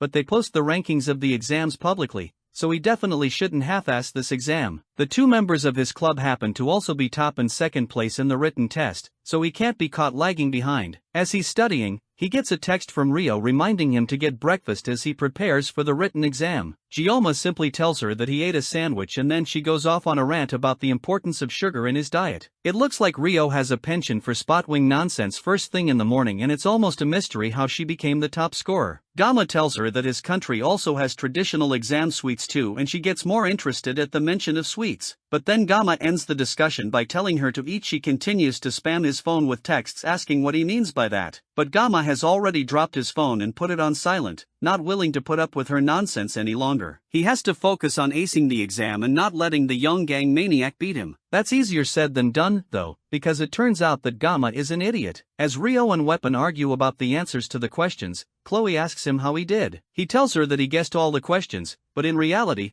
he scraped by using the game lore knowledge. However, he must have at least done better than Chloe, right? He asks her if she has heard anything from Nox and if there's been any updates. She tells him that her brother called the previous day, but she was asleep, so she missed it. He called at 7 o'clock in the evening and she had been pulling all-nighter studying, so she didn't see it. Gamma knows that Chloe is a night owl, so it's more likely that she ignored it on purpose. Audiator member's contact info is classified, so unless Nox seeks him out directly, Chloe's intel is his only source. She has her reasons for ignoring him, but they still seem awkward around each other. Gamma personally thinks that siblings should get along better. Weapon loudly complains that he studied for days without sleep. And yet, it looks like Rio passed him once again in their exam scores from the discussion they had. As Weapon has a panic attack, Rio gets up and comes to sit closer to Gamma, curious about what he and Chloe are talking about. She asks them if they are dating, and although Chloe starts to fantasize in the background, Gamma quickly denies it and tells them that it's not what they think. Then she leans in closer and asks Gamma why he's always ignoring her texts if he doesn't have a girlfriend to worry about. He tells her that it was just one time and it's not like he always ghosts her or something. Their conversation is cut short by Chloe, who is pissed to hear that he and Rio have been texting. He turns around as she hauntingly calls his name only to see Chloe in full Yandere mode. She stares down at the two of them and calmly asks him about the fact that the two of them text. Chloe's sudden outburst is a shock to Gamma. The redhead didn't say anything when the two of them were sitting next to each other, but now she's freaking out because of some text. Even Weapon can't understand her sudden change in attitude, but Rio finds the whole thing amusing. She jokingly asks Gamma why Chloe is acting like that, but Gamma tells her to back off before she makes things worse for them. She doesn't listen to him and keeps pestering him for why Chloe is suddenly acting like that, clearly knowing exactly why Chloe is freaking out. It's clear that she knows exactly what's going on with Chloe, but she's just having fun messing with them, not understanding how dangerous the incoming Yandere nuke is. Chloe is done watching them flirt in front of her, and she gets straight to the point. Gamma never even gave her his number, and yet he's already chatting freely with Rio. Gamma tries to explain that her number is confidential, but she's not listening to him. She's more focused on the fact that Gamma promised that he would be her one and only prince. Rio clings to Gamma, eagerly curious about what is going on, and Gamma tries to explain through the waves of killing intent coming from one of his friends. He tells her that Chloe is a Yandere, but she pretends not to know what that is. Weapon pulls her off of Gamma by her face, clearly understanding what is actually going on. Chloe pulls out the trademark Yandere box cutter, ready to start cutting down everything in front of her. This is definitely different from the last time she entered Yandere mode, and Gamma doesn't know what to do. He has been slacking on his research about Yandere stuff on Noob and now he has no idea how to handle her. Chloe starts to take a few steps towards him, telling him that from now on she will make sure that he will only ever look at her from now on. Without giving him even a second to react, she rushes in to cut him down with the box cutter. That's when even Rio realizes that this is seriously bad. She continues to slash at him with the box cutter while ranting that Gamma always makes her so sad. He's always hanging around with and flirting with other girls instead of her. This time, the box cutter misses Gamma entirely and heads straight towards an unsuspecting Rio. Gamma is fast enough to deflect her hand before it can reach the girl behind him. Then he pushes her down on the table, getting on top of her to stop her from squirming away. Weapon and Rio watch in surprise as Gamma tries to calm her down, and the archer looks particularly annoyed by the interaction. While she's held down, he tries to get her to talk to him. She still tries to push him off, but her hands are already getting weak with him on top of her. She doesn't want to listen to him, though. This entire time, he hasn't even wanted to keep in touch, but now, he suddenly wants to talk. Gamma leans in close to her and tells her that he wants to talk to her face to face instead of just through a hunk of metal like a phone. That seems to calm her down a little, and she starts to shiver as Gamma leans in even closer, intent to put an end to everything right here. He thanks her for always thinking about him and that's enough to put Chloe in a state of Yandere overload. Gamma's riz is so potent that even Weapon starts blushing. Then he gets back up now that Chloe has been completely immobilized by his raw riz and reminds her of back in the Buffalo dungeon when he relied on her help and they worked together. They've had many experiences together, so there's no need for her to get so upset so easily. Now that Chloe has calmed down, Gamma takes the opportunity to escape, happy that he managed to handle the situation somehow. Weapon asks him if he's alright, but but Rio remains silent and looks completely disappointed. Their conversation moves along and Gamma tells them that they should clean up and head out while Rio steps out of the room. Later on, both Rio and Weapon walk together back to their dorms with Gamma on both their minds. They could already tell from previous encounters that whenever it came to talking about Gamma, Chloe would always give off a murderous aura. It doesn't take a genius to guess that Chloe has very strong feelings towards RMC. However, those feelings are some kind of twisted love. What was even more shocking, though, was seeing Gamma holding his sashimi knife behind his gentle words and actions. He hopes to persuade his way out of dangerous situations, but it's clear that Giamma was ready to switch persuasion for violence if it came to it. He knows how to use the threat of violence if needed, and at a glance, that might make him seem like a villain, but in reality, those are the qualities of a ruler. Weapon was already convinced before, but now he knows for sure that Gamma is destined for greatness. As these thoughts go through his head, he notices Rio furiously tapping on her phone. She's been making grumpy faces for a while now, and it's clear that something is bothering her. She doesn't want to tell him what her problem is, so he instead asks her why she's fiddling on her phone so much. She's deleting a video from her Neo channel that her subscribers weren't watching called The Perfect Way to Deal with a Yandere, the same video series that Gamma was using to deal with Chloe. Not that Weapon knows that. Anyways, the video is clearly doing well with over 200,000 views, but she's still intent to delete it, claiming that she doesn't need it anymore. Weapon changes the topic and the two continue to chat as they make their way through the campus. Elsewhere at the Academy Library, Gamma looks through a series of books alongside his fellow cadets. Starting next Wednesday, there's a scheduled deserted island survival training on Avalon Island that will hold for 3 days and 2 nights. Going by the name, it sounds like a serious survival camp, but cadets can only make teams from 1 to 4 people. The school even posted an official announcement with all the details to every cadet. The whole thing is more like a school event, similar to camping or a ski trip. Gamma is in the library picking up various survival guidebooks to get a better understanding of how to survive during the training trip. Since it's called survival, the academy will evaluate each cadet's self-sufficiency, but the end result won't affect their grades. Now that he thinks more about it, even for Giamma, who was a player of the game, the training event left a lasting impression on him. It's part of the main storyline where the main character will acquire the hilt of Balong, which is the main weapon of the protagonist. During the island training, an incident will also happen that sparks the feelings between Abel and Lion. He was really into the event at the time, but now he's not that jealous anymore. Since entering the school and the endless peril that he has had to endure, it has made him cynical about love. Since the academy elders are after him and there is the mysterious instructor too, there's way too much for him to worry about to think about sparking a romance. No matter how pretty she is, this isn't a situation where he can catch feelings. Love can wait for his next life. In this current life as a swordsman, what he's more interested in is the holy demon sword, Balong. Maybe it's because he's a swordsman, but he honestly can't help wanting it. As a former player, he already knows where Balong is and what it can do. But finding scattered Balong pieces is also a key part of the story's narrative. And even if he knows where all the pieces are, he still can't get them. The condition to obtain Balong, which chooses its own master, is to manifest the blessing of miracle. That means that the weapon is literally designed exclusively for the protagonist. Compared to Gamma with a sashimi knife, the difference in their worthiness is just way too much. Instead of longing for the impossible, it's better to focus on learning what he will actually need to know for the 3 days on the island. Because of the events that happened in Skopje Island, the director has made a special request to the Sword Emperor to join as a guest instructor leading the Wolf class. The world's strongest hero is guiding a group of first-year students on a camping trip. The main story has definitely changed a lot, but at least he can now fulfill his goals safely thanks to that. Gamma heads over to the shelf to get another book that could have something he needs to know. He didn't come to the library just for basic survival info that he could get online. He's looking for something specific on Avalon Island. He opens a book that talks about the history of the island and starts reading. Avalon Island is located in the far western sea and it's a mystical place where the terrain constantly shifts. In the very center of the island, there's an ancient lake called the Queen's Lake, and among certain tribes, it's called the Land of Beginnings. Currently, the island is uninhabited. All these things are stuff that Gamma already knows,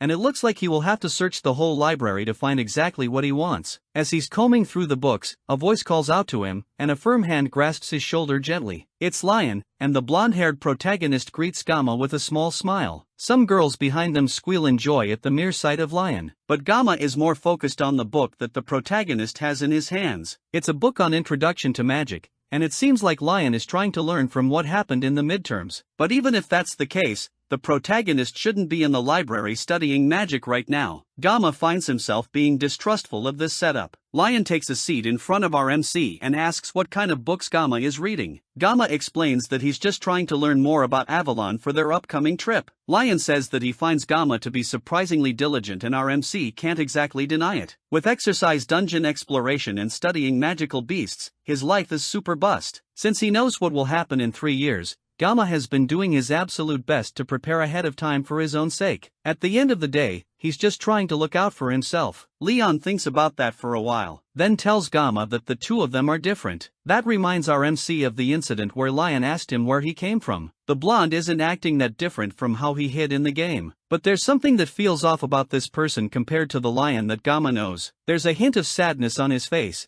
and there's also something about his troubled attitude. Without giving Gamma a chance to figure out what's going on, Lion gets up and wishes Gamma a safe trip back home. There's definitely something up with the protagonist. Maybe it's the weight of being a hero that's carrying humanity's fate. But whatever it is, it's definitely a heavy weight on his shoulders. With Lion gone, Gamma turns back to finding what he needs before the library closes. The day of the survival training comes along, and students gather in the training grounds for an orientation. Abel and Rachel meet up with Rio and Chloe, and Gamma's 4 wives have a brief stare down. Some small talk passes between Abel and Rio before Rachel butts in to break the tension. She brings up the fact that Rio jumped into Gamma's class and is trying to steal him from behind their backs. But Abel cuts in before she can go too far with her accusations. Rachel doesn't stop though and gets even louder, bringing up the fact that Rio not only went to a dungeon with Gamma, but also started a club with him, and now she could potentially be spending a whole 2 nights and 3 days on a survival training island with him as well. Rio cuts in and tells them that Gamma said that he wants to do the training alone. His excuse is that there were things that he wanted to try himself, so he's planning to take on the entire island solo. That gets Rachel excited since it means that Gamma will be completely alone for the entire 3 days. Rachel comes up with a little game for the 4 of them to play while scouting through the island. Gamma only said that he wanted to go alone, but there was no rule that he can't be followed. So, Rachel comes up with a game called the Rachel Game that will give one lucky girl a chance for some alone time with Gamma. Avalon Island has constantly changing terrain, and even if they use the spatial gate to go onto the island, they will all get dropped in random locations. It'll be hard just trying to meet up and even harder to form teams. So, the Rachel Game will have one single rule. Whoever finds Gamma first wins the game, and the remaining 3 must give up. The girl that finds Gamma will get the chance to completely monopolize Gamma. If they meet up with each other, they can team up or separate by their own choice,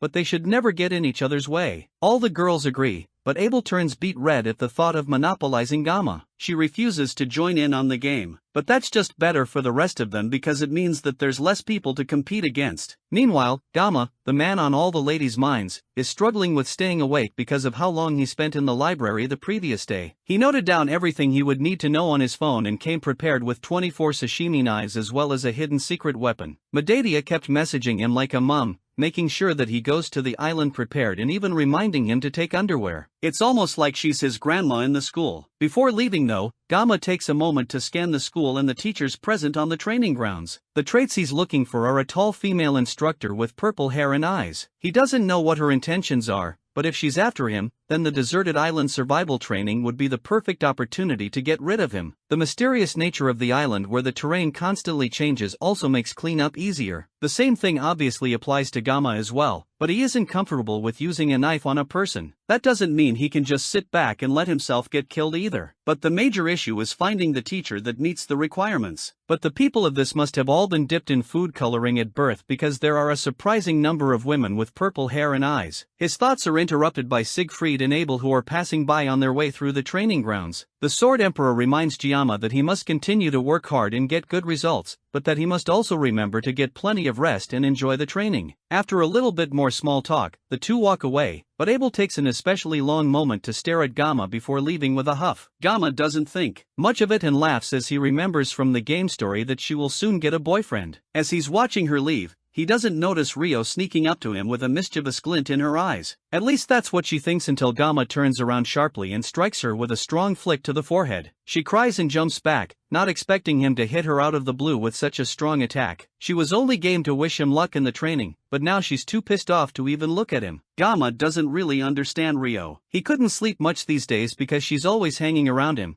and if he ignores her and doesn't react, then she'll just get more restless and paces around like crazy. He has no idea what caught her attention so strongly, but Rio is still technically a heroine. He doesn't want to be closer to her than he has to. The spatial gate to Avalon Island opens, and the students are told to carefully pass through to the island for their test. Zama steps up to the gate, determined to make sure that this time he will find what he's looking for, and he will get through this event quietly without any trouble. The gate brings him through, and he arrives in the sacred land of Avalon. Specifically, he arrives in front of the Tree of Beginnings, Yggdrasil. This isn't time for sightseeing, though. There is a survival test to pass, and everyone is working hard, so there's no time for him to slack off. Thankfully for him, he took a photo of the island's map back at the library. Then, he marked the location where he can get the blessing of regeneration after comparing his memories of when he played the game himself. The map looks familiar enough, and Gamma assumes that the blessing's location is near the lake at the island's center. This means that he needs to get as close to the World Tree's lakeside as he can. Then from there, he can cross both the rocky area and the forest area. There are 3 days left of the island training,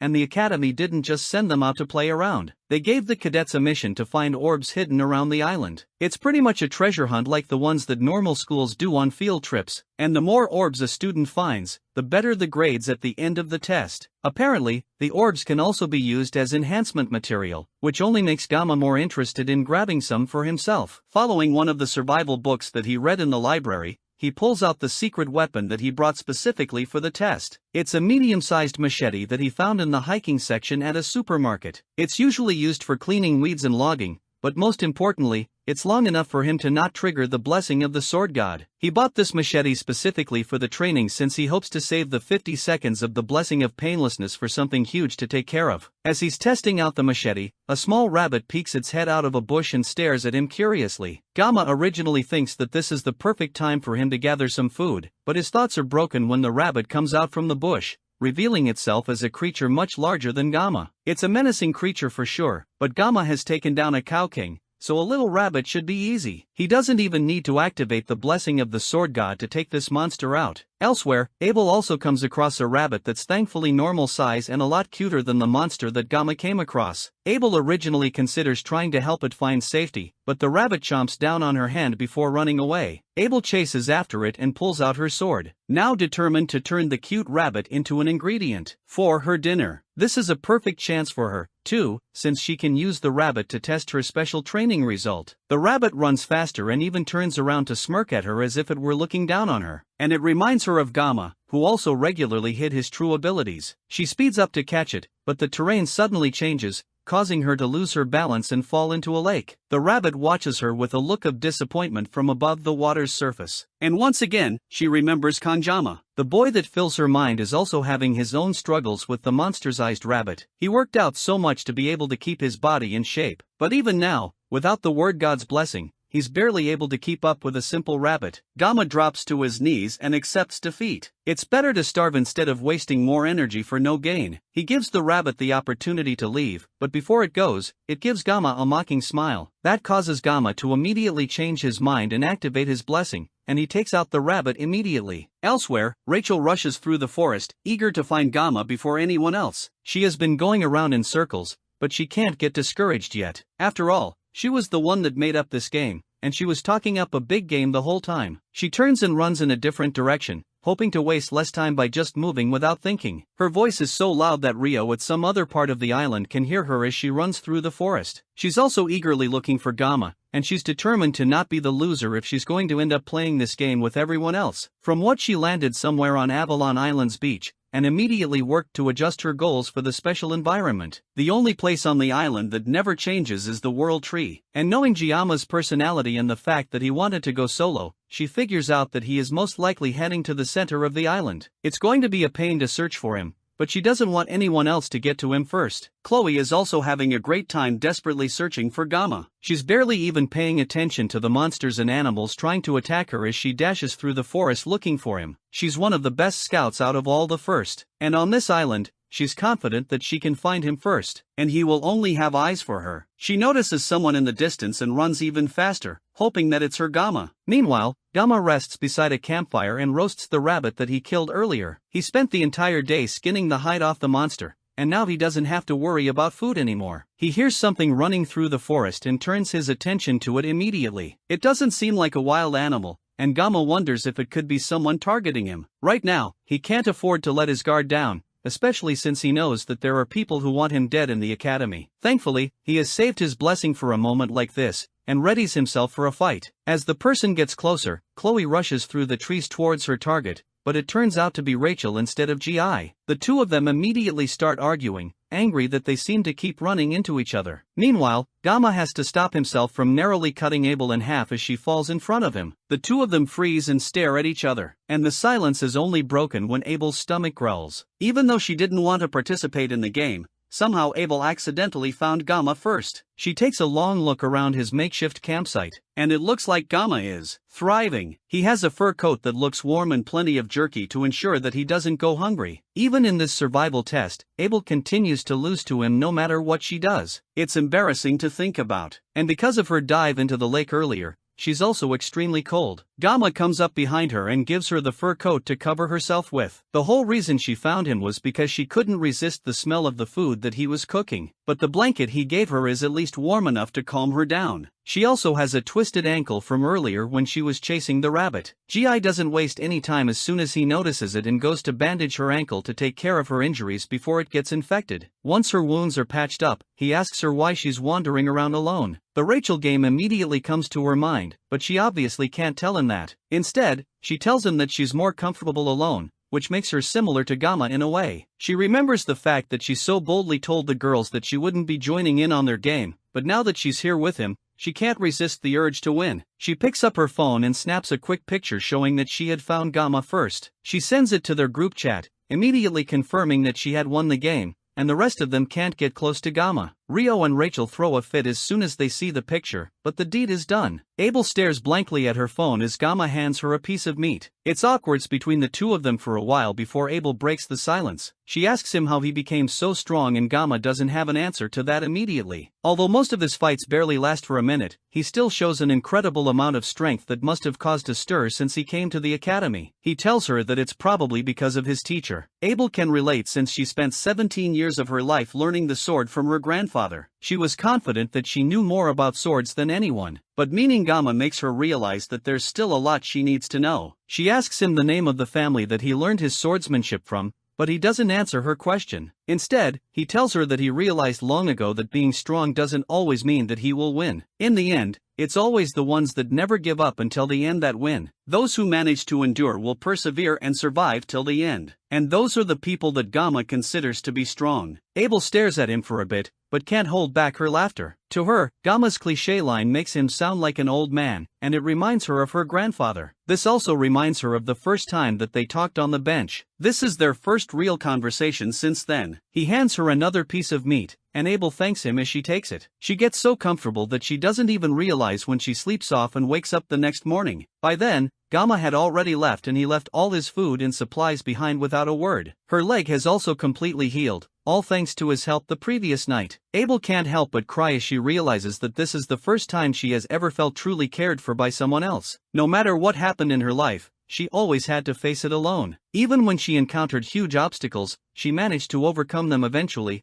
but it was always alone. That was the duty of someone who carries the family name of Nibalong. But now Kangjama has done all of this for her while seemingly expecting nothing in return. All this time she has envied and been jealous of people who offer kindness without expecting anything in return. And now he does this for her. With newfound energy, she picks up her sword and prepares to set off. Nothing will change for her if she just sits and cries, so she has to start moving. She wears the coat that Gamma gave her proudly and sets off to continue her survival training. Meanwhile, Gamma pushes his way through the forest and his mind wanders to Abel. Even he thinks that she's really pretty, but he also feels like Abel doesn't like him very much. He's not too worried since he already knows that Abel's character is just like that. She's always been a proud, aloof young lady. He ended up helping her due to their random encounter, but it's not because he had feelings for her. She just looked so pitiful that he couldn't bring himself to be cold to her. The main storyline might change a little now that he has interacted with her, but everything should be mostly fine. Today is also the day that Abel and Lion start developing feelings for each other. He at least hopes that she doesn't end up giving the fur blanket to Lion. Regardless, he has made it out of the forest after several hours of walking, and now his focus is solidly on finding the blessing before sunset. The blessing he's looking for is the blessing of regeneration, which is a Guardian class blessing that is just a rank below the blessing of transference. It's designed to amplify the body's regenerative capabilities, but the catch is that it can only be used on the person that owns the blessing, which means that the blessing is essentially just magical doping. However, because he has the blessing of transference, that restriction doesn't apply to him. He should also be able to patch up his sashimi knives as well. At a glance, the blessing seems like a cheat, but the regeneration isn't to the point of regenerating lost limbs. It's just a blessing that accelerates the healing of wounds. The blessing is also treated as a hidden bonus in the game, so it doesn't particularly affect Lion's growth. Since Lion will eventually grow stronger later on and gain more buffs, he has to make sure to get this blessing no matter what. After a little bit more walking, Gamma finally finds what he has been looking for, the blessing of regeneration. It is also beside a gigantic orb from the test, and with how obvious it is, it's practically a freebie. He came here for the blessing, but he gets an orb, too, which is a lucky bonus for him. He goes to grab the orb and have a look, but suddenly someone blocks him from getting to the orb. It's Lion, and he already knows that Gamma isn't here for a sightseeing tour of the World Tree. Leon stares Gamma down,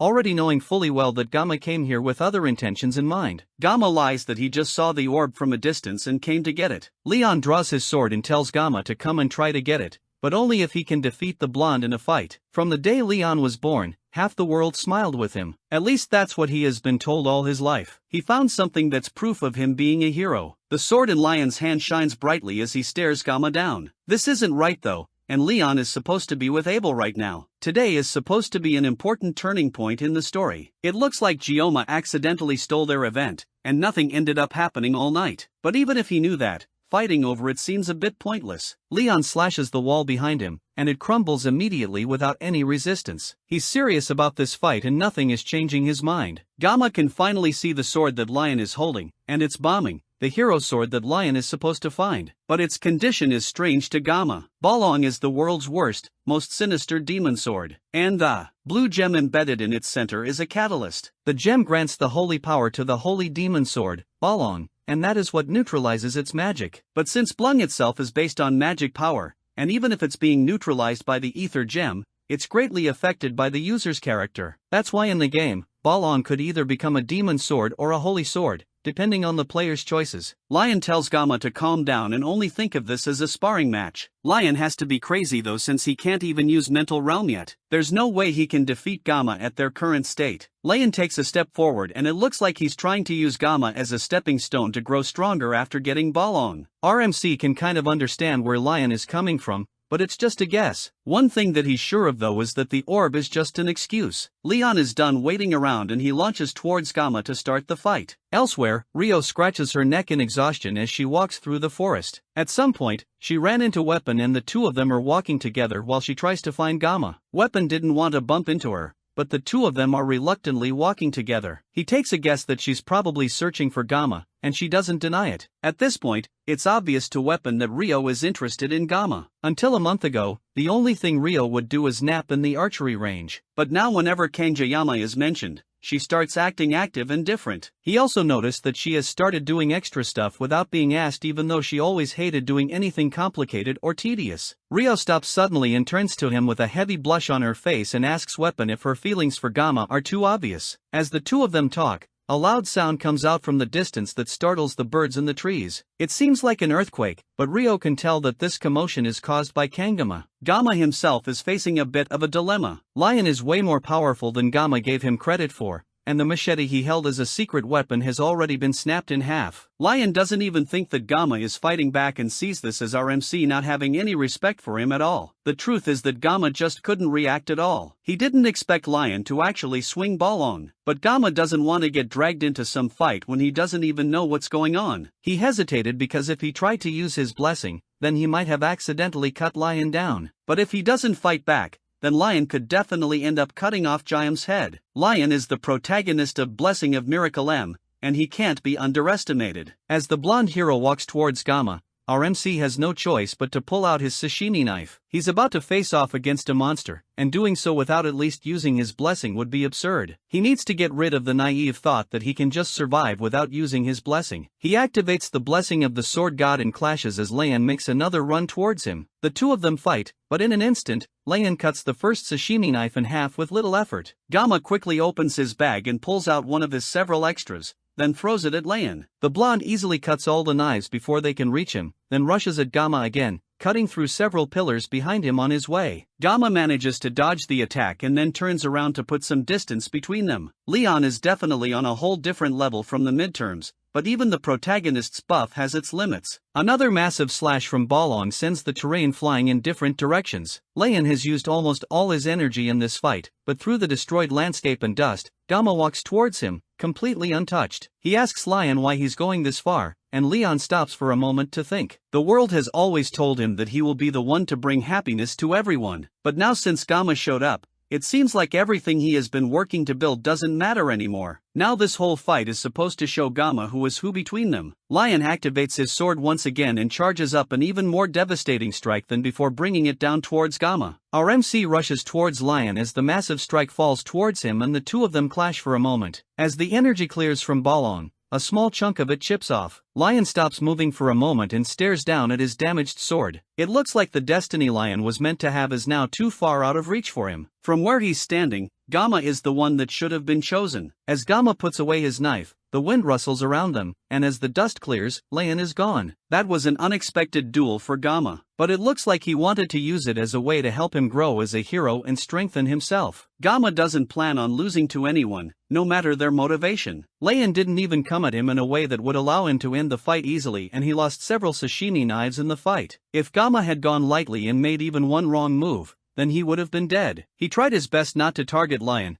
but thanks to that, he ended up dodging all over the place without putting in a real fight. Even so, Lion's growth is at a level as fitting for the protagonist. With that said, Gamma ended up slicing a bit of bombing, but as long as he gets it repaired and collects more parts later, then reaching its final form shouldn't be a problem. At least he didn't end up cutting down Lion himself. That would have been an entirely different problem. With no other surprise attacks on the way, Gamma goes to take the orb for the survival training and pick up his new blessing as well. He picks up the blessing and a system message pops up for him confirming that he has acquired it as one of his abilities. It's a passive ability, and to test it, Gamma cuts into his own skin with a stone. Immediately, the wound disappears without even a scar, which is exactly what Gamma wanted this whole time. Still, getting this in the first place was tough. He heads back into the forest and rests by a campfire as he gathers his thoughts. He still can't get over the sudden duel he had with Lion for no reason. The only thing he can think of is that the fight happened because he accidentally stole Lion's special time with Abel. But Leon even said that their battle was going to happen sooner or later. Things were so tense that Jiam couldn't even question it. But now he desperately wants to know what the blonde protagonist meant by that. He already knows that Lion is an existence of this world, but that still doesn't answer the question of what exactly he is. And even beyond that,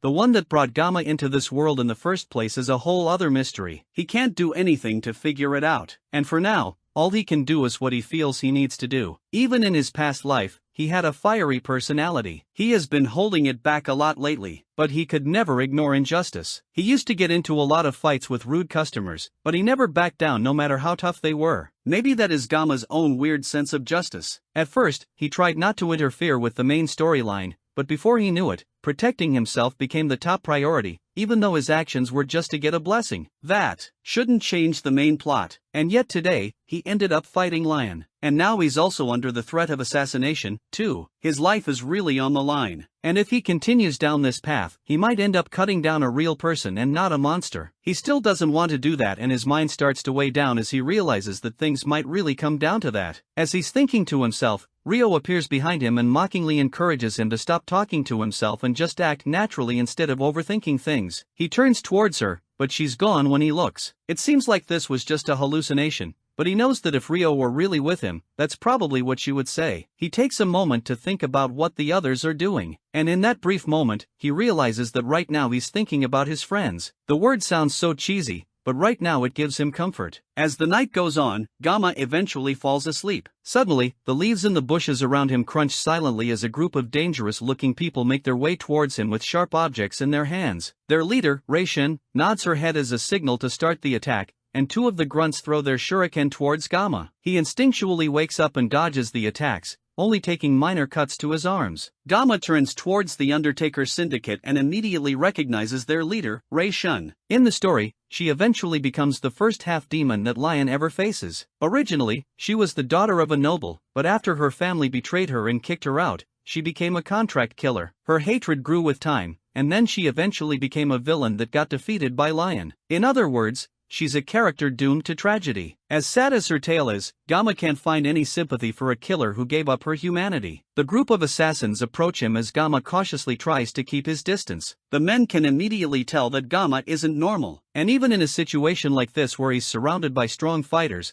Gamma is making a face like he wants to cut them all down. Rei Shun is the first to speak to him and she asks him which organization he's from. Gamma doesn't answer, mostly because he has no idea what to say to that. Why would hitmen be asking him that kind of question? Maybe they think he isn't a cadet because he seems so skilled. From what the other men are saying, it seems like this is the first time that Rei Shun has been interested in someone they are about to kill. They know that he's the top freshman, but they didn't think that he would put up a fight at all. Gamma still doesn't respond to their provocations, and instead he simply watches them. Then he figures out that since these people have come for him, then whoever sent them must at least be an elder in the academy. That shocks all of them because they didn't expect Gamma to be investigating them. He knows that the Undertaker Syndicate are just butchers who kill people for money, and the more he talks about them, the angrier they get. Gamma walks right up to Rei, getting right in her face and looking down at her as if to mock her. One of the grunts finally has enough of the disrespect and turns to attack Gamma, but in a split second, our MC activates the blessing of the sword god and makes quick work of the side character. The man makes fun of Gamma for just running around dodging as his head slides off from his neck, which has been cleanly cut by Gamma. Just like that, he dies before he even knows that he has been attacked. With this,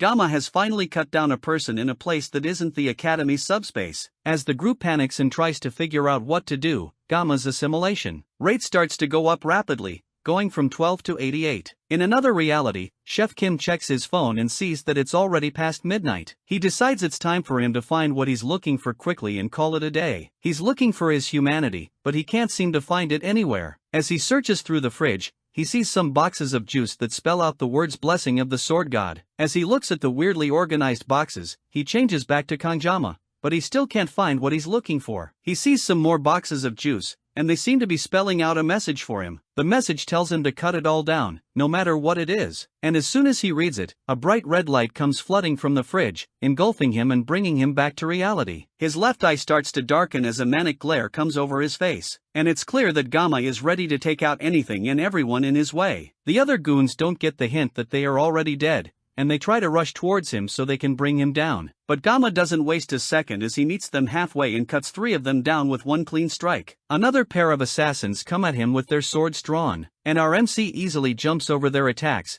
twisting in midair before slicing them in the back, killing them easily. The men try to encourage each other to not get taken down by one brat and rush to attack him all at once, while Rei Shun, their leader, watches from behind as blood, guts, and body parts go flying in all directions. As she watches her men get mercilessly cut down, she starts to question if the person they are going up against is really a cadet. He's clearly in an entirely different league than all of them combined, and at this rate, they are all going to be wiped out. The goon closest to her yells out in fear, calling for his captain to tell him what to do. But before Rei can even process what he's saying, Gamma swiftly appears beside him and ends his life in one swift motion. The kid was supposed to be an easy target for them, just a quick kill that they would forget about by the end of the week. But now all her men are dead, and she's most likely going to be next. Now she understands why the old man was promising such an absurd amount of money for someone that was supposed to be a quick and easy kill. That crazy old man set them up against someone who was clearly no longer human. He has to be a half-human, half-demon that's disguised as a cadet. Gamma's attention turns to her, and before Rei Shun can back away, her back is already in the glue as Gamma sits on top of her, keeping her completely pinned while a knife presses against her throat. Gamma managed to finish this whole thing quickly with a whole 9 seconds left on his blessing of painlessness. All the time for the day was used up because of Lion and this Undertaker group. It was for self-defense, but Gamma still wishes that he won't need to use it again. Fighting humans is a completely different feeling compared to fighting demonoids. even though he's not a fan of what he just did. His opponents were human butchers that were coming for his life. There was no reason to show mercy and he doesn't have any regrets. Now the only person left to take care of is Rei-shin, and she has clearly lost all will to fight. He ties her hands to a tree, keeping her immobilized. Then he starts his interrogation by asking her who sent her. However, even in this situation, Rei is a professional and she's not about to let Gamma's intimidation work on her. But Gamma isn't going to give up so easily either. This is finally his chance to figure out who has been after his life. All he has to do is figure out how he's going to get the information out of her. Gamma bends down to her and asks her if she's stupid. After all her subordinates have been turned to fertilizer for the forest, and there's a good chance that she will be next if she decides to continue crossing Gamma. Rei can't take it anymore and grits her teeth in anger, convinced that Gamma is a demon. But now even she can see why the elder put a hit on him. She tried to look into Gamma before the mission, but all of his personal records were erased, including even his relatives and his parents. That causes Gamma to pause in confusion, and the rest of Rei's ranting falls on deaf ears. He has no idea what she means by his family records being erased. He tries to remember his relatives and his parents, but suddenly realizes that he can't even remember what his family looks like. He desperately asks her to explain herself while pulling out his sashimi knife from its cover. He was originally planning to find out the name of the person that hired the mercenary group, then he would have let her go peacefully. But now that she has revealed something so distressing, it looks like he has no choice but to take this more seriously. He tells her plainly that if she doesn't cooperate with him, then she will end up losing an arm and a leg and any other limb Gamma wishes. As long as she can still talk by the end of it, he doesn't care how mangled she ends up being. Suddenly, the area fills with immense magical pressure, pushing both Gamma and Rei down. Gamma turns around and sees that the blood of the corpses seem to be rising into the air and heading towards Rei. Suddenly, the stoic look on Rei's face changes to raw terror as she sees the blood gathering around her body. Elsewhere, Siegfried takes the break as an opportunity to go fishing with his brand new fishing rod. He hasn't gotten a single bite since he started,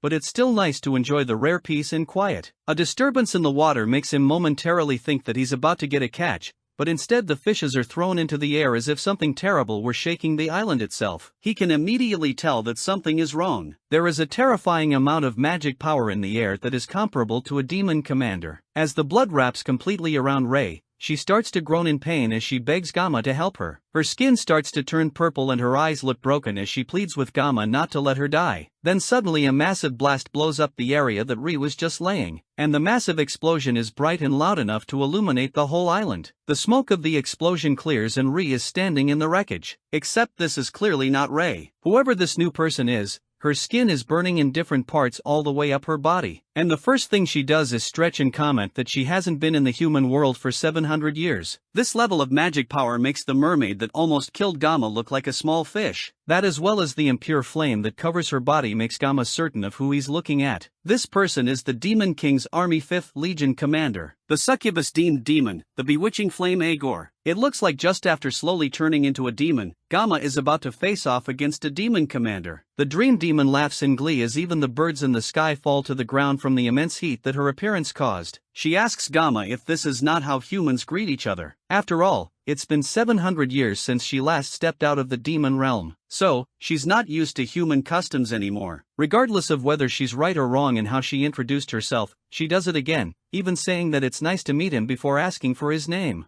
Gamma is still stunned to silence as she continues to ask him questions that he can barely even hear anymore. Right now, he's struggling to dig up his memories in the hopes that even the smallest and seemingly useless fragments can serve as a mirror to let him see into the future. The biggest advantage Gamma has right now that has allowed him to survive in this world for so long are his memories from playing Blessing of Miracles M from his past life. From what he remembers, the succubus Agor is a ferret-type demon and one of the Legion commanders. Although her physical strength is pretty average among the other commanders, she excels in mental magic. That's the basic details he can remember reading about Agor on the game's wiki back when he quit the game. But he has no idea why Agor would come down to the human world after 700 years. Even more, she used possession to descend through Lean as a host. He doesn't have any more time to think about it. As Agor speaks to him again, she asks if he is the one that killed all the mercenaries littered on the floor. From the moment she descended, she realized that Gamma is no ordinary human, and the fact that he's even still standing with a sane mind after seeing her is proof that he has outstanding capabilities. However, even with that, just from his physical appearance, she can tell that he's just a whelp, but he will most likely turn out well in the future. If that's the case, she comes to him with a proposal to make a contract with her. As she says that, she activates her mind control powers, completely bewitching Gamma. As he looks at her, he tries to ask her what she's doing to him, but she cuts him off before he can say anything. Gamma should be honored, after all, that a Legion commander would give him the special chance to become her slave. In the end, she knows that even though humans may act noble, they only end up judging each other and creating their own pecking orders. They chase after their own interests and kill others to cause pain. Instead of allowing him to live in a world like that, Ager is giving Gamma a chance to dream a dream of glory with her. The mind control starts to take effect as her words sink into his mind. The more he thinks about it, the more he can't help but agree with her. After all, humans only judge others and stand in their own way. If he wants to survive, then accepting Ager's offer would be the right thing to do. On top of that, his ultimate goal of survival will be much easier if he sides with the Demon King's army. But his opponent is a demon. And not just any demon, but the succubus queen, Aegor. That's why he has to fight her influence and make his decisions on his own. As his mind just barely manages to cut through her powers,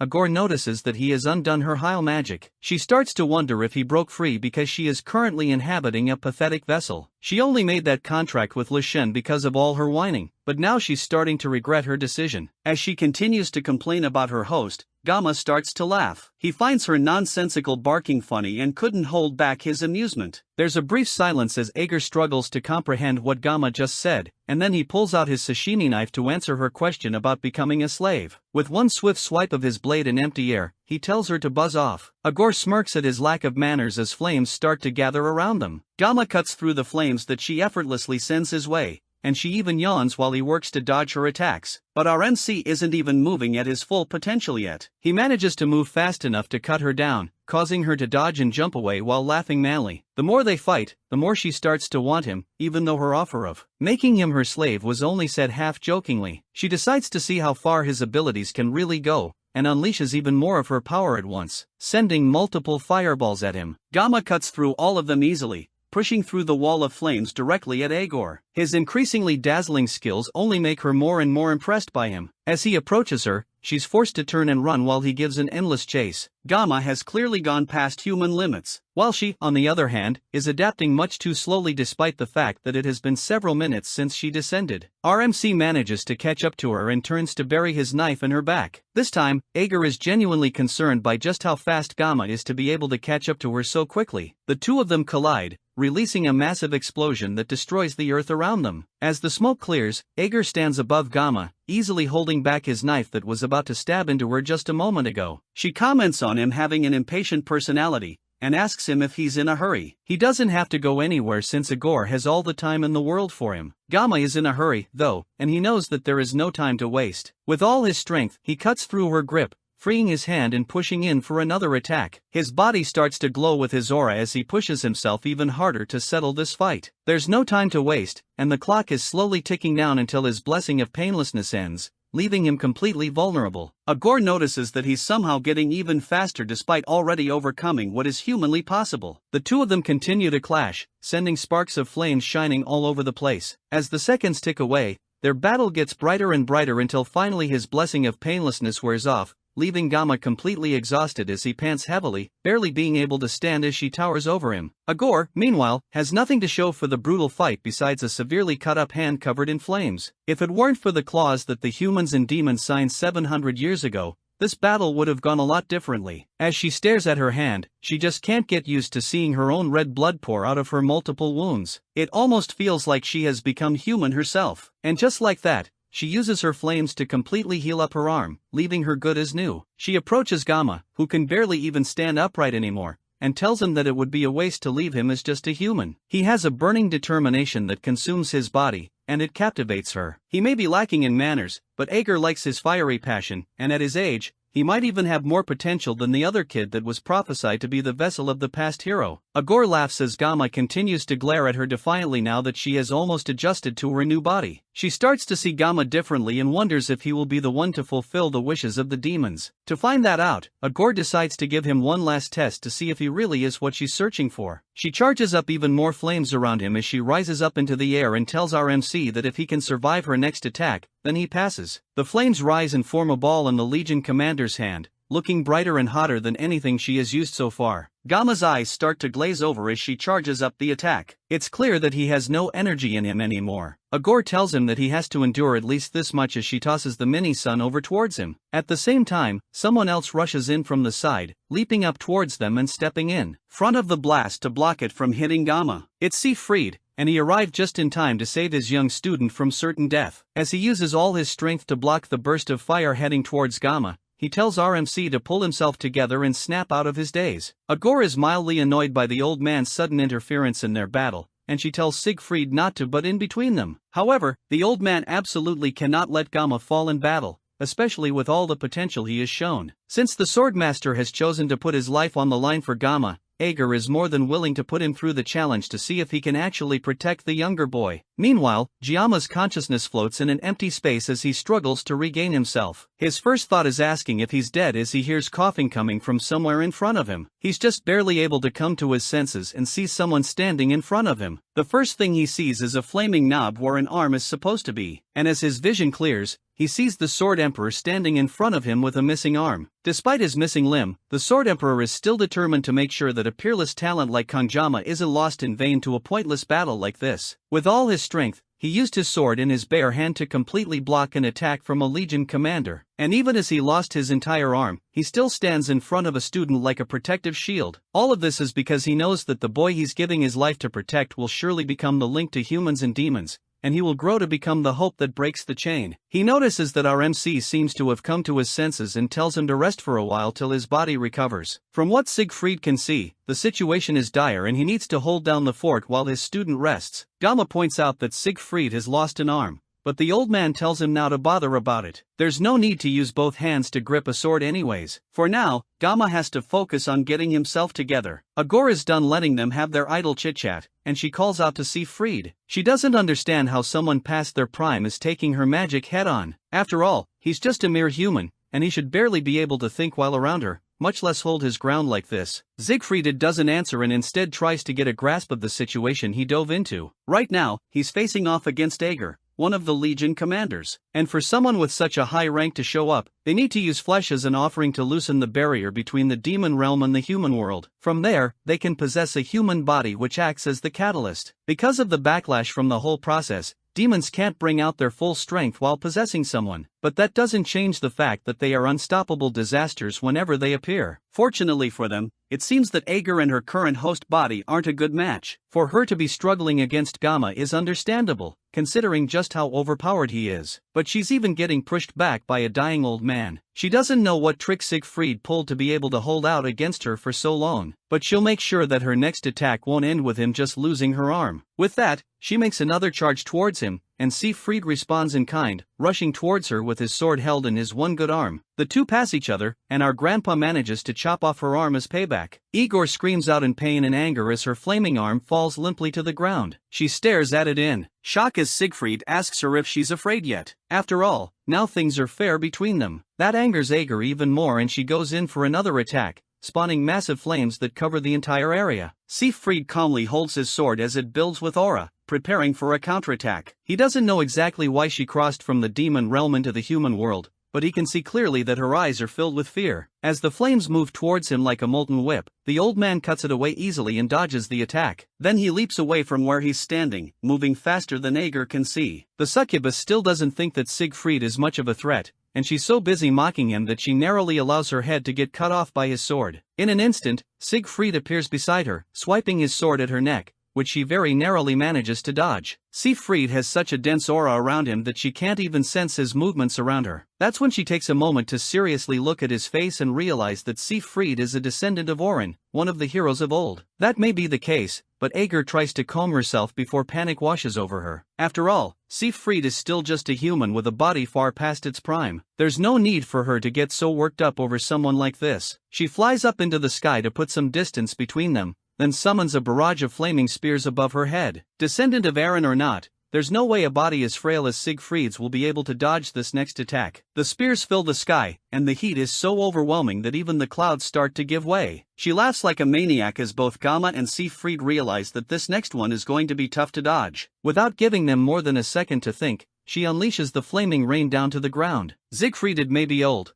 but he still has some spring in his step, moving fast enough to dodge the rain of fire. Gamma can do nothing but watch and call out for his teacher. He's like to help him, but right now it's taking all the strength he has left to barely stay conscious. If he lets go of his sashimi knife, he might never be able to grab hold of it again. Giving up his blessing in this situation would basically be suicide. Siegfried continues to jump and avoid the molten spears as they rip apart the ground around him. With his one good arm, he slashes his sword at any attacks that come to close, perfectly cutting the fire spears in half. Even Ager commends him on his impressive display with such an old body. She upgrades him from a meddling bug to a scurrying rat in her eyes. But the attacks are still falling and they don't seem to have an end. Siegfried hasn't just been blindly dodging them this entire time, though. He's been getting closer to her with each step, and now he's within jumping distance. As he closes the gap, he agrees with her that demons are absurdly stronger than humans. In fact, in his youth, he resented the world after coming to terms with that fact and understanding that his effort alone wouldn't be enough to overcome it. But he has realized something now that he has reached old age. Agor mocks him as he speaks, but even though her words are dismissive, she can't ignore the raw skill that shows off just how experienced the old man is with the sword. Siegfried is almost within striking distance, and she still hasn't found a weakness to exploit. Then she notices it right as he gets closer. His left side, where his arm is missing, is wide open and a sitting duck for an attack. She smirks as an idea comes to her head and tells Siegfried to keep babbling. The old man leaps into the air, getting closer to her, and with his sword primed for the final slash, he screams out to Agor. He tells her that humans can develop and evolve even in hopeless situations, and that's what demons fear the most. That's why they are constantly trying to invade the human world. With that, Siegfried finally makes it into stabbing distance and raises his hand above his head for the final strike. Once he's close enough, Agor starts to laugh. With a quick move of her hand, she stabs at his foot with a spear of fire that bursts from the ground. With that, Siegfried's heroic leap is hindered, leaving him wide open for a finishing attack. Agor doesn't waste a second and closes the gap between them, placing her hand on his chest. She's tired of listening to his babbling, and there's only one way she can put an end to it. With that, she shoots a burst of fire from her palm that tears straight through the Sword Emperor's stomach. The beam then explodes, completely aims as Ager walks away,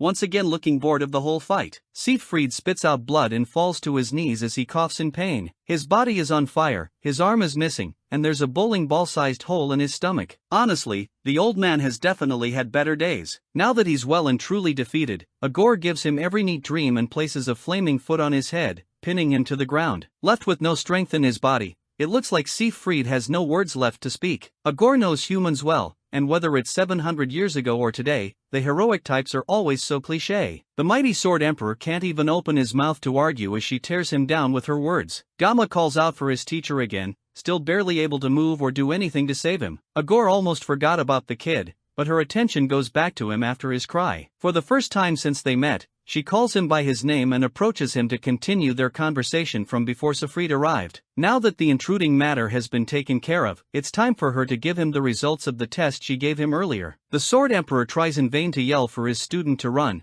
but it's already too late. Gamma passed her test, and as a reward, he gets another taste of mind control. His already weakened mind can barely hold back as the Legion commander places her flaming hands on his body. In her eyes, Giamma will definitely serve as the perfect host for the hopes of Demonind. She lovingly tells him that they will see each other in hell, while Siegfried yells for her not to turn her back on the enemy to go after a young cadet. Agor laughs at his attempts to save RMC as she prepares a seal on her tongue. She doesn't feel like hanging out with an old man like Siegfried, and her attention is fully on Gamma. She leans in and places her tongue on his forehead, giving him a devil mark as a seal of approval for passing her test. With that, Gamma falls to the ground, seemingly completely taken over by the demon woman's magic. The demon mark seems to take root in his head and spreads all over his body, completely covering him with her power. The system immediately detects the unauthorized external intrusion and starts to freak out. It activates its self-defense program automatically. But just like with the Sword God's blessing, the program cannot execute because the user's level and the word line are too low. So instead, the system uses Yggdrasil as a catalyst to temporarily increase Gamma's level. Then it uses its restraint to readjust and synchronize the world line. If you have no idea what this means, dear user, it means that our OPMC is about to get absolutely busted and Ager is cooked. Gamma's synchronization level increases from 12.7 all the way to 99% and then finally 100. With that, the condition for his mysterious locked power has been met,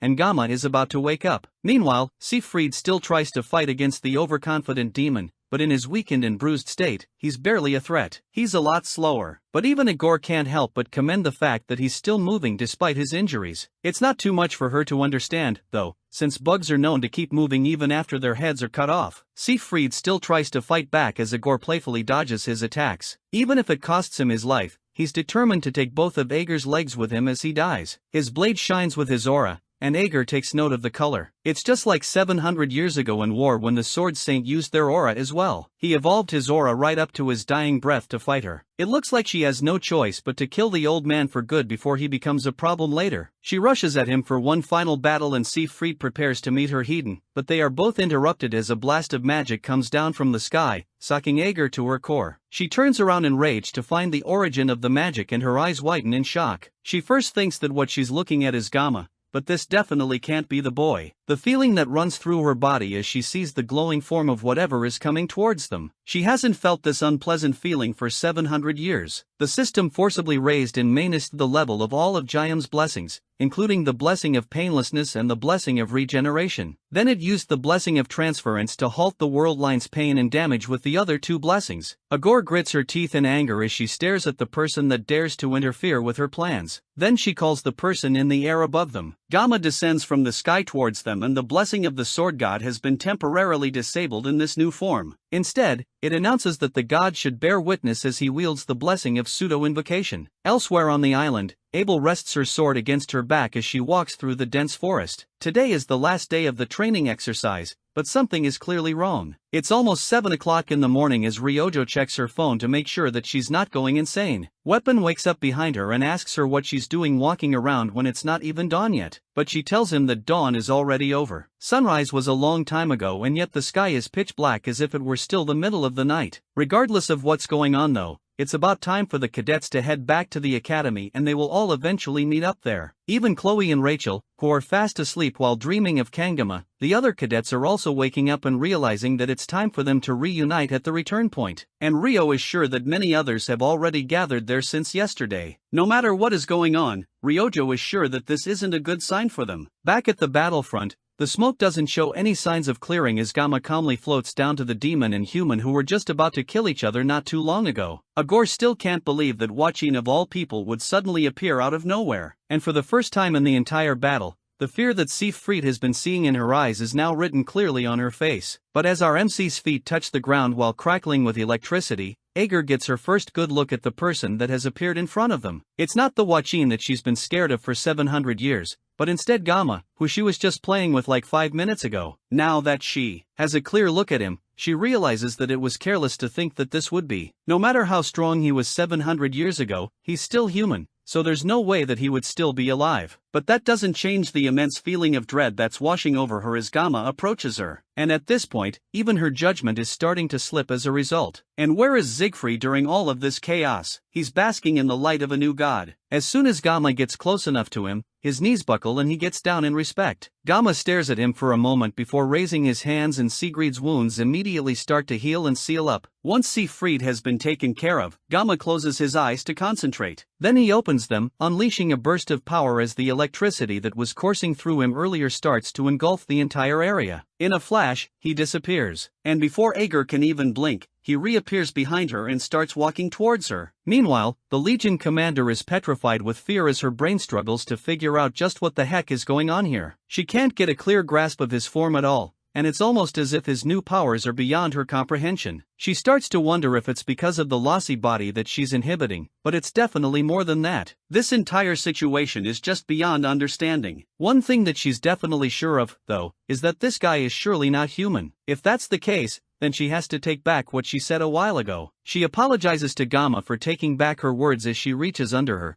drawing magma from the earth for one massive attack. It's a shame that she has to give all her strength to take him out now. His body would have made a fine vessel for someone else. But if she doesn't take him down here, then he will definitely become someone that blocks the path of the rest of demon folk. Gamma stares calmly at her as she charges up a powerful attack in her hands, and the magma from below the earth breaks through the ground and takes shape in front of her. Then she takes it all together and turns it into a massive fireball that she holds over her head. Siegfried grits his teeth in shock at the display of raw power, but Gamma doesn't seem fazed at all. Then she sends the massive fireball hurtling towards Gamma, wishing him one final goodbye with a promise to see each other again in hell. The massive ball of fire shoots towards Jama and Sifrida, and it's so large that it breaks apart the earth as it flies towards them. Seekt can barely believe his eyes at the size of the attack, and there's not much he can do to stop it from taking them out. Gama walks forward as the flames fly towards them, and for the first time since he descended with his newfound power, he speaks. Inside him, the system runs through multiple calculations to keep his new form active and maintain all his blessings at once. Considering the worldline values that were tampered with, the manifestation time is limited to 60 seconds, meaning that Gama doesn't have a lot of time to finish this. But considering this new form, it's not like he needs a lot of time anyways. The world itself seems to freeze in place as Gama walks towards the fireball with only one intention: to cut it as perfectly as possible. Several potential cutting lines appear on the massive blazing ball, but only one looks usable. He focuses on it and activates one of his new powers called Thousand Sword, which slices the fireball and goes beyond it to even cut down Ager, who still has her hand outstretched. The ball of fire explodes in a burst of energy, filling the area with a blinding light that overwhelms everything. Once the light dies down, Ager's body falls to the ground, split perfectly in half from Gama's power. She falls to the ground with no energy left to spare. Then her eyes look to the sky as it starts to brighten. Around the island, the other students also point and look at the sky in shock, and they can barely believe what they are seeing. The sky, which was dark not too long ago, has opened up with a perfect cut going straight through it. The other students don't know what's actually going up, and they all just think that the sunrise on this island just happens to be really weird. Back with Ager, she struggles to even breathe properly as her blood pools around her in what looks like molten magma. She can't regenerate her body, and it feels like even the very source of her mana has been cut. At this rate, she's going to die soon, and there's no way to save herself. Beside her, Gama's transformation falls, and he's barely able to keep his balance before falling to the ground. It looks like the transformation took all the power from his body, leaving him unconscious right in front of Ager. The Legion commander sees her chance and starts to crawl towards the unconscious boy. She can't accept the fact that she's going to die so pathetically. But more importantly, from what she's seeing, Kangama will turn into a calamity for the demon folk. She uses the last of her energy to activate one last powerful spell called Flamma and aims it at Gama. Even if she's going to die, this is her only chance to save her race before it's taken out. But her spell casting is cut short as a sword goes straight through the back of her head, all the way out of her mouth. She's just barely able to turn around to see Siegfried burning the sword into her neck. He warned her not to turn her back to the enemy after all, and her carelessness is just like the 6th Lady Commander, Baman. Still, to him, she's tougher than Basine. But this is where her story ends. She has one last chance to curse at him before he fuels his sword with his aura, driving his energy into her and killing her from the inside out. Her screams eventually die down until they are nothing more than pained, muffled yells. Then her body slowly decays and fades away as she disappears into nothing. As she dies, Siegfried finally announces that his name is not Aaron's descendant. It's Siegfried Fanabalon. Then the Sword Emperor turns his attention to the unconscious Jama still laying defenseless on the ground. He goes to turn the boy up and check his body to see if he's okay. His breathing is steady, and although there are some blocked blood vessels, he has no fatal wounds and only seems to be asleep. Thankfully, his life is not in immediate danger. Now that he has confirmed that, Siegfried wonders just what the hell Kangama is. Earlier, after Jayama manifested his new form, Siegfried compulsively got to his knee as a show of courtesy. That act wasn't on purpose, and it was just an unconscious response as a swordsman. Long ago, since ancient times, humans have believed that an incomprehensible will resides within all creations. Storms and floods, lightning out of a clear sky, comets falling from the night sky, and even supernatural or superhuman forces have always been objects of fear for humanity. But ironically, people worshipped these transcendental powers in hopes of receiving blessings and protection. Over the years, people began to call such things calamities or gods.